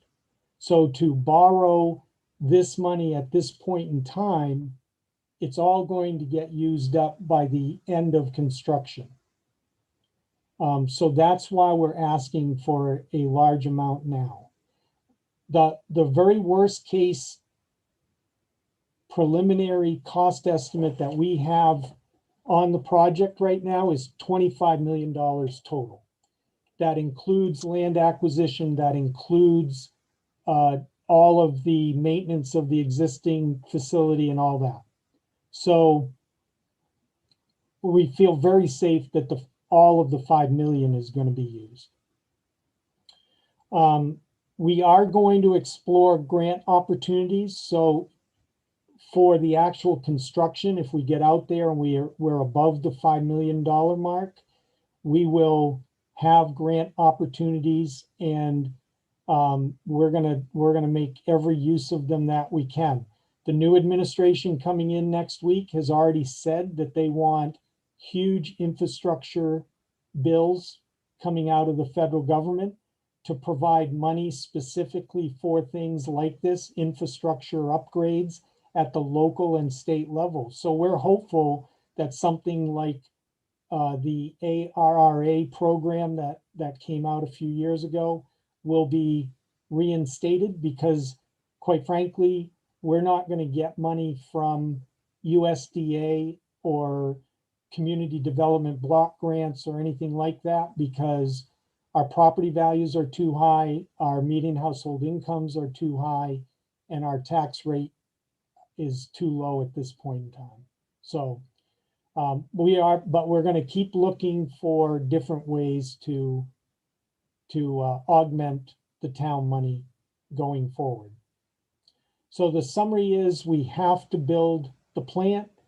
We have to maintain what we have while we do build the new plant, and the exact new permit requirements are still a little fuzzy, and we will fight them to make them as the least restrictive that we can. And we need the ability this year, especially as we investigate it, we need the ability to react and buy land if we need it, or move in a different direction with these options and new technology if we need to. So that's where the 5 million comes from. And here's what the most important question is: the financial impact. So if you take the 21 to 27 capital program, here's all the projects right here going down this side. And I'm showing the number of years and the amount. And I've sat down with the New Hampshire Municipal Bond Bank, and they have provided me with their debt service schedule estimates for borrowing these amounts of money for these amounts of years. So our current 2021 our debt payment that's in what we have borrowed so far totals $539,000 this year. Okay, that's all in. That's principal and interest, and that is $1.62 on the tax rate. Okay, next year, 2022, that would, if you borrow these amounts right here, in 2022, that goes up to $813,000 at $2.43 per thousand. And we're talking just the principal and interest line items in the budget. Then borrowing another $5 million right here. So we've got a total of 10 towards the wastewater treatment plant. That amount goes up to, and the other things, the roads, town buildings, etc., right? That amount goes up to $1,712,000 in 2024, and then it peaks in 2025 at 2.5 million. So, and these are the tax rate impacts of each of those years. Now, this debt schedule out here to 2045 and all, these numbers from the dark line down only include this borrowing. If you look at our really long range CIP, we have other projects that are in there, okay? I have not yet calculated, because there is no way to tell what interest rates will be beginning in 2028. And really, once we get beyond probably the 3-year horizon, we're really doing some scientific guessing, and you know what the missing word is in there, right? So, so these numbers only include the current CIP. So it's a lot of money. We will minimize it. The third year of the CIP, the $15 million number,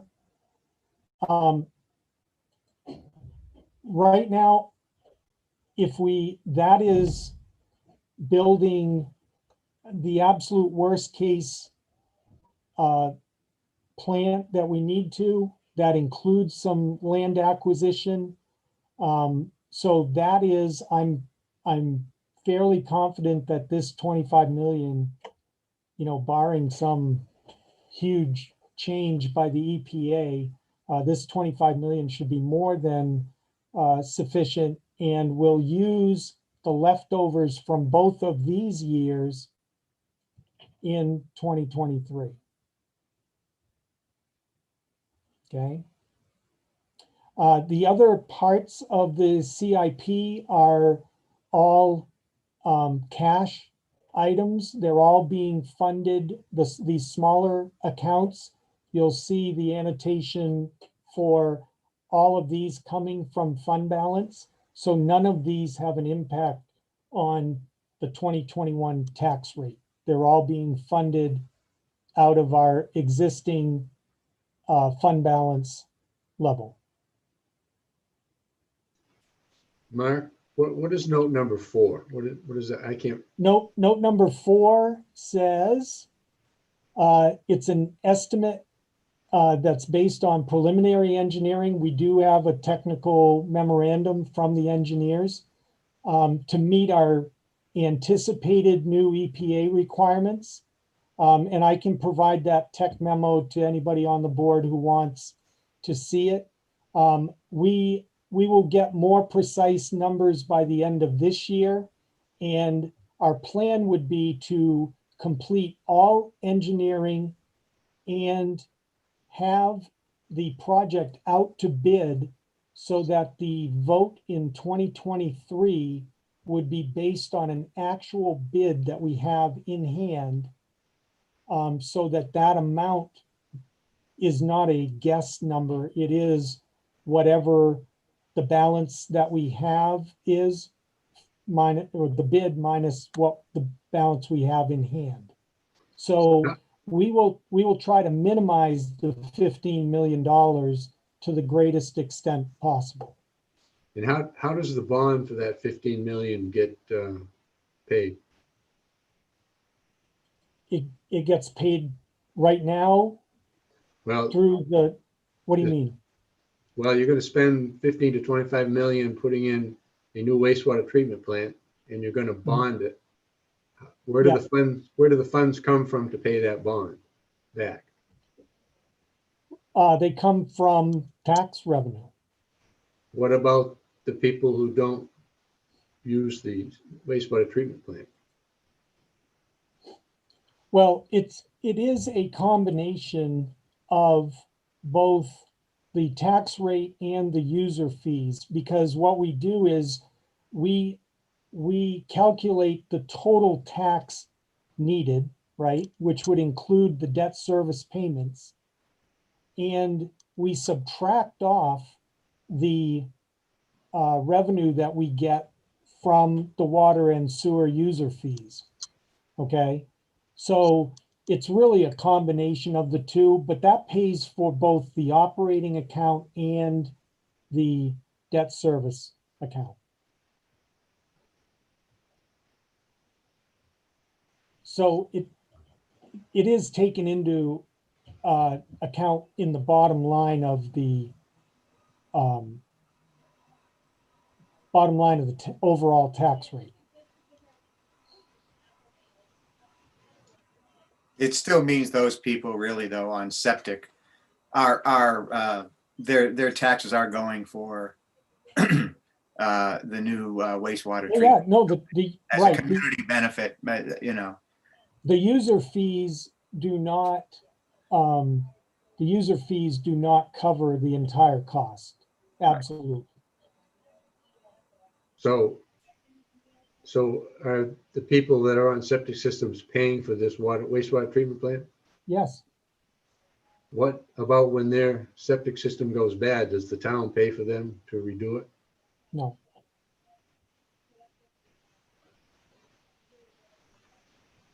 But you could ask the town to extend the sewer system up to your house and connect to it. And what are the odds that we can get something up Snows Mountain Road, Mark? Not very good because of where it is, and the ground conditions are not good. That's why there's no sewer line up there right now. Is that pretty much the only place in town? That's the only place in town that's not serviced by sewer. Maybe you need to form your own sewer district, Terry. I don't know. Yeah, it somehow just doesn't seem reasonable, but that's what it is. All right. Well, thank you. Mark, what is the tax rate right now? The tax rate right now is $14.25. And that's enough to do all of what you're talking about, but as years go on, you increase that amount? Oh, yeah, that amount goes up by, according to this, by about $6 per thousand in order to finance all of the debt Okay, associated with this entire CIP. That includes $2 million for roads, that includes the wastewater treatment plant, that includes a new fire truck, everything. okay. Hey, And Mark. as a selectman on here, I just gotta let you guys know that we could be faced with an increase in our school payments as well. Yeah, there is pending legislation.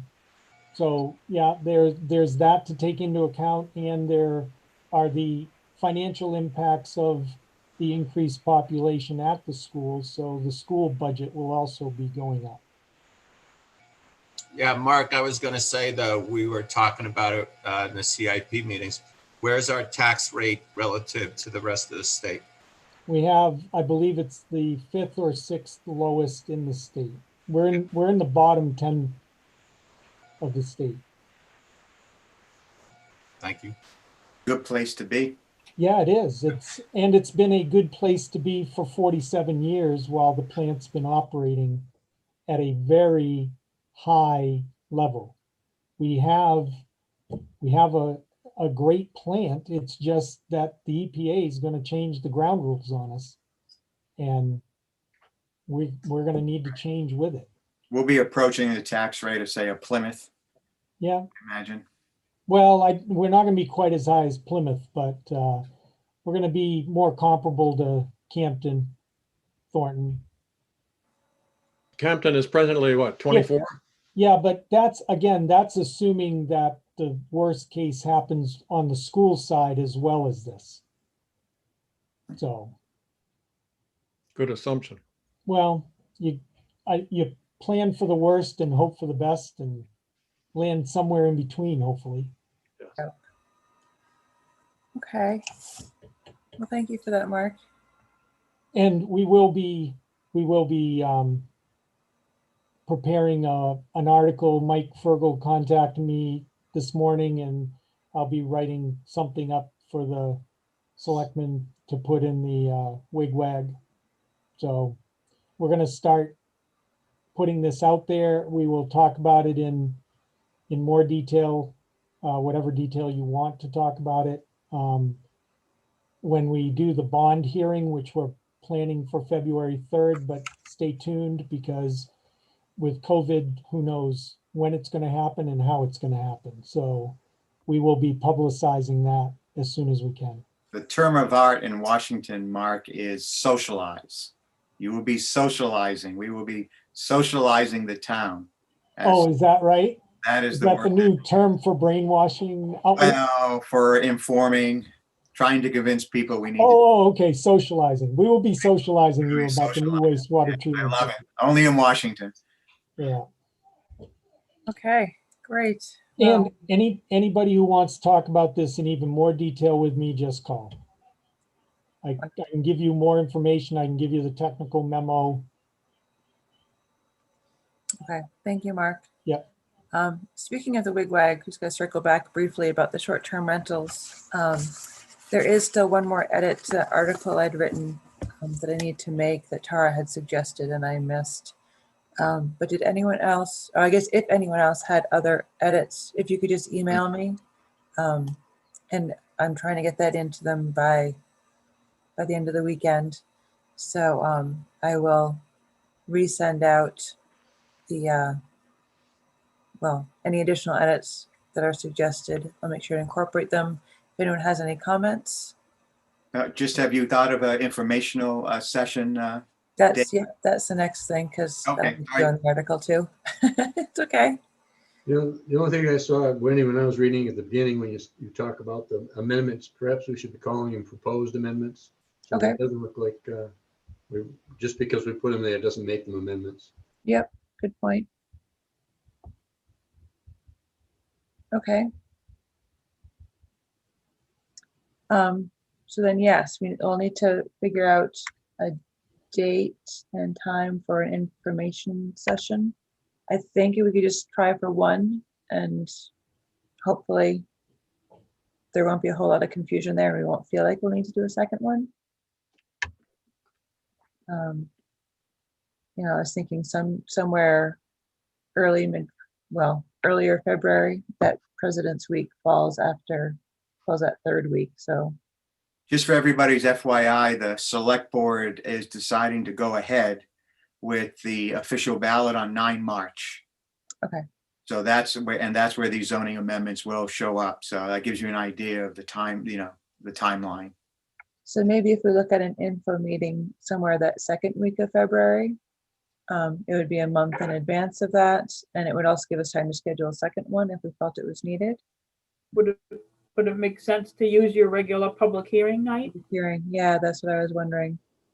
The only thing I would ask, Wendy, is that because our bond and budget hearings may have to slide a little bit, can you just wait a day or two before like posting that? I think it's okay to go ahead for planning purposes to say that Wednesday, that second Wednesday, but we need to get our bond and budget hearings in, and I don't want any conflict between those. Okay. Yeah. Which, I mean, we could be looking at the second or even third week of February for our bond hearings, budget hearings. Okay. So if we can plan for February 10th, just so I can also put it in the article, but I would have until Sunday to change that. Yeah. And then if we need to change it, we can always just get the word out. I'll put some little note in the article, subject to change. So that would be 10 February for a public meeting. What are you saying? For an informational session. Yeah, February 10th at 6 o'clock, if that would work for everyone. Good. Don't want to deprive everyone of multiple meetings in January, but you know. Okay, so that's that. John, do you mind if we circle back to the wetlands setback discussion next month? Yes. The commission's having a meeting next week anyway, so maybe there'd be more Yes. information. We'd like to invite all of you to come on board. Rick Vanderpool's coming on board, and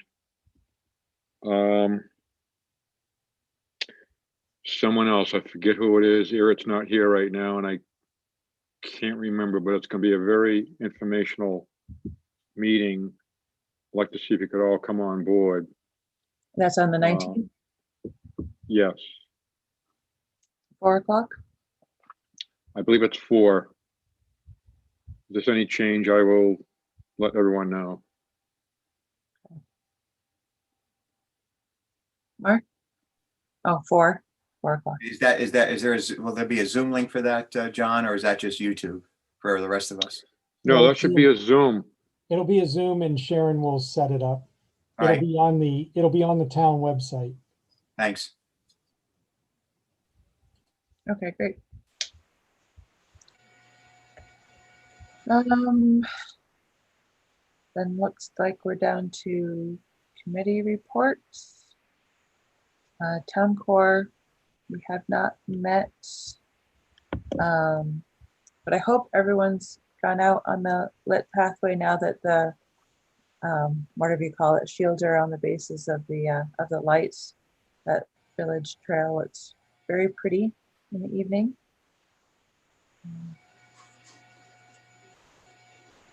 And Conservation Commission, was there anything else besides the encouragement for that meeting, John? Yes, but I can't remember what it is. Okay. I have to check with her. I'm sorry. There was one other person showing up, and I forget. That's I okay. forget. Surprise guest. Yeah. Okay. Any communications for the board to be aware of? Not to my knowledge. Okay. So then at this point, our next meeting Just lost my calendar, sorry. Looking at February 11th for our next regular meeting, with the informational meeting on the 10th, the evening before it at 6 o'clock. Did I miss anything? Okay. Anything else? I would like to make a suggestion. Yes. As a board, everyone can think about it, no disrespect, because I know everyone loves meetings. That as a board, we try and find a way to shorten this. Instead of going 5 hours, we maybe try and go at least maybe half that. So just a thought to everyone. Oh, That's all. I fully agree with that. Yeah. See if we can find some ways to do it. Yeah, I think, and I was thinking about this honestly just a few minutes ago, we need to just be less accommodating. Would do it. I think that's what tripped us up a lot this morning, is trying to be accommodating. Anyway, so I can be more strict if we need to. Just I'll take that feedback. Yeah. Okay. You have our support, Madam Chairman. All right. Is there a motion to adjourn? Motion to Sounds like a good adjourn. idea. Not everyone at once. Is there a second? I'll second it. All righty. All in favor? Nancy?